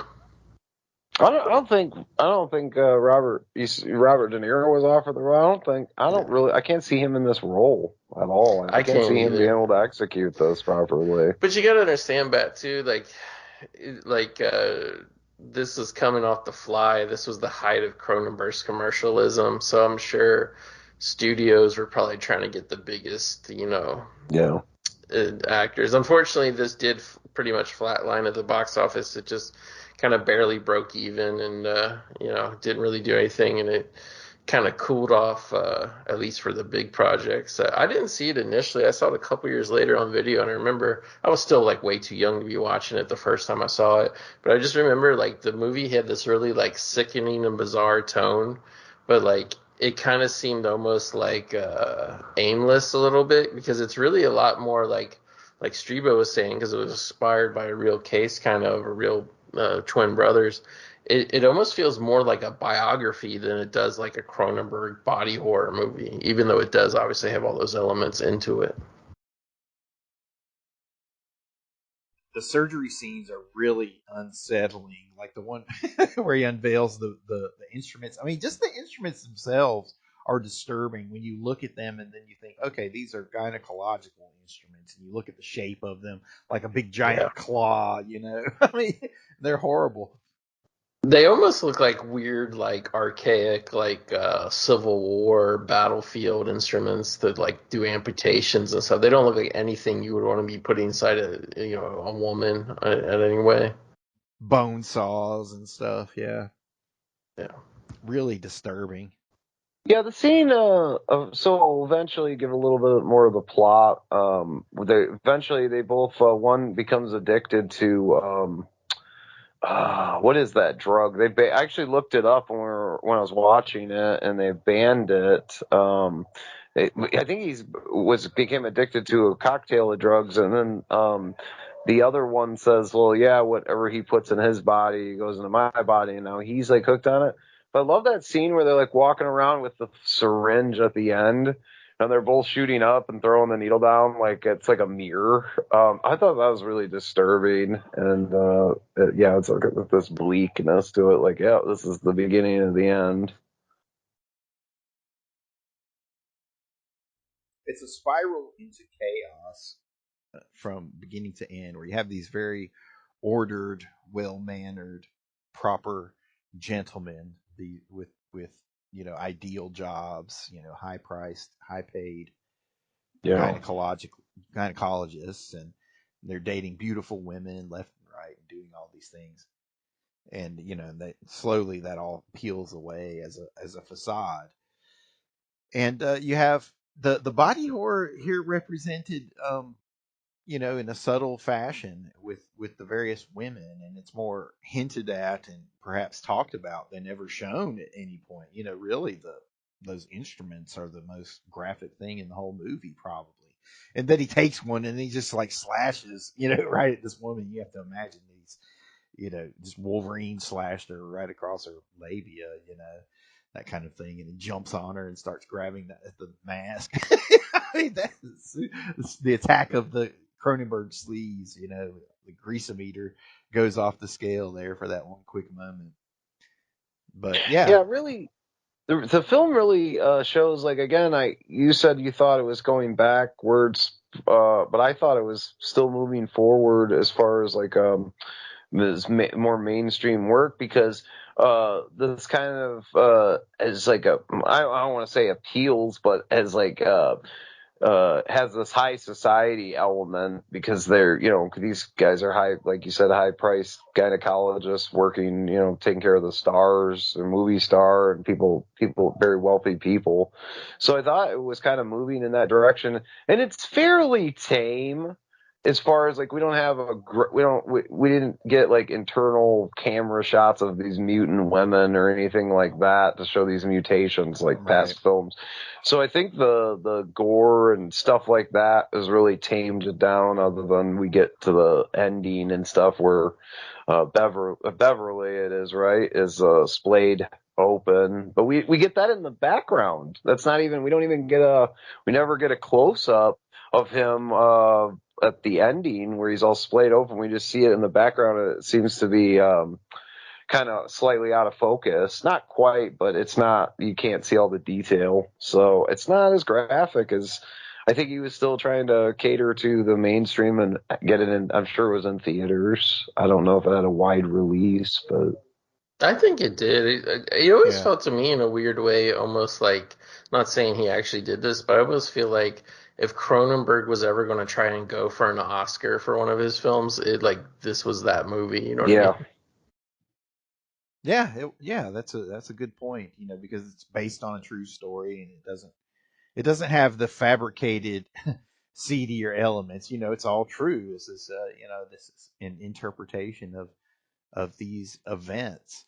But I do remember it as being a wide release, because I remember seeing the TV ads for it, which you don't see so much anymore for a lot of films, unless it's like a huge movie. I mean, mostly we'll see the ads for it online nowadays, but not on television. And you got to admit that this is probably one of his most unique horror films out of all of them. I don't know of anything that's like this or has ever been done like this, really whatsoever, before or now. Yeah, I don't know. It really has its own kind of place. I don't know what I would call it. But you mentioned that I said it was moving backwards. I think I was trying to say that maybe more that it looks backward to some of his earlier themes to build upon that and move forward. In case I didn't make that clear, because I do feel like it is a progression and evolution of his career. I feel like all of his films are. Every time the next one comes out, he somehow figured out how to take it from 11 to 12, and then from 12 to 13, and wherever we are now, 23. I thought you maybe were like indicating that it was more independent and not more mainstream and trying to be it wasn't summer blockbuster like The Fly, but I feel like the budget and everything was there like that. Everything post Fly feels to me like he is now aiming for the art house crowd. Like he wants that Oscar crowd. Absolutely. Yeah. And in a lot of ways, it feels like this is the denouement of his career. Like it peaked and ended with The Fly, and we're just kind of getting the residuals of everything afterward, where he's revisiting the same themes over and over again. And Dead Ringers and Naked Lunch are perhaps the last two times that he had something maybe truly unique to say. I mean, because the other films that come afterwards, like, Crash too, but Existenz and, now Crimes of the Future, you do feel like there are a lot of moments where it's almost a quilt work of some of his earlier works, instead of finding like this new unique expression of it. And Dead Ringers is one, and Naked Lunch, and The Crash, and you have the slow descent into art house independent cinema, which is what he's fine with as long as he can get financing for it, I suppose. Yeah, I don't think he ever cared about box office, to be honest with you. And it's kind of funny. It's like almost a little bit of a validation. Like, I don't think it's started airing yet, but I seen it come up. They're actually adapting this film into a television series with Rachel Weisz now playing the twin doctors. So that'll be interesting whenever that comes out. Looks like they were filming last year, but it'll be interesting to see the discussions that it comes up, to see a modern take on this story, considering at the time I always felt like with Cronenberg's version of Dead Ringers, it always felt like I never heard anybody say that it was a bad movie, but I just don't think people really knew what to make of it at the time.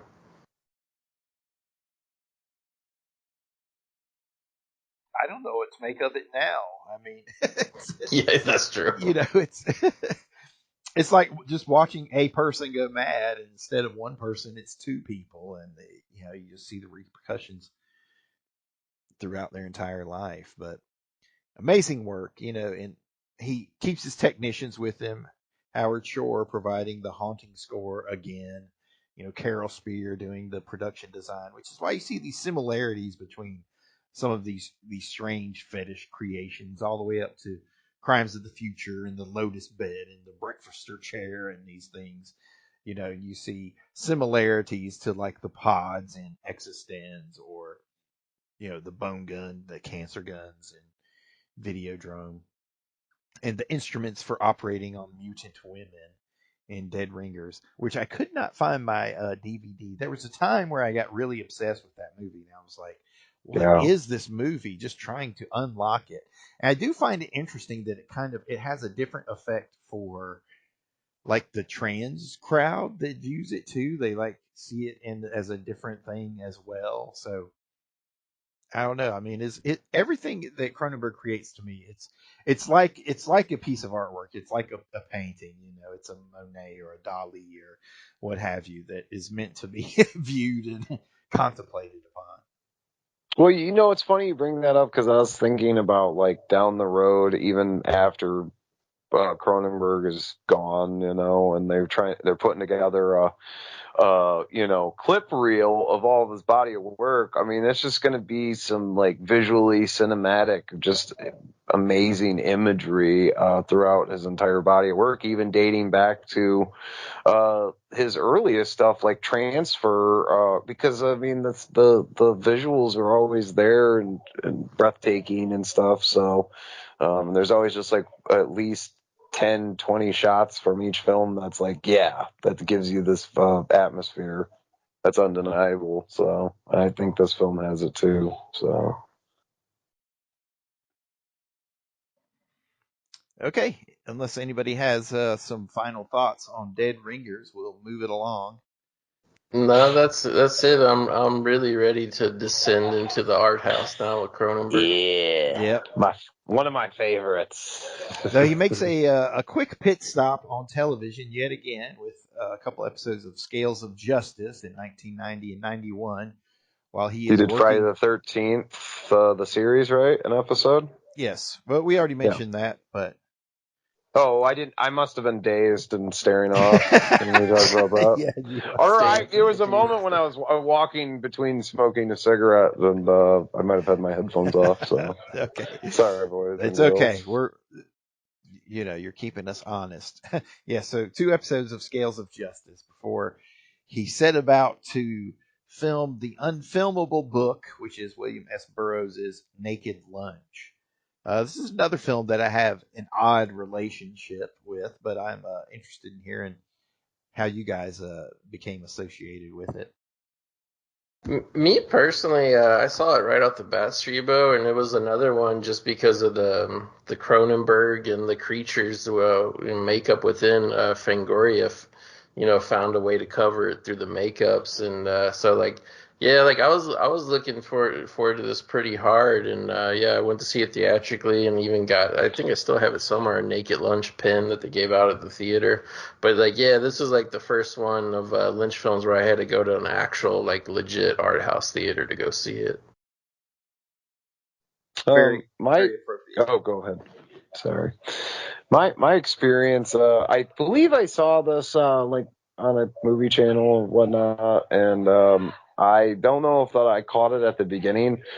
And I believe I seen Existence before this, and I was like, oh, it's got this Existence texture and feel with the effects and stuff like that, but I don't know, it just seemed really bizarre. And the first time I watched it, I didn't like it. That's weird because, since we're getting ready to do this retrospective, I've seen it a lot too already. I have probably watched it 4 times. Like, it was like, oh, well, it's time. All right, now we've got to watch Dead Ringers. I'm like, let's just watch Naked Lunch again because it's just so weird. And I've actually picked up the Naked Lunch book because I wanted to see what translated into the film, and I really see very little from that book. Like, I think he took biographical stuff primarily from Burroughs' life, and then he found a few handful of significant elements from Naked Lunch that he wanted to put into the film. But like, yeah, but if you read the book, some of the book, like I read like the first 30 pages and I was completely lost. Like, I really was confused It's on unfilmable. what is going on. What am I reading here? It's like, it probably could work visually and I would understand it better, but I'm just like confused. It's clearly written by somebody that's on a drug binge, and it's not good. Like Fear and Loathing in Las Vegas, like literally Fear and Loathing in Las Vegas. Hunter S. Thompson explodes in the book, just like the movie. I mean, you see it. This is just very confusing and disjointed. Like, somebody started writing something on this drug or that drug, and then was like, "What did I write? Okay, I'm going to try to continue, but I'm going to take this drug now," and it just doesn't. Yeah, I don't. It's It's not. crazy. It is unfilmable. It's unfilmable. That's why Yeah. I mentioned that. Now, I first became aware of Naked Lunch probably through Fangoria and the various other magazines, but it had coverage across a variety of media. I actually have a clip collection of articles on David Cronenberg and his films. I haven't collected these. I bought it from some weirdo online that had been collecting it for like 20 years, and it just sold it as a pack of all these David Cronenberg articles, and they're just cut straight out of magazines. Um, but I also have the Naked Lunch press packet from 20th Century Fox, and it's really interesting because it describes the entire story. There's a piece that describes that has a complete list of the cast and crew, and then there's one that explains like David Cronenberg's career and whatnot.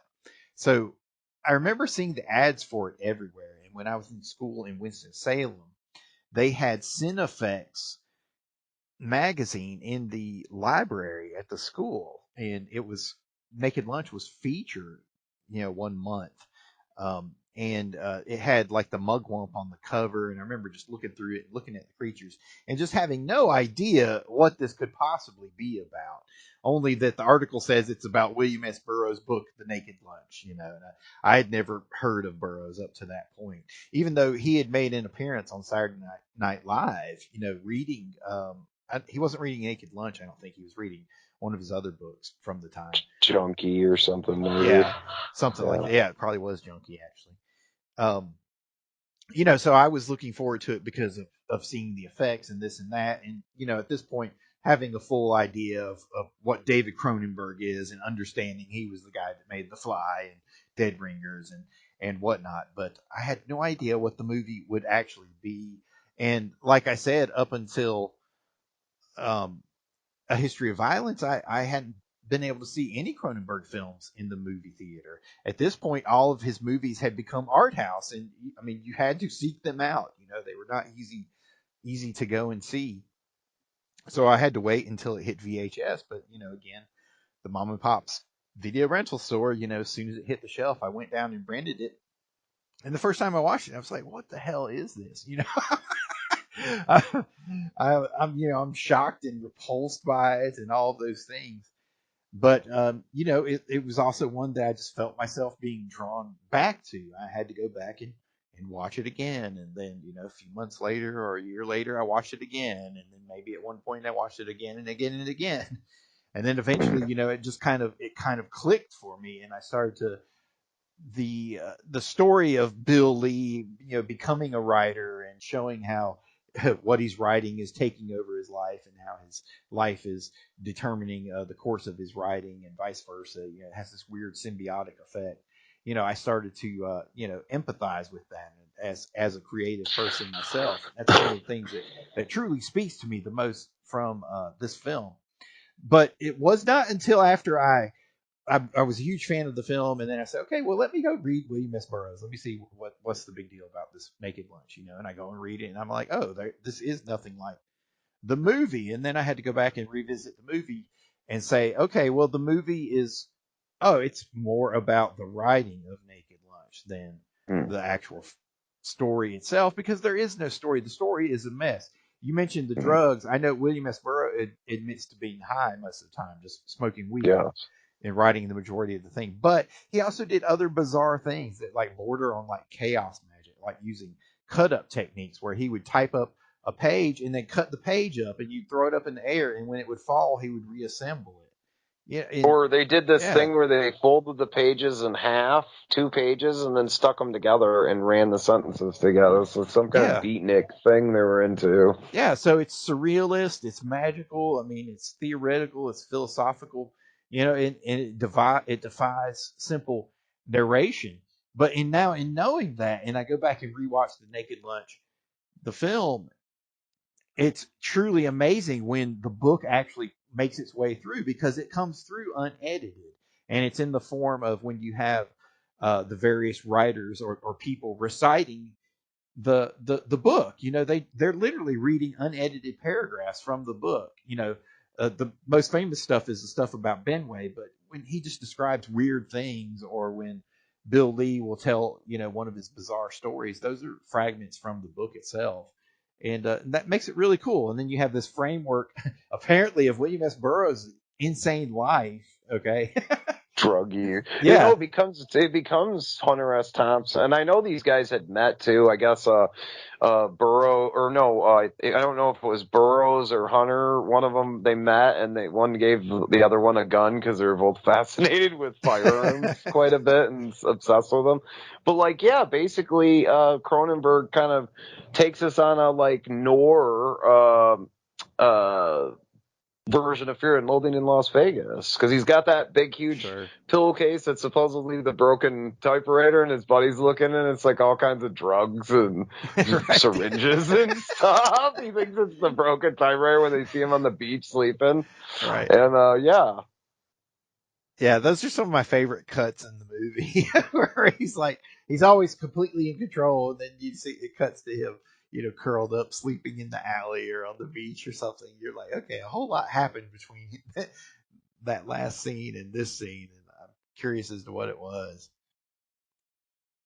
Yeah, so it's one of those films that grows on you, and I like the biographical aspects. I had no idea Burroughs actually did shoot his wife. I think he had to hide out in Mexico or something for a while. Oh, he went to Tangiers or wherever he was, and where he goes to start writing the book and stuff. That's true.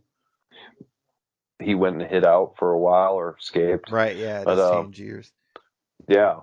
Once he gets, I love the stuff with those friends, his beatnik buddies, which is, it's supposed to be Ginsberg and, what's the one that wrote on the Road? Yeah, and Kerouac. It's Kerouac is supposed to be the greaser, but their names aren't that, obviously, maybe for, legal purposes. Yeah. And then the couple, I think, is supposed to be somebody else. I want to say Hemingway, actually.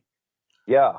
Well, and then you got those elements. I really love that whole thing with the bug powder and all that. And that's what I was looking for in the book. I was like, this is bug powder drug. Like, what is this that they're shooting up? And it's like, it seems to be like, no, that was replaced. I was watching an interview with Cronenberg and he was like, yeah, we replaced the heroin use with, the bug powder. And I was like, that's way more creative and interesting as they're shooting this bug powder.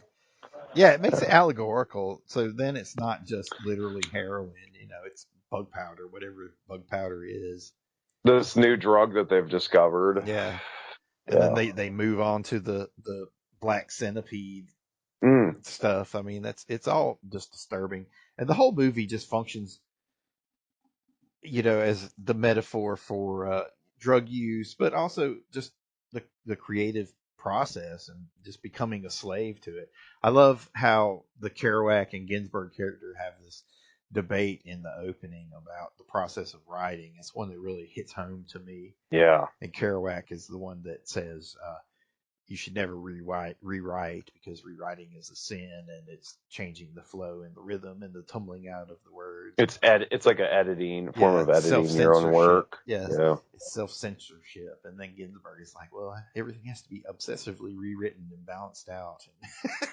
I just love that. But that's nerdy. That's like nerdy weirdo stuff. And it's one of those things that, honestly, on first viewing, I was just like, God, what the fuck is going on in this movie? Yeah, that's what I thought when I first saw it. So I didn't like it. I'm like, I don't know what the fuck's going on. I'm completely confused. And that is the point. You are supposed to be confused and like wondering because you get the big reveal, right, at the end, but that doesn't make any sense either. Right. Do some drugs and you'll understand it, I guess. So. Or be creative. I mean, or kill your wife. There's a lot of ways you can come towards this film. A lot of different directions in which one can come. I also have the criterion for this one, which is nice. It has the typewriter face poster art on it. Is it just the DVD or do you have the Blu-ray? I think the Blu-ray is like Videodrome. They're the similar releases, right? It's DVD just the and Blu-ray. DVD, but it's the special edition double disc, so it has a lot of good features on it. Audio commentaries and behind the scenes and all that kind of stuff. Very happy with it. I was rewatching it and it looks great with the upscale, just on regular TV, even without the Blu-ray. I do want the Blu-ray. I do.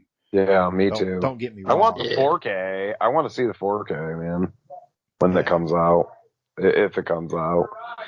What say you, Goat, on this one? This is the weirdest Cronenberg film ever, in my opinion. This is one of those ones where it's like I was pretty hyped to see it, and also Peter Weller was one of my favorite actors at the time as well. So I was from RoboCop, right? Yeah. I was just through the roof excited to go see this. Like, I actually vividly remember going to go see it after school one day. It was just one of those movies that's just like, I'm watching it and like the monsters are cool, but then it's like they're doing all this stuff and like I like the part where he killed his wife and he's on the run. But it was like after a certain point it was kind of like, oh, I guess we're just like fucking around with this movie. You know what I mean? You're like it's just weird for the sake of being weird, huh? Yeah, it was like a pretty like, in my opinion, it was pretty much like a letdown. Because I think movies like this, the point is you're supposed to go in cold and not knowing much about them, and they're supposed to blow your mind. So like, I was pretty disappointed, but at the same time, like I wore the pin I got for it on my jacket all through pretty much high school until I outgrew that jacket. So I mean, yeah, it was just kind of like, oh, it's a cool movie, but it's like, I guess I would say I always thought of it as style over substance, but I'm really interested in going to see it. I've seen like pieces of it a little bit over the years again, but like, yeah, like I just recently became aware of that Blu-ray. Like back when I got Dead Ringers, I saw Naked Lunch was also on Blu-ray. I was like, oh yeah, next time there's a Criterion sale, I want to pick it up. I definitely want to sit down and take it in as a real adult now. I feel like each rewatching it gets better and better. That's why when I was before the retrospective, I hadn't seen it maybe like a year or two, couple of years, maybe it's been 3 years, and then I was like, oh man, this is I want to experience this. So I just want this on repeat, and like sometimes I will just put it on repeat in the background just because I want to see a certain scene or whatever. Great breezy performance by Peter Weller. right up there with James Woods. You know, We get Roy Scheider in it. Is that how you say his great last name from performance of the Jaws? great, one of the last great performances of Roy Yeah. Schneider, perhaps. It's weird when he's like cross-dressing as the woman and then the suit opens up and I'm like, boy, he must have this is real freaky shit. And a long shot from the sheriff in Jaws. Like, I don't know what the fuck he was thinking when he read the script for this. He's like, I'll do it. Like David Cronenberg was probably like, this will be the greatest. This will be a resurgence, man. This is like the next Jaws. You got to do this. Yeah. Yeah, I just did the math real quick. So I was 14 years old when my dad took me to see this. I was very deep into the Kino at a young age. Yeah, jeez. Yes, you were. That's awesome, man. The Criterion double set has a nice little booklet with it. Looks like about 30 pages, full color. So just like the Scanners release, then? Yeah, it's pretty nice. It's not a gimmicky inset, but it has a nice little good shot of the inside of the bugs, the typewriters, Peter Weller. There's William S. Burroughs himself, who's interesting that they based the voice of the Mugwump on William S. Burroughs. I thought it was the bug. Here's what I thought, and maybe I haven't looked this up. Maybe you could look it up and see. But that guy that he tries to steal the powder off of on the train, the old guy that he works with, I thought it was the same voice as the bug. And then I was starting like, am I tripping? Because like I'm like, is this guy the bug? Like I'm starting to read into shit. Like maybe he's not real. Maybe he's the bug. Like, I don't know, because that's when he starts using the bug powder. Like, we meet him initially before, but then remember he tries to steal the guy's canister on the train or whatever because he's now addicted to the bug. Him and his girl or his wife are addicted to the bug powder. And Well, I'm I think like, they are were we in already another reality? addicted. Was the clue at the beginning, because everybody's he laughing wasn't about his initially. wife. Well, we don't know. We don't know what we haven't seen before the film started. So I think it can be read both ways. Is what I'm saying. It's very interesting though to start picking it apart and I highly recommend a revisit of this. I think it will grow on you with different eyes. And you won't, and your eyes won't be hurting trying to watch the Blu-ray or the DVD. Like you'll pick up the Blu-ray. You won't have to strain your eyes, sir. I won't strain my eyes anymore. Yeah. But I've been kind of getting on it in the last year or so. But I'm trying to do the whole complete Cronenberg collection. So yeah, me too. Especially since this retro. Yeah. The one thing about this film that does not resonate with me, and I don't mean anything other than what I said, is the thread of the homosexuality and how he's dealing with becoming homosexual and whatnot. And you see a lot of strange subtexts in the interrelationships between the other characters in the film, like with the what's the guy's name? Julian Sands character, and that kind of thing. I'm just because myself not being homosexual, I don't really, that doesn't resonate with me. Well, I think also too, Streebo, I'm sure obviously if somebody was coming to this like a homosexual person, probably those elements would be more powerful that those elements are included. But I remember like a lot of the gay stuff that was in the film and like the context, I kind of just didn't really buy it at the time. It just kind of seemed like, I don't know, like kind of like play acting. I don't know, like it just didn't really feel that authentic to me at the time. But you don't want to know why that probably is kinda. Because if you research Burroughs, he was asked if he was gay and he's like denied it because it's like from his generation, it's like ingrained, like you're like a wussy or you're like a weakling or something. That's the way Weller plays it too. Yeah, and I was gonna say Burroughs himself was in denial, and I think there's like some line in the movie I can't remember where he's like, "Yeah, I'm not gay." Like he's No, it's totally in Kiki says, "Are you denial. a faggot?" And he's like, Yeah, "No." yeah, exactly, and it translates over and stuff, and like I really believe that Burroughs was bisexual in nature because we get that scene where with the gentleman there that loans him the typewriter, and then he's like going to seduce the wife and stuff like that. And so I don't really know. I'm like, yeah, I can kind of see why Goat saw that as like not like, I don't know, kind of like not real or something like that, because it's like the character's in denial of those urges, I guess. So Well, it kind of read to me at the time, like, I kind of made me question if they were just throwing it into the film for like more over the top shock value or not. You yeah. know what I mean? No, that's some subtext from the biographical stuff. If you've Definitely. studied Burroughs enough, so Yeah. But that's a perfect segue into his next film. I don't know if you're ready to move on, but yeah, we got to keep moving. Yeah. We could stay on Naked Lunch all night because I will Oh, say God, it you is my could, favorite Cronenberg film. Is it? Wow, that's awesome. It is, and I had to watch it. I skipped after Videodrome. I just skipped all the way to Naked Lunch to get the watch in before we started this session. I think it's my number 2. I think maybe Videodrome might be number 3 on my list. I'm not sure because I really like Existence. So It's just the journey of the writer. It's one of those Yeah. that hits really close to home. This kind of film and like Barton Fink or Ed Wood, the creative, the lone artist, the maverick struggling, to express themselves in an uncaring world. Yeah. So segue to what? To M Butterfly, which I have never Yeah. seen. Released in 1993, a reunion with, Jeremy Irons. And that's about all I know of it. Are you familiar with this one, Go? I hope so. I've seen pieces of it on cable. I haven't really seen it. I actually want to sit down because that and Fast Company are the only feature-length films from him that I haven't like given a legit watch to. But yeah, it's based. I believe it's based on a very famous play.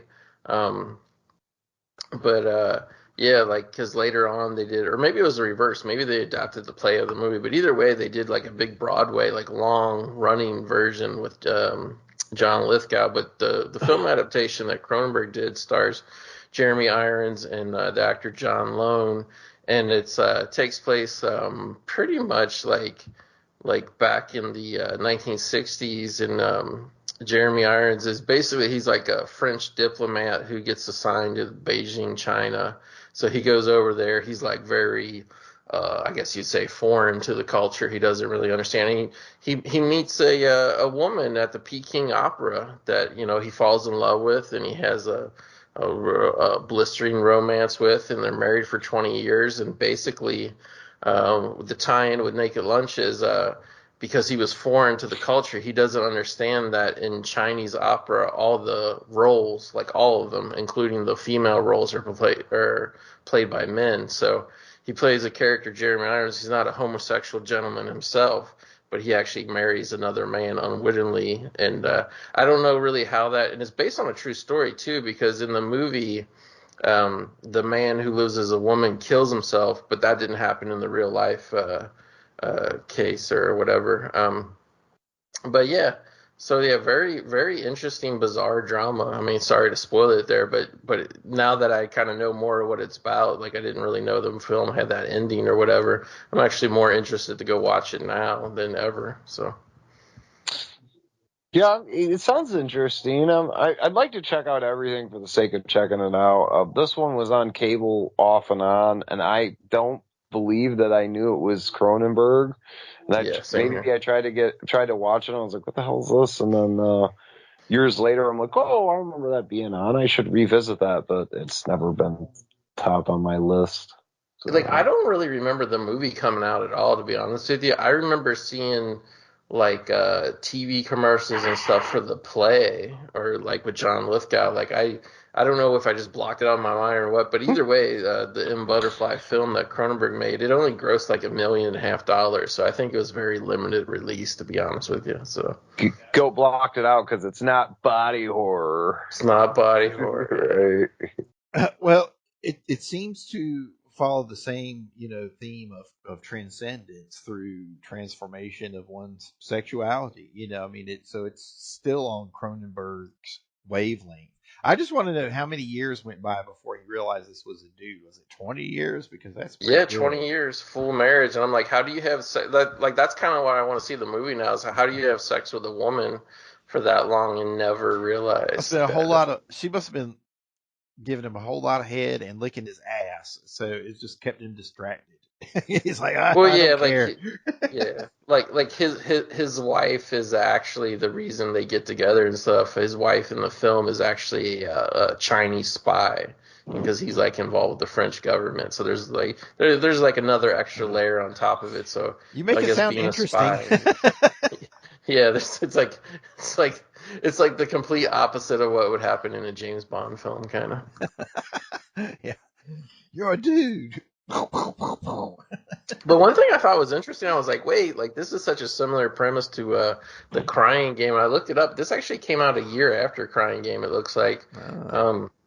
So I was kind of like, you think they would have want to cash in on the success of the Crying Game, but I guess not. I guess they just, for whatever reason, I don't know the circumstances of like how they made this movie, but it seems like really that like once it was done, they were kind of like, oh, we don't know what to do with this, or we don't really know if we can, promote this to a wide audience type thing. Well, a year afterwards is not far off the mark, unless you're doing like absolute pure exploitation trash that you're just trying to beat something else to the cinema. He was probably developing it at the same time, and the Crying Game may have had an influence on its backing. I don't know. It's how those things and go. where Crying Game is just a fictional story, this was inspired by a real life thing that had happened. So right. Yeah. Somewhere. So unfortunate, but he continues to another transition, right? He continues the theme even more with his next film, which is 1996's Crash. Yes. Hands down, gotta be hands down his sleaziest film even to date. I mean, what's going on in here? Did this get an NC-17 when it came out? Yes. It should have. This was a really weird time, and maybe because I think we're closer in age, Streebo, maybe you remember this, but there was a time where like big studios were really flirting with the idea of doing NC-17 films. Like there had been a Bad Lieutenant, right? Yeah. Well, even that was all kind of art house, but I'm talking about mainstream. Like both Crash, like New Line did Crash, and then MGM did Showgirls. I think the previous year. So like there was like back to back, and I know Showgirls had a way wider release than Crash did, but Crash still had a pretty healthy release. But yeah, they were really trying to like push the boundaries of putting NC-17 films. And I saw ironically I saw them both at the same theater, both Showgirls and Crash. But like, I saw these at like mainstream multiplex theaters. I remember they got really weird where they would have people posted outside the door, and like they would like check your ID, and like, because whereas R rating, if you have a parent, you can say, hey, this is my son, it's R-rated, but I'm buying a ticket for him. He's coming with me. Right. Whereas like NC-17, because I remember I was like just barely above 18 at the time. Like, even though I was with my dad for both those movies, I had to show my ID and all that kind of stuff. So very interesting period in history that I don't think we'll ever see mainstream film distributors, try anything like that ever again. You never know. It comes in waves, and that's what I take from it is it was part of the cultural zeitgeist at the time. It's kind of riding the wave of cinema was changing with the arrival of Quentin Tarantino. This isn't long after Pulp Fiction, and you had the Weinsteins were in full effect with doing really dangerous and experimental works, and this is what we saw. We did see a little bit of experimentation from some of the bigger studios. again, I did not see this in the theater, and I grabbed it off the shelf, thinking like, "Oh wow, Cronenberg," and then I watched it, and I was just like, "What? What is this? This is horrible. I don't know what's going on here." It wasn't confusing in the way that it had all of the scientific techno babble, the verbal lasagna of the earlier Cronenberg films, but it was just disturbing in the way that it presented, this seeking of the peak experience of these car crashes, which is, a dangerous notion to put out there, that you don't want people to start to mimic that. Exactly. Whereas, like, it's kind of interesting how you said that Streebo is, you don't really get the techno babble here, because before it was either disease or technology that was like changing the people in Cronenberg's films, and like in this film, it's literally just human trauma kind of changing, not physically, but the psyche of people, and radically changing who they are and their identity just through the mental trauma that they've been through with these car crashes. So like, it's weird because it's like a more organic evolution of Cronenberg's themes, but it's still 100% on point with what he's done before in his films. I think it's a comment on how industrialism has morphed the human body, and I think that would have been more appropriate to set this film in like the 1930s or 40s with the birth of cars and stuff like that, where this fascination is starting to go on.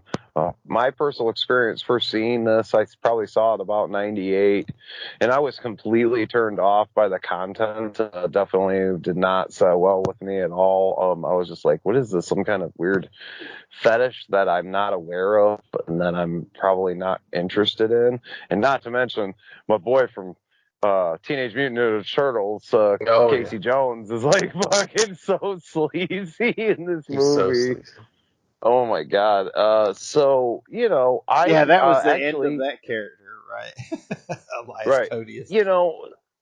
So my whole thing with this was I hadn't actually seen this movie until leading up to this retrospective. I finally revisited it again, and man, seeing it with a sleazier set of eyes, maybe from like when I was like, I don't know, 98, I'd have been like 12. I was kind of disturbing to me at that point, a little too much for me.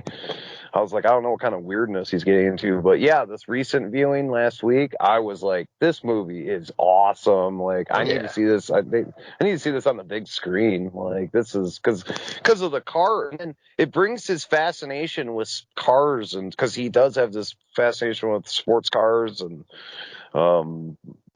race cars and stuff like that. He's brought that. I think it's an addiction, because I think for a while there in the late 90s, he was getting into that, buying high-priced sports cars and stuff like that, and foreign cars. Yeah. Maybe he still is into it,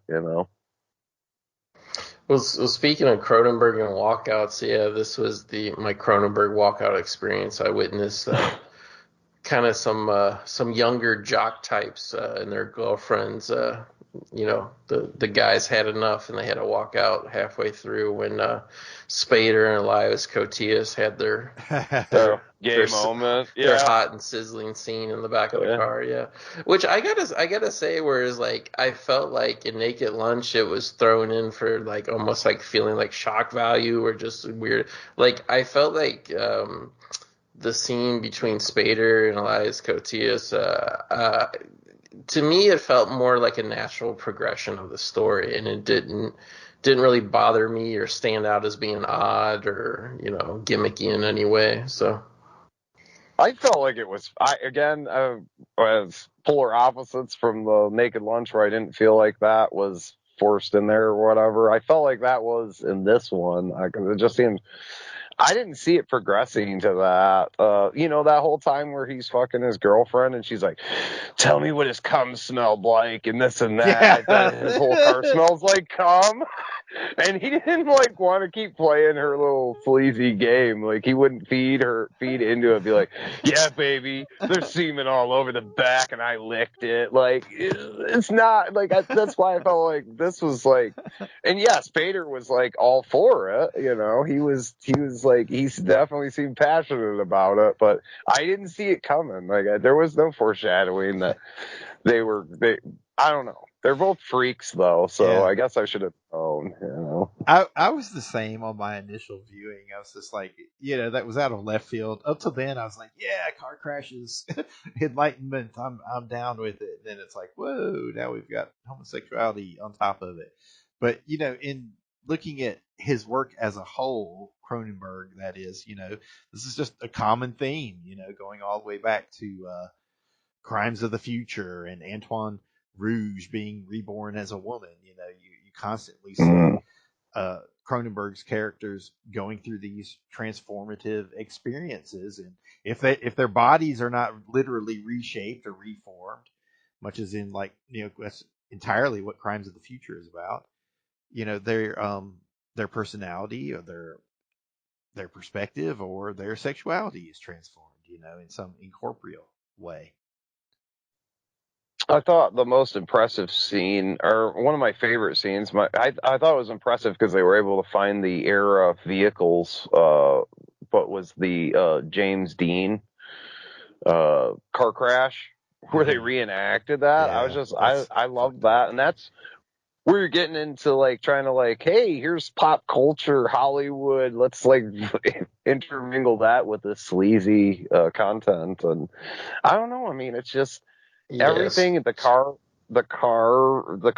are great. Everything's just, I don't know, it just works for this. And it's reminiscent of, I remember John Waters telling a story about how he used to go to the junkyards and look at car crash vehicles and want to like stare at the blood. And I think he got turned on by it. So there are people out here that are into this shit.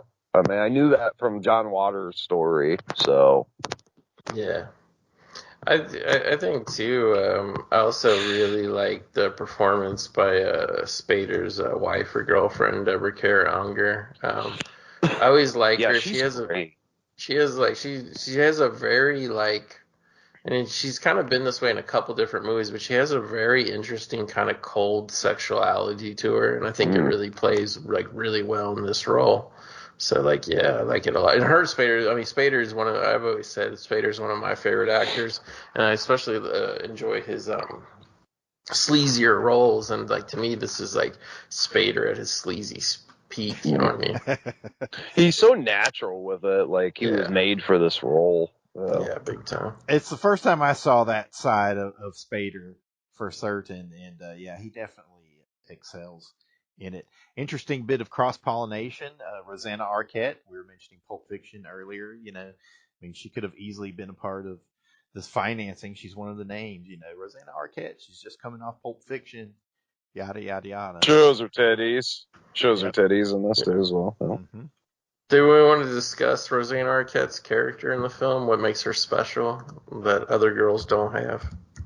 Yeah, go ahead. Let's hear it. Yeah, like I think to me, whereas a lot of people are like, "Oh, the homosexuality was shocking" or whatever. I think to me, kind of like the most perverse idea is that Rosanna Arquette, being a car crash victim, as everybody is in this film, kind of like her thing is she has this permanent wound that won't ever close on the back of her leg, and Spader rips her nylons off, and he makes love to her gaping wound.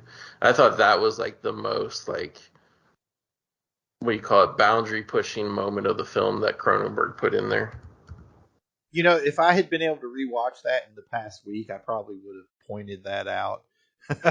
That's one reason I wanted to watch this film again, because it's so layered, and I went from really hating it. I mean, I hated it probably the first time I watched it. It's just like, what the fuck was that?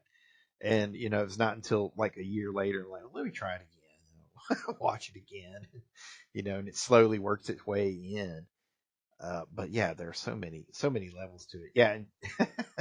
Yep. Yeah, I got the Criterion Blu-ray, which came out not that long ago, about a year ago. I got it a while ago and kind of watched it, and I was just like, I think the best way to describe Crash really is it's almost like a tone poem. It's not really about like the like mental or emotional drama and up and downs that the characters go through. It's really more like I think there's a general like feeling that this story is supposed to leave you with, like as the movie closes, like because it's definitely one of those ones where it's like you feel like you need a shower after the movie. You know what I mean? Yeah. Highly disturbing film. But again, And then we get that great ending too, where he convinces his girlfriend to play little road games with her, with him, and then they crash, and like you think she's dead, and like, oh, aren't they fucking or something? Like they're doing something right there with the car. Like it's like, what the fuck is going on? And we roll out on that. I'm like, yeah, that's a good way to end it. pretty much, which leads us to 1999 and Cronenberg's return to the study of media and interface with human consciousness in the film that some of us call Existenz. 2 thumbs up from Roger Ebert of Siskel and Ebert fame. How do we describe Existenz? This one is about a video game maker in a time in an undescribed future, but it has that familiarity that all Cronenberg films have at this point. We're in this undescribed future. Perhaps 5 years from now, like it says in can't remember which one, but anyway, so it feels like the same world as Videodrome. What is it? Allegra Geller is Jennifer Jason Leigh's character, who's this famous video game designer. She meets Ted Peichel, played by Jude Law. Existenz was another one I wanted to revisit. I really like it. The first time I saw it, I just thought, oh, well, this is kind of Cronenberg light. And in some ways it is. It's not, quite as horrific, but it's still, super greasy in parts. Ted Peichel just being an innocent employee with this game company that's producing Allegra Geller, the superstar designer's new game known as Existenz. The big innovation of this film being the introduction of the gaming pods, which are these techno-organic pods that are essentially the gaming machines or just computers of the future. I mean, they seem to represent just computers on the whole. And we see that mirrored a little bit in Crimes of the Future as well. And it's never explained again there. It's just great how it's, if you're familiar with Cronenberg's work and this part of his universe, you see it pop up again in a different expression in Crimes of the Future. But anyway, as the film goes on, it becomes confusing as Allegra Geller and Ted Peichel move through the various forms of virtual reality, and they become uncertain as to what is the actual virtual reality of the game and then their reality. And several times over, they seem to get to their ultimate identities and consciousness, only to have it all peeled away again. And you're like, oh no, this is really the game. The more I watch it, the more that I really do enjoy the film. It feels a lot like a victory lap from Cronenberg at this point, where he's revisiting those classic themes of transhumanism through technology, back with Videodrome and even Crimes of the Future and whatnot. And you also have the strange eroticism of the ports that everyone has and the way that they interface with the pods. They have the little, like it looks like an extra butthole almost in everyone's lower back where they plug the pods in. It's funny how Ted Peichel doesn't have an interface port, and they have to shoot one into him. Which brings them to a great greasy performance from the great Willem Dafoe. This is one of his great all-time greasy performances. It makes you want to see a whole movie of Gas. Yeah, I love how he describes Allegra Geller, how he's an Allegra Geller fan. He's like, yeah, you made that one game, and it has I forget what the name of it, but he talks about God the mechanic. He's like, you get it, God the mechanic, and he's a mechanic. It's just amazing stuff. But anyway, yeah. So I've gone on long enough about it. Well, we get some great scenes that are kind of mirror the scenes in Naked Lunch, like when Burroughs' character goes to the centipede factory where they're manufacturing the drug. It's very similar to where they're manufacturing the pods, and once they get into the game. But yeah, I hear you comparing it quite a bit to the new Crimes of the Future, and I seen their parallels there, mainly in that Cronenberg tries to predict is like kind of trying to predict the future. He kind of tried to do it with Videodrome too as well, where he thought things were going with technology, and I think he hit it on the head because gaming is so prevalent that it's like alternate reality that people are trying to dip into, and I think he really hit it on the head where things were going. Whereas, not to spoil Crimes of the Future, but I think he's got this organic element, whereas I feel like man is not smart enough to grow these synthetics. We're just not patient enough to wait to develop that. Whereas we're more becoming one with the machine type thing. It seems like that's where our reality is going, I guess. So Yeah, I like this movie. It's just one of those things, kind of like Naked Lunch. At the time, I had high expectations. Obviously, Cronenberg. The trailer was pretty awesome. Jennifer Jason Leigh has the sexiest hairdos in this movie. It's crazy. She's amazing in it. And Jude Law was kind of my favorite actor at the time. I thought he was one of the better younger actors of his generation at the time. And like, obviously Defoe's character is awesome. It was just one of those things like, I don't know, I always felt this movie was like, as much as this isn't like really a mainstream movie compared to like, Batman films or something like that, like it almost felt like I guess really apparently too, coming off a Crash or whatever, it felt like this was more of a return to the mainstream, form of like, I always felt like this was like a more mainstream version of Videodrome to me. Like I still like it. Wouldn't mind sitting down and watching it again from front to back, but I see existence on cable a lot over the years.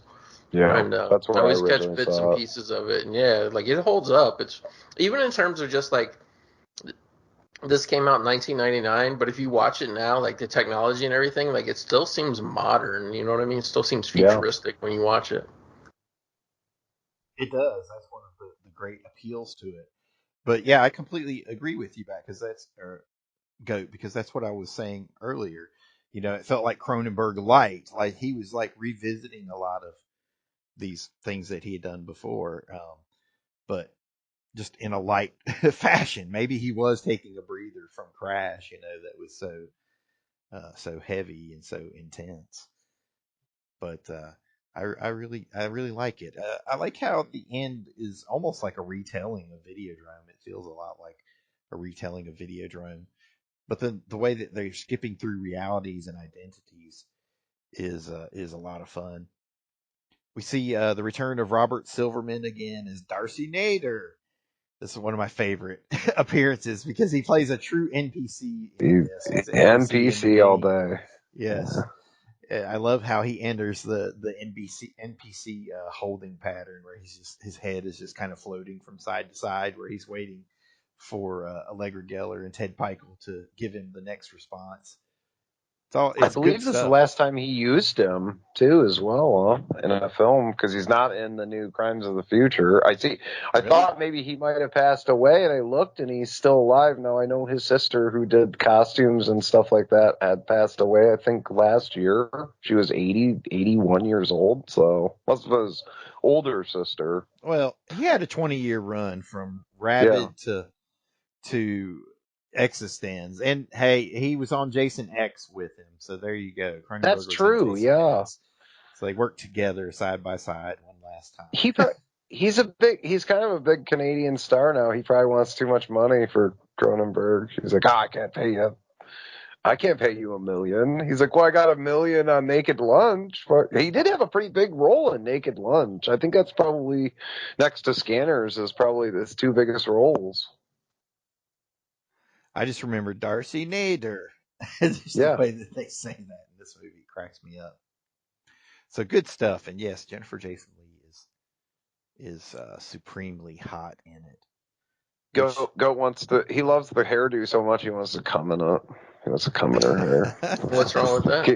Yeah, that's what I was getting from when you were talking about you loved her hairdo so much. I was like, I can imagine you blowing your load like a spider web on that. Well, which transitions perfectly into the next film. Yes. Spider. From 2000, the short camera, which can be found on what? I have no idea. I don't know where this short exists, actually. Yeah. And then the next feature after that was 2002 Spider, starring Ray Fiennes.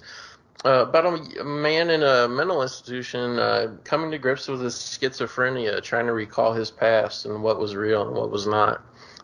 Spider's probably the only Cronenberg movie that I actually actively, legitimately didn't really like at all and found it hard to sit through. But I've only seen it the one time, like I was telling you guys, on VHS when it first came out. VHS, yeah, that's when I did it. When it first came out, I was like, oh, new Cronenberg, and I was like, what is this? And it was very low-key and under the radar movie. When you watch it, it seems very low budget as well. I guess Newt was telling me that it's hard to find the DVD, but I've seen it on eBay, and you could get it for fairly cheap, but I think it's used, so I don't own it. I didn't revisit it. I have the DVD. I did not revisit it. I actually couldn't find the DVD, but I know that I have it because I remember buying it. Not a favorite. I watched it when it was first released initially and just kind of instantly blew it off. I just couldn't get into it, didn't quite understand it. And then when I finally bought it on DVD, which was just a couple years ago, and rewatched it, I really got it. I mean, it's kind of it's a low key take on the Cronenberg and almost David Lynch. This is a very David Lynch film. With this, I'll constantly refer to it as this confusion of identity. Maybe there's a better technical term for it, like dissociative personality or something of that effect. But it's a literal of one character becoming another, and so on. Well, there are forth. different identity disorders apparently. Look at the DSM. There's multiple personality disorders, so it must be. I'm sure he's pulling from a lot of those different ones. So good film. Not a favorite, and not one that I ever have any kind of urge to revisit. Honestly, me neither, and that's why I didn't revisit it for this, because I thought we just glazed over it. I hope somebody had watched it, because I vaguely remember, like I said, Goat, I remember renting it when it first came out on VHS, and I watched it twice because I was like, no, maybe I didn't understand it like Naked Lunch, and I was like, no, I just think this is boring. It's too slow movie. And I will say that I feel like he did go backwards budgetary wise. It seems to be fairly low budget. I mean, there's probably $1 million or something, but I don't, unless if they spent more money, I'd be shocked, really. Because it doesn't feel like there's much of a budget there. Yeah, it's another another tiny art house film from Cronenberg. We did skip over mentioning Short 6, another segment from Camera in 2001, whatever that is. Never saw it. Yeah.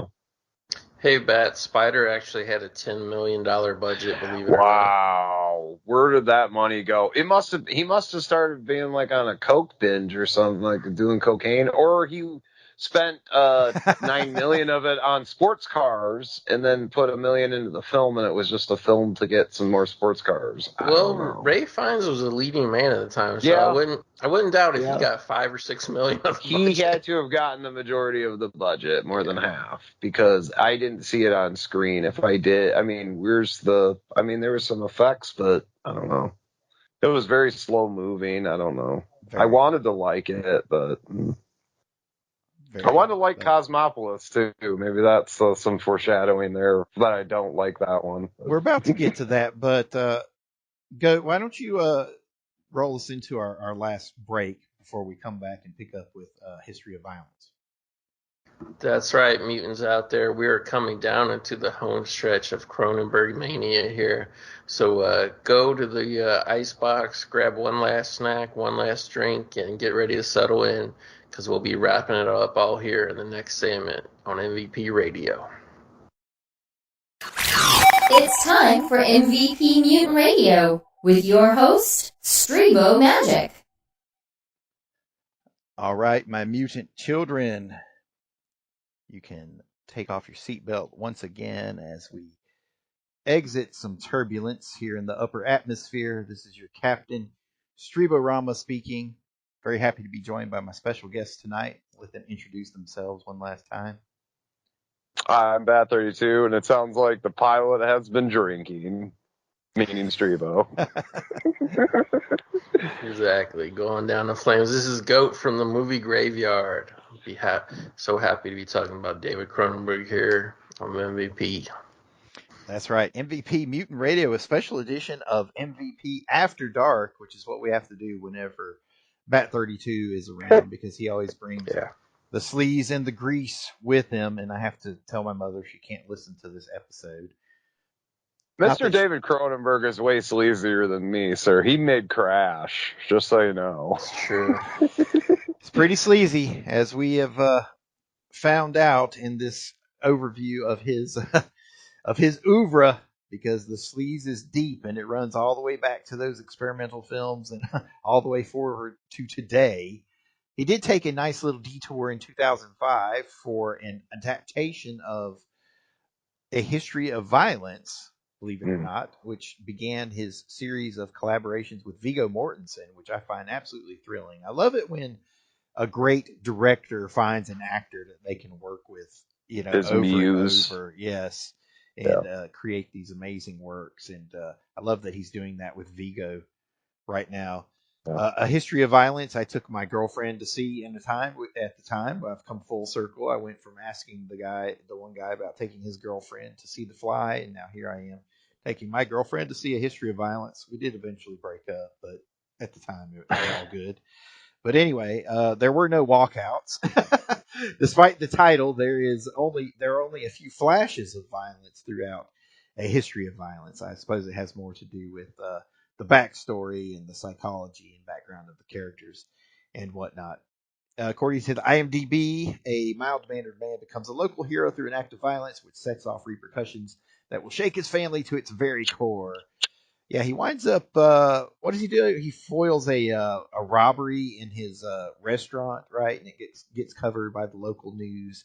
And then the next thing you know, there are like mob guys showing up and looking for him and saying he's actually somebody he's not saying he is. And we get a great performance from Ed Harris here as like the kind of the threatening mob guy and whatnot. Maria Bello as the wife, Edie, and she is totally smoking hot in this, and they have great stair sex at one point. It's probably the sleaziest point of the film. But a good film. I mean, a definite departure for Cronenberg. Up until 2005, up until this film was released, and he basically said, I'm kind of done with horror. I mean, he kind of just walked away from it for a while. I would almost always put him at the top of my favorite horror film directors. I mean, because as we've discussed in looking at his career, he was always outside of whatever was going on in the mainstream and even in the horror underground. He was still outside of that because, we look at Romero and Carpenter and whatnot, and we consider those guys like mainstream horror, but they were part of that horror underground. They weren't mainstream directors in a way that a Spielberg or a Lucas or whatnot. Although Carpenter could have been at one point. He was that close. If something like Big Trouble in Little China would have exploded into, $500 million, then yeah, he could have taken that next step. But, Cronenberg was always on the outside creating his own little universe of Canadian horror in whatever way that tickled his fancy. So he stepped away from it here, starting with the history of violence and then Eastern Promises and so on and so forth. And really kind of stayed away from it for years. You can just barely count a history. I don't even, it's not horror of any type. I mean, it's it's kind of just a crime noir film, and a really well done crime noir. Based off of a comic book, too, as well. Yeah. I feel like or this film was novel, I should say. Yeah, I feel like this film was the birth of the John Wick genre, pretty much. Huh, good point. I never thought of that. The kind of meek, regular guy living in a town, and then his past gets exposed, and he's like the ultimate killer guy that can't be stopped, and taking multiple guys out at a time unarmed. It's just like it really kind of started that. And it's weird that this was as mainstream of a film as it was. This was, I think Eastern Promises is probably his last wide release film, if I'm remembering correctly, but this was the second to last. So it was like, even bigger than like Existence or whatever. Like, this film was, quite the mainstream film. A lot of people saw it, put out by a major studio, wide release on video and everything. So this was like a pretty big hit. It wasn't like a tentpole movie, but it was like, a well-supported major studio release. And I think that, that kind of really helped this movie get a reputation. And it was pretty like wide regarded, I'd say, for a couple years. Interesting fact about this film, too, as well, is that it's the last VHS release of a major studio. And it's actually worth a lot of money if you can find the VHS of this. It's highly collectible.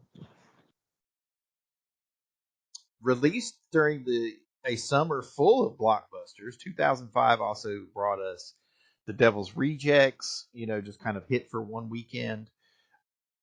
George Romero's return with Land of the Dead, right? It also had a Star Wars film, The Revenge of the Sith.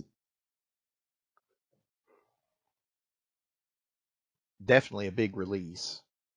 And like I said, I saw it in I the didn't theater. see this in theaters. It didn't come near me. I mean, this film has definitely got quite a wide release. I think it's still on, maybe, I'm sure you can find this on streaming services pretty easily. I know most of David Cronenberg's work, the majority of the masses hadn't seen anything by him, really. Maybe The Fly, Scanners, possibly. It seems to be people that aren't even into him or anything has seen this, so it's very interesting. This is probably one of his last big mainstream films too, as well. Maybe I know Cosmopolis was pretty big though. I remember that being at the video store and hearing quite a bit about it. Maybe that had higher expectations, like, oh, we're gonna get another History of Violence. So hard to find in the theaters. I remember anticipating Cosmopolis and thinking, oh, okay, well, he's doing kind of a more genre-related film again. I mean, maybe this is some kind of horror. I mean, I don't know. Just hearing about it, not to skip ahead too far, but I couldn't find where it played during that 1 week. There was no way to go see it. Yeah, it was pretty limited. I wasn't able. I was looking forward to it for a while too. It was, sometimes I guess that happens, Streebo, where you get a movie where, like, I guess there's not much to talk about, and the media is willing to go along with the publicity company, and they hype it up. But then when push comes to shove, it hits theaters, and it's just the theater count isn't really there to do anything. You know what I mean? Yep. Exactly.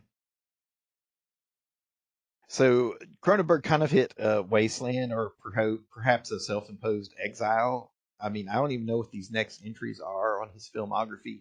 To Each His Own Cinema in 2007, and At the Suicide of the Last Jew in the World and the Last Cinema in the World. That sounds like an experimental short almost. Before taking us to, again in 2007, Eastern Promises, which was his second collaboration with the great Viggo Mortensen.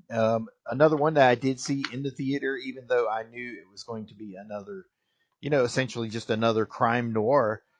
But it's great. I mean, it's almost like a Godfather or a Goodfellas type movie about the Russian mafia. I learned about those scary stars on Russian dudes, where if you ever see that, not to screw with them. It's the one where Viggo Mortensen makes that. He does like the Dio sign on either side of his neck, and he goes, indicating that he's like going to kill somebody, and that seems to be like the most intimidating motion that you Yeah. could do. I remember seeing this, just a buddy was also in the Cronenberg. We were both big into Videodrome at the time, and this came out. So we went to like the midnight screening, like the Thursday night midnight screening. And it was like a packed house, like ArcLight Hollywood, which was like, the middle Hollywood you would expect. That'd be the kind of was like a young hipster crowd. And like, yeah, like, and especially coming off a history of violence, um, which I wouldn't say it looked similar, but like, you had similar expectations, I would say. And like this one, as much as, History of Violence had a lot of drama in it, I think this one, despite there is a couple of crazy violent scenes in it, this one's really like it's really like a real drama with a lot of themes of, what it's like to be an immigrant and culturalization and fitting in, blending into a new culture and stuff. So like, yeah, like I think this is, I wouldn't mind really revisiting because I don't think I've seen it all the way through since the theater, but this was definitely, I think up to this point for sure, one of Cronenberg's more mature works, probably maybe this and then Butterfly or something, but yeah, interesting movie. It's a very refined film. And yeah, I mean, it seems like one that it would just become more respected over time. I mean, I'll admit, I mean, I have the DVD, but I only watched it that one time in the theater. Like, I haven't even watched my DVD of it. I guess I just have to be in the mood for Russian crime dramas. I have to admit, I've never seen this entry, and I remember J-Dog and Tony talking about I had to see this, or I can't remember who, maybe it was J-Dog or someone. I had to see this film because of this naked fight scene, and I was just like, I don't know if I need to see that. That does sound fairly epic. The ball swinging. It was pretty intense. I mean, it is a really well choreographed fight scene. It's almost like a John Wick scene, except Viggo Mortensen is completely balls out naked. Yeah. Dueling. Yeah. This one's having a little bit of a current resurgence. I don't know if you guys know, but Kino Lorber just recently put it out on 4K, and like I was surprised like how much I saw people buzzing online wanting to pick up the release. So yeah, it's kind of having a little bit of a moment. Maybe it was intentionally tied release time to the new Cronenberg or what. But I was really like honestly like I remember this movie a lot, and even still I see it on cable a lot even to this day. But I really didn't know that like so many people like really remember it because it kind of seemed forgotten until recently, and now I see a lot of people talking about it again. I need to see it. It's on my list. Yeah, well, I did not know that, but that doesn't surprise me. Like I said, it should grow in respect over time. I mean, it's just a well-made film. Which brings us to 2011 and A Dangerous Method, another film I have not seen, though. I mean, I'm intrigued by the premise, but, I never had any sort of chance to see it in the theater. And it's not one that I've felt driven enough to seek out, even though I want to watch it at some point. Yeah, I haven't seen this since the theater, but I got to check it out. It was just one of those things where, like, randomly, I knew about the film, and randomly it just popped up one week. The theater's closed down now, but we had like a discount theater, like $1.50 theater, and I was like, shit, I'll go see a Cronenberg film for $1.50. And yeah, I actually would like to see it again. It's one I kind of been thinking about recently, especially since we were talking about doing this episode. But it's basically, just to boil it down in a nutshell, is you have Vigo playing Sigmund Freud, and the other guy plays Carl Jung. I'm blanking on his name right now, but he's like this. Michael Fassbender plays Carl Jung, and basically they're at war over their psychological methods and what they think is the correct kind of dissection and therapy treatments for a person. So it's almost like a love triangle in a weird way, but you have Keira Knightley as this like woman who young woman who is having psychological problems, and like it's almost like a love triangle movie, but it's really not exactly. But it's like they treat her and try different things on her, and like I don't know, like I mean, I think if like you're just the type of person where like you're just the Cronenberg fan who really only likes like, Scanners and Videodrome and The Fly, you probably would think it's a pretty dry movie. But as far as just like actually like there's like good scenes of them like, basically ripping her corset off and, Keira Knightley just like I don't know, it's a very like frank and I don't know, it's just kind of in your face drama. So like, yeah, I actually wouldn't mind seeing this again. I'm picking up a blue on the cheap if it's out there or not. So like, I would actually recommend this if you are the type of person who's more into the Cronenberg dramas. I think definitely if you like the Vigo connection and if you were somebody who really liked Eastern Promises, I think you would probably enjoy this. Right. I think I'm good for a watch Yeah. at least. I need to see it at least once. I tried to watch it, and I thought it was kind of a little bit boring, but there was some sleaze starting. I watched maybe the first half hour of it. There was a little bit of sleaze, and that was like, oh, whoa, this is here. It gives me an excuse to watch it, but I ended up falling asleep. So I thought maybe, I guess I prematurely chalked that up as boring, but it might have been just bad timing putting it on. Maybe I need to put it on in the morning. Yeah, don't Yeah. don't watch it at night when you're a little bit Yeah. sleepy or whatever. You watch it when you're like you're in the mood to watch a drama unfold and Yeah. Yeah, I do want to point out what I understand of Jung and Freud. I mean, they are, as you said, just diametrically opposed methods, and I always consider myself more in the Jungian mode of thought, where he deals more with the inner subconscious and the collective consciousness and symbolism and mythology and that sort of thing, and it's something that informs a lot of modern storytelling. I don't want to go too far down that road, but then of course we have Freud and his form of analysis, and this the pipe is not a pipe and that sort of thing. So yeah, you have these two opposite approaches, and I'm curious to see it played out. That it's a discussion that is actually echoed through all of Cronenberg's film, where he has this dialectic between science and whatever his morphology is, whatever this strange Cronenberg mythology, where these strange growths and beings and alternate things inhabit. That's kind of the Jungian side of it all versus the yeah. scientific side, the Freud side. So it's kind of interesting. I mean, it keys into his themes. Yeah, and I mean, looking at the Wikipedia here, like, because I didn't really remember it being that long of a movie. It's only 99 minutes, so, take credits out. It's only about a 95-minute film. It's not like excruciatingly long, it's just, but I was shocked too. Like, this was actually a little bit of a hit, $14 million budget, 30 million box office. So they definitely broke even, probably made some good profit on video. So, yeah, like, because I remember when it came out, I remember hearing about it. It just felt like it came and went and didn't play that many theaters. But yeah, interesting. Probably a lot of interest in the historical figures that are portrayed in the film, I would think. 2012 brought us Cosmopolis, starring Robert Pattinson. And, I was not skeptical at all when I saw Robert Pattinson cast in this, because I thought, well, if Cronenberg wants to work with him, I mean, he must have some sort of value. And his performance won me Mm. over. Plot wise, I mean, it's most simply described as a rich individual going to get a haircut, driving across town to get a haircut. And Mm. during that, he has a number of ordinary, everyday to his life experiences that become, in some way, perhaps transformative.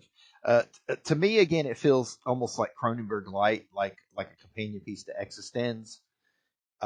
This Cosmopolis does, where it feels like he's talking about some of the earlier themes. You definitely have this fetishism of being inside this long, luxurious, limousine and whatnot, where the entire story just takes place. And you have the strange things that go in and out of it, the eroticism, this and that. You have the comments on consumerism and hysteria in the world, and all these things. But anyway, not a favorite, mind you, but one I was just like, okay, well, I can see Cronenberg did this, and I would rather see this than another Russian mob movie. Yeah, like I'm kind of in the same boat with you, Streebo. Like I wasn't blown away by it. It's enjoyable. I was surprised at how quick of a turnaround he had with this film coming out just a year after A Dangerous Method. But when you watch this film, it's one of those ones where it's a movie, but it's one of those ones where it very easily could have been a play at the same time because like Right. it's just literally 80% of the movie takes place in that limousine, and it's kind of hard to describe, but like people get in the limousine Right. and get out. He has conversations. He does go to a couple different locations in the film, but like yeah, it's like it's really like you're kind of like I think it's good if somebody kind of pre-warns you that that's kind of the Right. format of the film, so to speak. Because like I remember the first time I watched it, I was like, when the hell is he going to get out of this limousine? Like when is this thing going to get moving? You know what I mean? Right. Exactly. Fortunately, I think that was my biggest issue was that this was hyped as like some kind of futuristic film, and though within the limousine we do get some hints of that we're in some type of future, but it doesn't seem like that he. I mean, I'm just taking a wild guess. I'm sure the budget was decent, and Robert Pattinson probably ate up a lot of that, but it just seemed like he didn't have the budget to show us this futuristic world that they're living in. And it seemed to be hyped in the description. That's what we were going to see, and we didn't see that. He just rode around in this limousine. And, yeah, I was really disappointed, and it wasn't Robert Pattinson. He was top notch. I just think that Cronenberg failed here with the writing. I really think it was the writing. I think it was just terrible. Yeah, it's based on a book, so there's Yeah. I don't know how close it is of an adaptation because I haven't read the book, but get ready to be blown away. Budget 20.5 million. Oh yeah, I believe that because you needed to pay Robert Pattinson a decent amount. You know, he was heavy A-lister here, and that was what was kind of like, what's going on here with it. But I saw a film with Robert. I already knew he was like top notch. The Twilight films. Fuck that. I'm not watching that garbage. You know? Oh come on, Bat. It's a saga. Oh yeah, man! I've got to watch all of them and then read the books too, and grow a vagina too as well. But no, I had seen this movie with had this like with his. It was like I can't remember what it was called, but his dad worked in this office, and that ended up being like one of the World Trade Centers, and the ending and stuff was just really. I was like, damn, this guy is a great actor. Yeah, So I think he did that. Great film. Yeah, Remember Me, and that one struck a note with me, and I was like, this guy's really got acting chops. So when I heard a lot of people were like, oh, Robert Pattinson, David Cronenberg, I was like, yeah, this is going to be great. And I watched it, and I was like, yep, Robert Pattinson was on point, but David Cronenberg is like, I don't know what you're doing, dude. Quit playing with your damn race cars and like get back to hitting that, writing better, because this is not your caliber, man. Well, yeah, Whatsoever. like a couple of years before this, Robert Pattinson was in the movie Little Ashes, where he portrayed Salvador Dali. So, oh wow, I never saw that. I need to check that out. Jeez. Yeah, it's pretty interesting. Yeah. You cannot portray Dali because I cannot portray Dali. Have you seen that film? I have not, Streebo? no, but I'm a Salvador Dali fan. But Yeah, anyway. I figured you were. Yeah.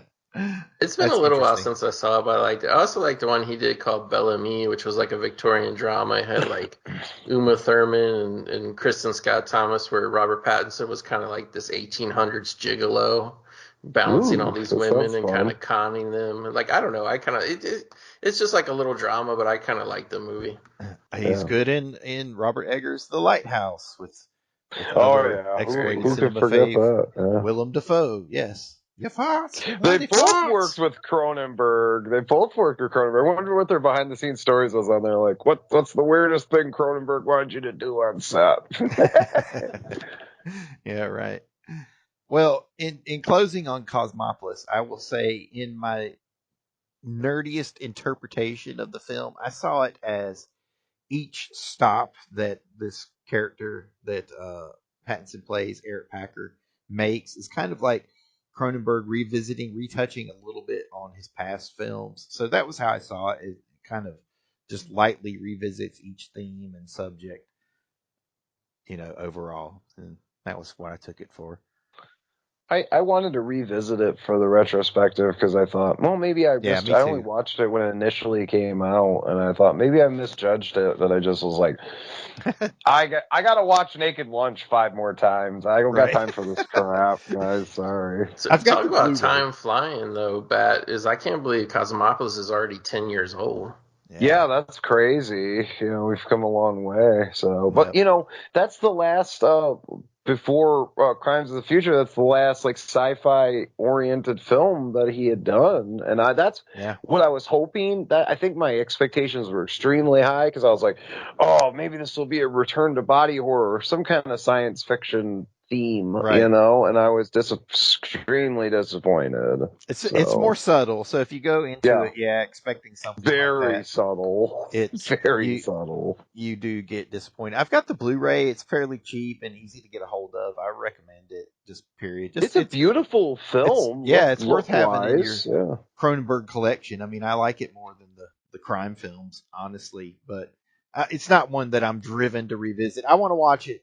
I wanted to watch it for this, and I may still go on and just continue watching these films while we've been making the show. I've watched The Dead Zone, and I'm finishing up Existenz right now. So I watch Scanners and Rabid while playing in the background on mute. So so I don't know about the rest of these. I mean, from 2013, 2014, The Nest, Map to the Stars, Consumed, The Death of David Cronenberg. So you guys had said something about Maps to the Stars, right? Map to the Stars. Yeah, I really like Map to the Stars. It's probably like the last Cronenberg. I mean, I haven't seen the new Cronenberg, but this is probably the last one that like I just really remember liking, and I actually preferred over Cosmopolis. So it's just really basic. I mean, it's basically like a ensemble drama of people living in Hollywood, and it's got a bunch of different people in it. Pattinson comes back. He plays a limo driver that gets involved with this kind of eccentric kind of young woman played by Mia Wasikowska, however you say her name. Like John Cusack's in it, Julianne Moore. It's just one of those movies it's a snapshot of Hollywood, and I figured probably hot. Just so you know, yeah. That's what caught my eye. I was like, I need to see her naked. Does she get naked in it?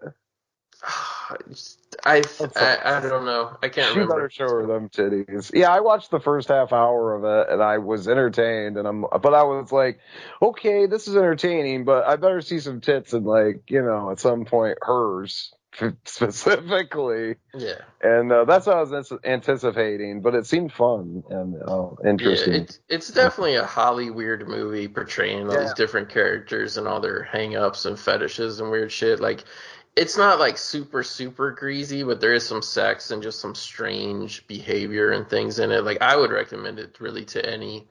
Like, if I had to recommend either this or Cosmopolis to just a general kind of, toe in the water Cronenberg fan, I would actually recommend this one. But it was one of those ones like Cosmopolis had all this hype behind it, and I guess maybe it didn't do as well as they would have liked. So like when Map to the Stars came out, like it came out and was like kind of from a major studio, but it was like just a throwaway release and didn't get talked about that much. Did was it Stars put this out? I thought this was Universal that put this out. Was it Universal? I could be wrong. Okay. Yeah. Because they also did Eastern Promises with. Makes sense. Yeah, I could be wrong to that because I did think it was like E1 did. Universal put out Map to the Stars. Okay. Yeah. You make me want to see it. I mean, it sounds interesting. I just remember hearing the title and not even knowing it was Cronenberg until afterwards. I was like, oh, that was a Cronenberg film.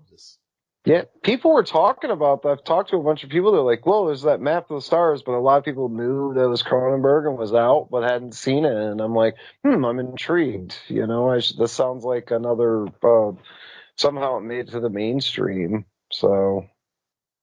Yeah, I mean, it has a pretty, compared to other Cronenberg films, it has a fairly all-star cast. You know what I mean? Yeah. So.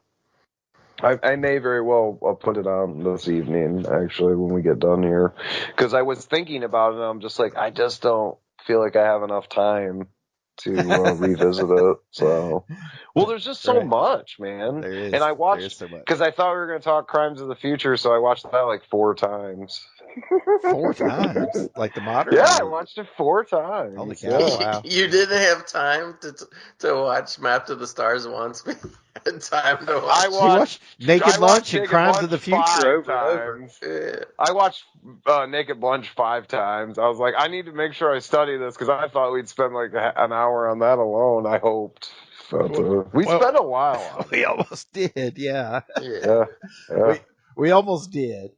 Yeah. Next was 2014, the video short Consumed. No idea what that is. Yeah. 2021 brought us The Death of David Cronenberg. Again. Yeah, I was reading some stuff about this. I think he's got a daughter. I think she's involved with making this film or whatever. I don't know I don't know if she wrote it or something, but I think that was just some kind of for fun short, and it's on YouTube. There's like a prop dummy of his corpse in it too. So. Yeah, I think he's dead. That's what it looked like. And I seen it on YouTube, but where I was trying to watch the older stuff, and then I was like, oh, if I have time, and I just didn't get to it. So, well, before we close out with Crimes of the Future, I suppose it's worth noting that Cronenberg's son, Brandon Cronenberg, has started making films. Now, the only one I've seen, and I did see it in the theater, was Antiviral, which was released in 2012. It played here as part of the Back Alley film series with the Charlotte Film Society. And I absolutely loved it. I mean, it felt like a Cronenberg film. You know, it had body horror. Yeah, the obsession Very with much viruses and and the sex and all that kind of stuff. I mean, it was great. I mean, I was like, well, I'll take this. I mean, if his dad's not going to make these movies anymore, right? I mean, I'm like, hey, I'll watch his son make this, and I really enjoyed it. I have the DVD of it, and it's one I wouldn't mind getting the Blu-ray. I mean, it's nice.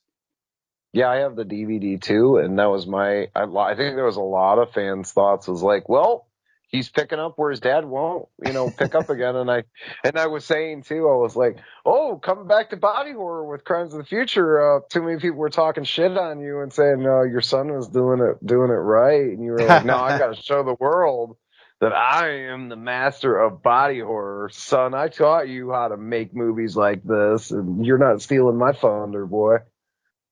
That's pretty much what he says with Crimes of the Future, released here in 2022 in the present day.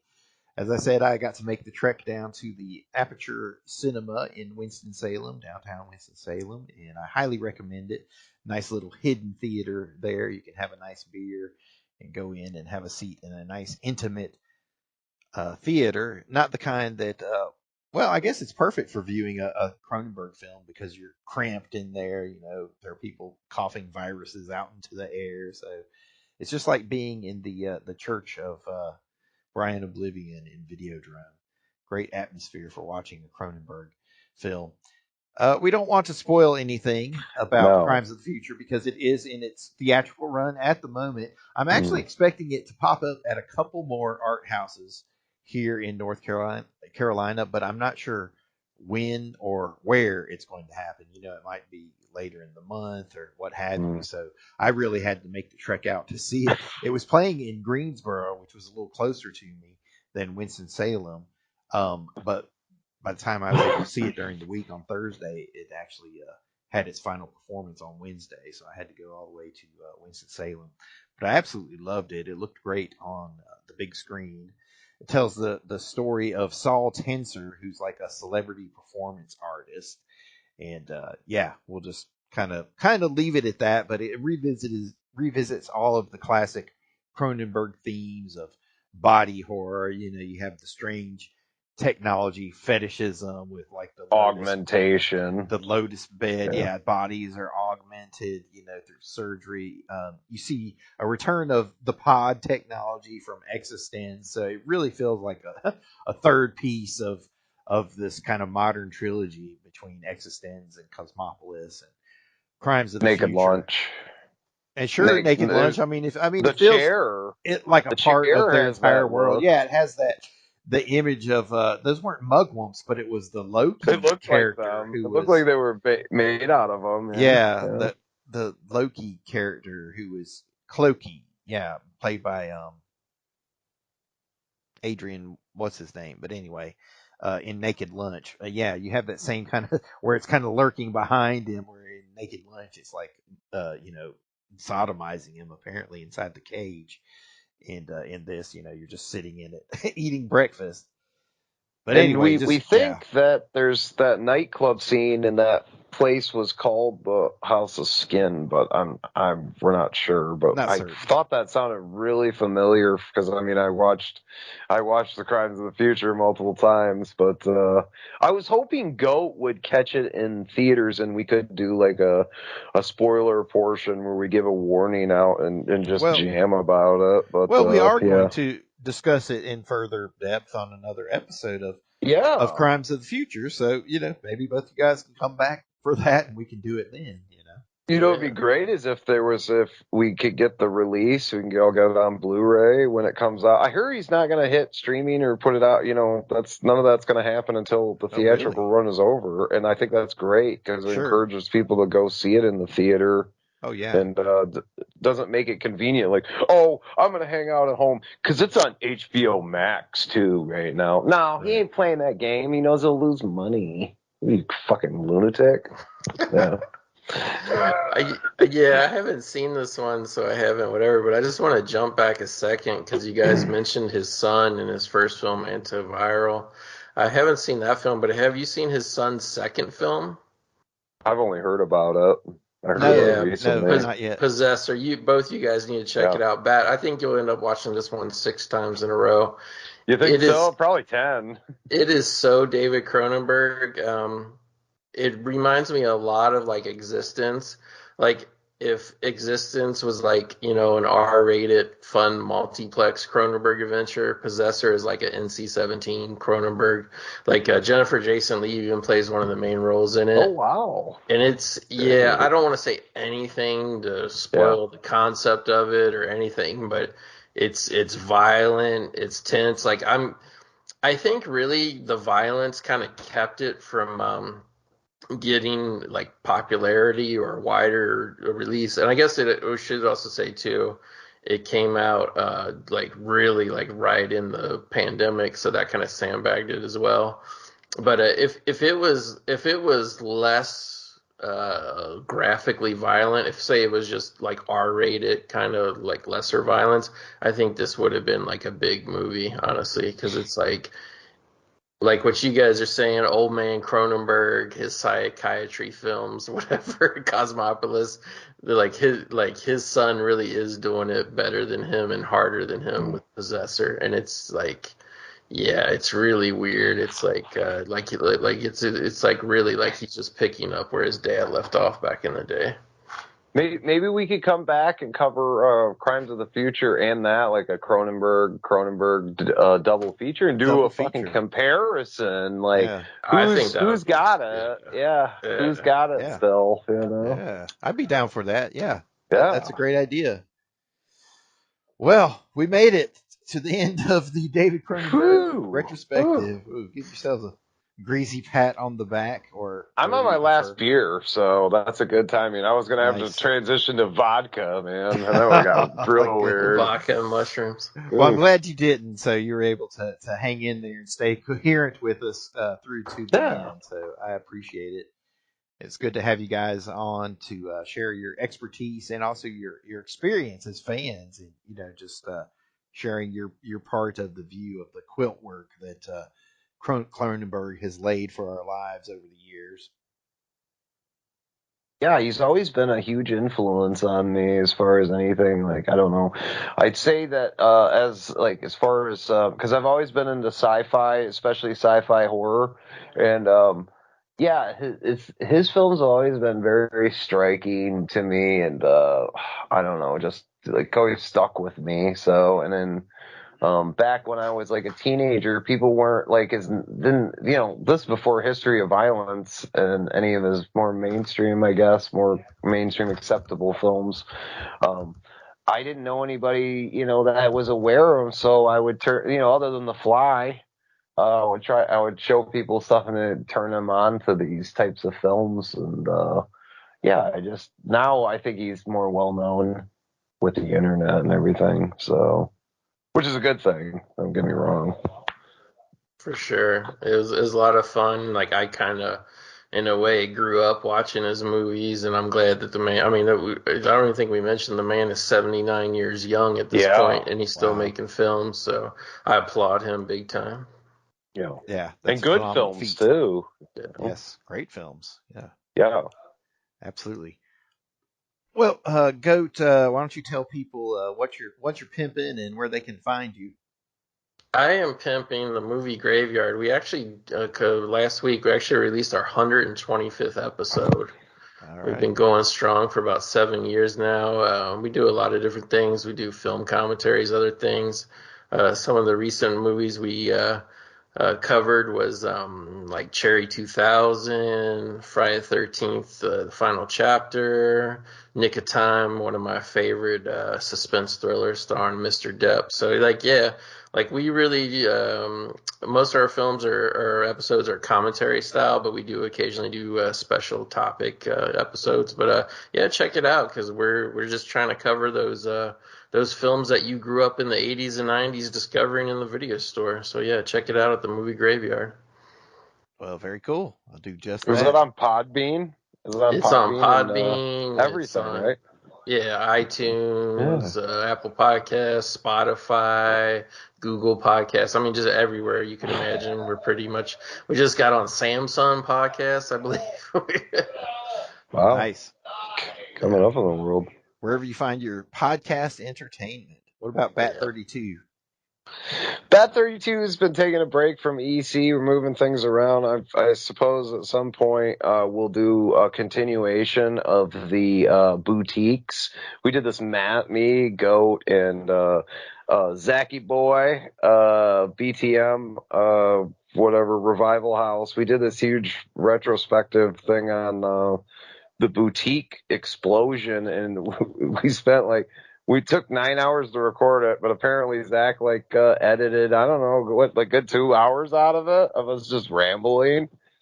And, there is some parts where you're like, cut this out, Zach, cut this out, Zach. And I guess he apparently did. I would have released the full 9 hour cut. Yeah, my old roommate was like, is the house on fire? And all this shit. I guess it would have been gold now thinking about it, but I was just like, nah, I didn't want, we're trying to do something. I don't know. We're trying to do something different and something, that would bring people in to listen. And so I'm taking a break from that stuff, and I've been focusing on publishing more. You guys might know that I put out a magazine, Sleazefiend magazine, which Streebo's written for a number of times. And so, but I'm also kind of taking a break from that. I put an issue out. I want to say around Christmas, into the new year. And then now I'm working with 42nd Street Pete on a short story collection called, what was it? Fistful of Tales of Times Square. And it's just like a short story collection. And I'm also in the fall, I'll be working on the layout. I'm not writing for these. I'm really doing layout work and stuff like that, getting these books printed. So I'll also be working on Pete's second memoir autobiography book that should come out in the fall. But I also have another issue of Sleazefiend. I've been debating. I want to kind of end it because I'd like to transition into more doing work for layout work for other people, and maybe even try my hand at fiction writing or biographical stuff, maybe of other people's stuff, I guess. So I've been kind of taking a break on that, but in the fall I'm gonna really get moving on putting something out. So probably next year. There'll be another issue of Sleazefiend. I don't know if it'll be the last issue or not, but I'm kind of working that way. I think I'll take a break, and I just want kind of want to work on other people's stuff. I guess because it's just it's not easier, but it's fun. I don't know. I like helping people get stuff out. Yeah. Get their dreams together. So. Well, I But am planning to send you, my final entry for the last issue, if it is, of Sleazefiend, or as I call it to my mother, Film Fiend magazine. Mother, I'm writing for Film Fiend. Yes. Oh, your mom would love the cover art for this next one. This is a straight bondage cover. I can't wait till I drop it to the masses. It's very bondagey, and your mom would love it, buddy. Film Fiend. Yeah, Film Fiend with the bondage cover. You never showed your mom any of the covers, huh? I'm not surprised. No, she doesn't ask. She knows better. Yes. Just show her issue 1 and be like, it's an homage to Evil Dead, Mom. It's a tree raping a girl. Yeah, those are just conversations I don't want to have with her. I have to go visit Mr. Freud and stuff. Yeah, so right. Which takes us back to a dangerous method. But anyway, and I'm Streebo. You can find more episodes of MVP Mutant Radio over at mvp.blogspot.com.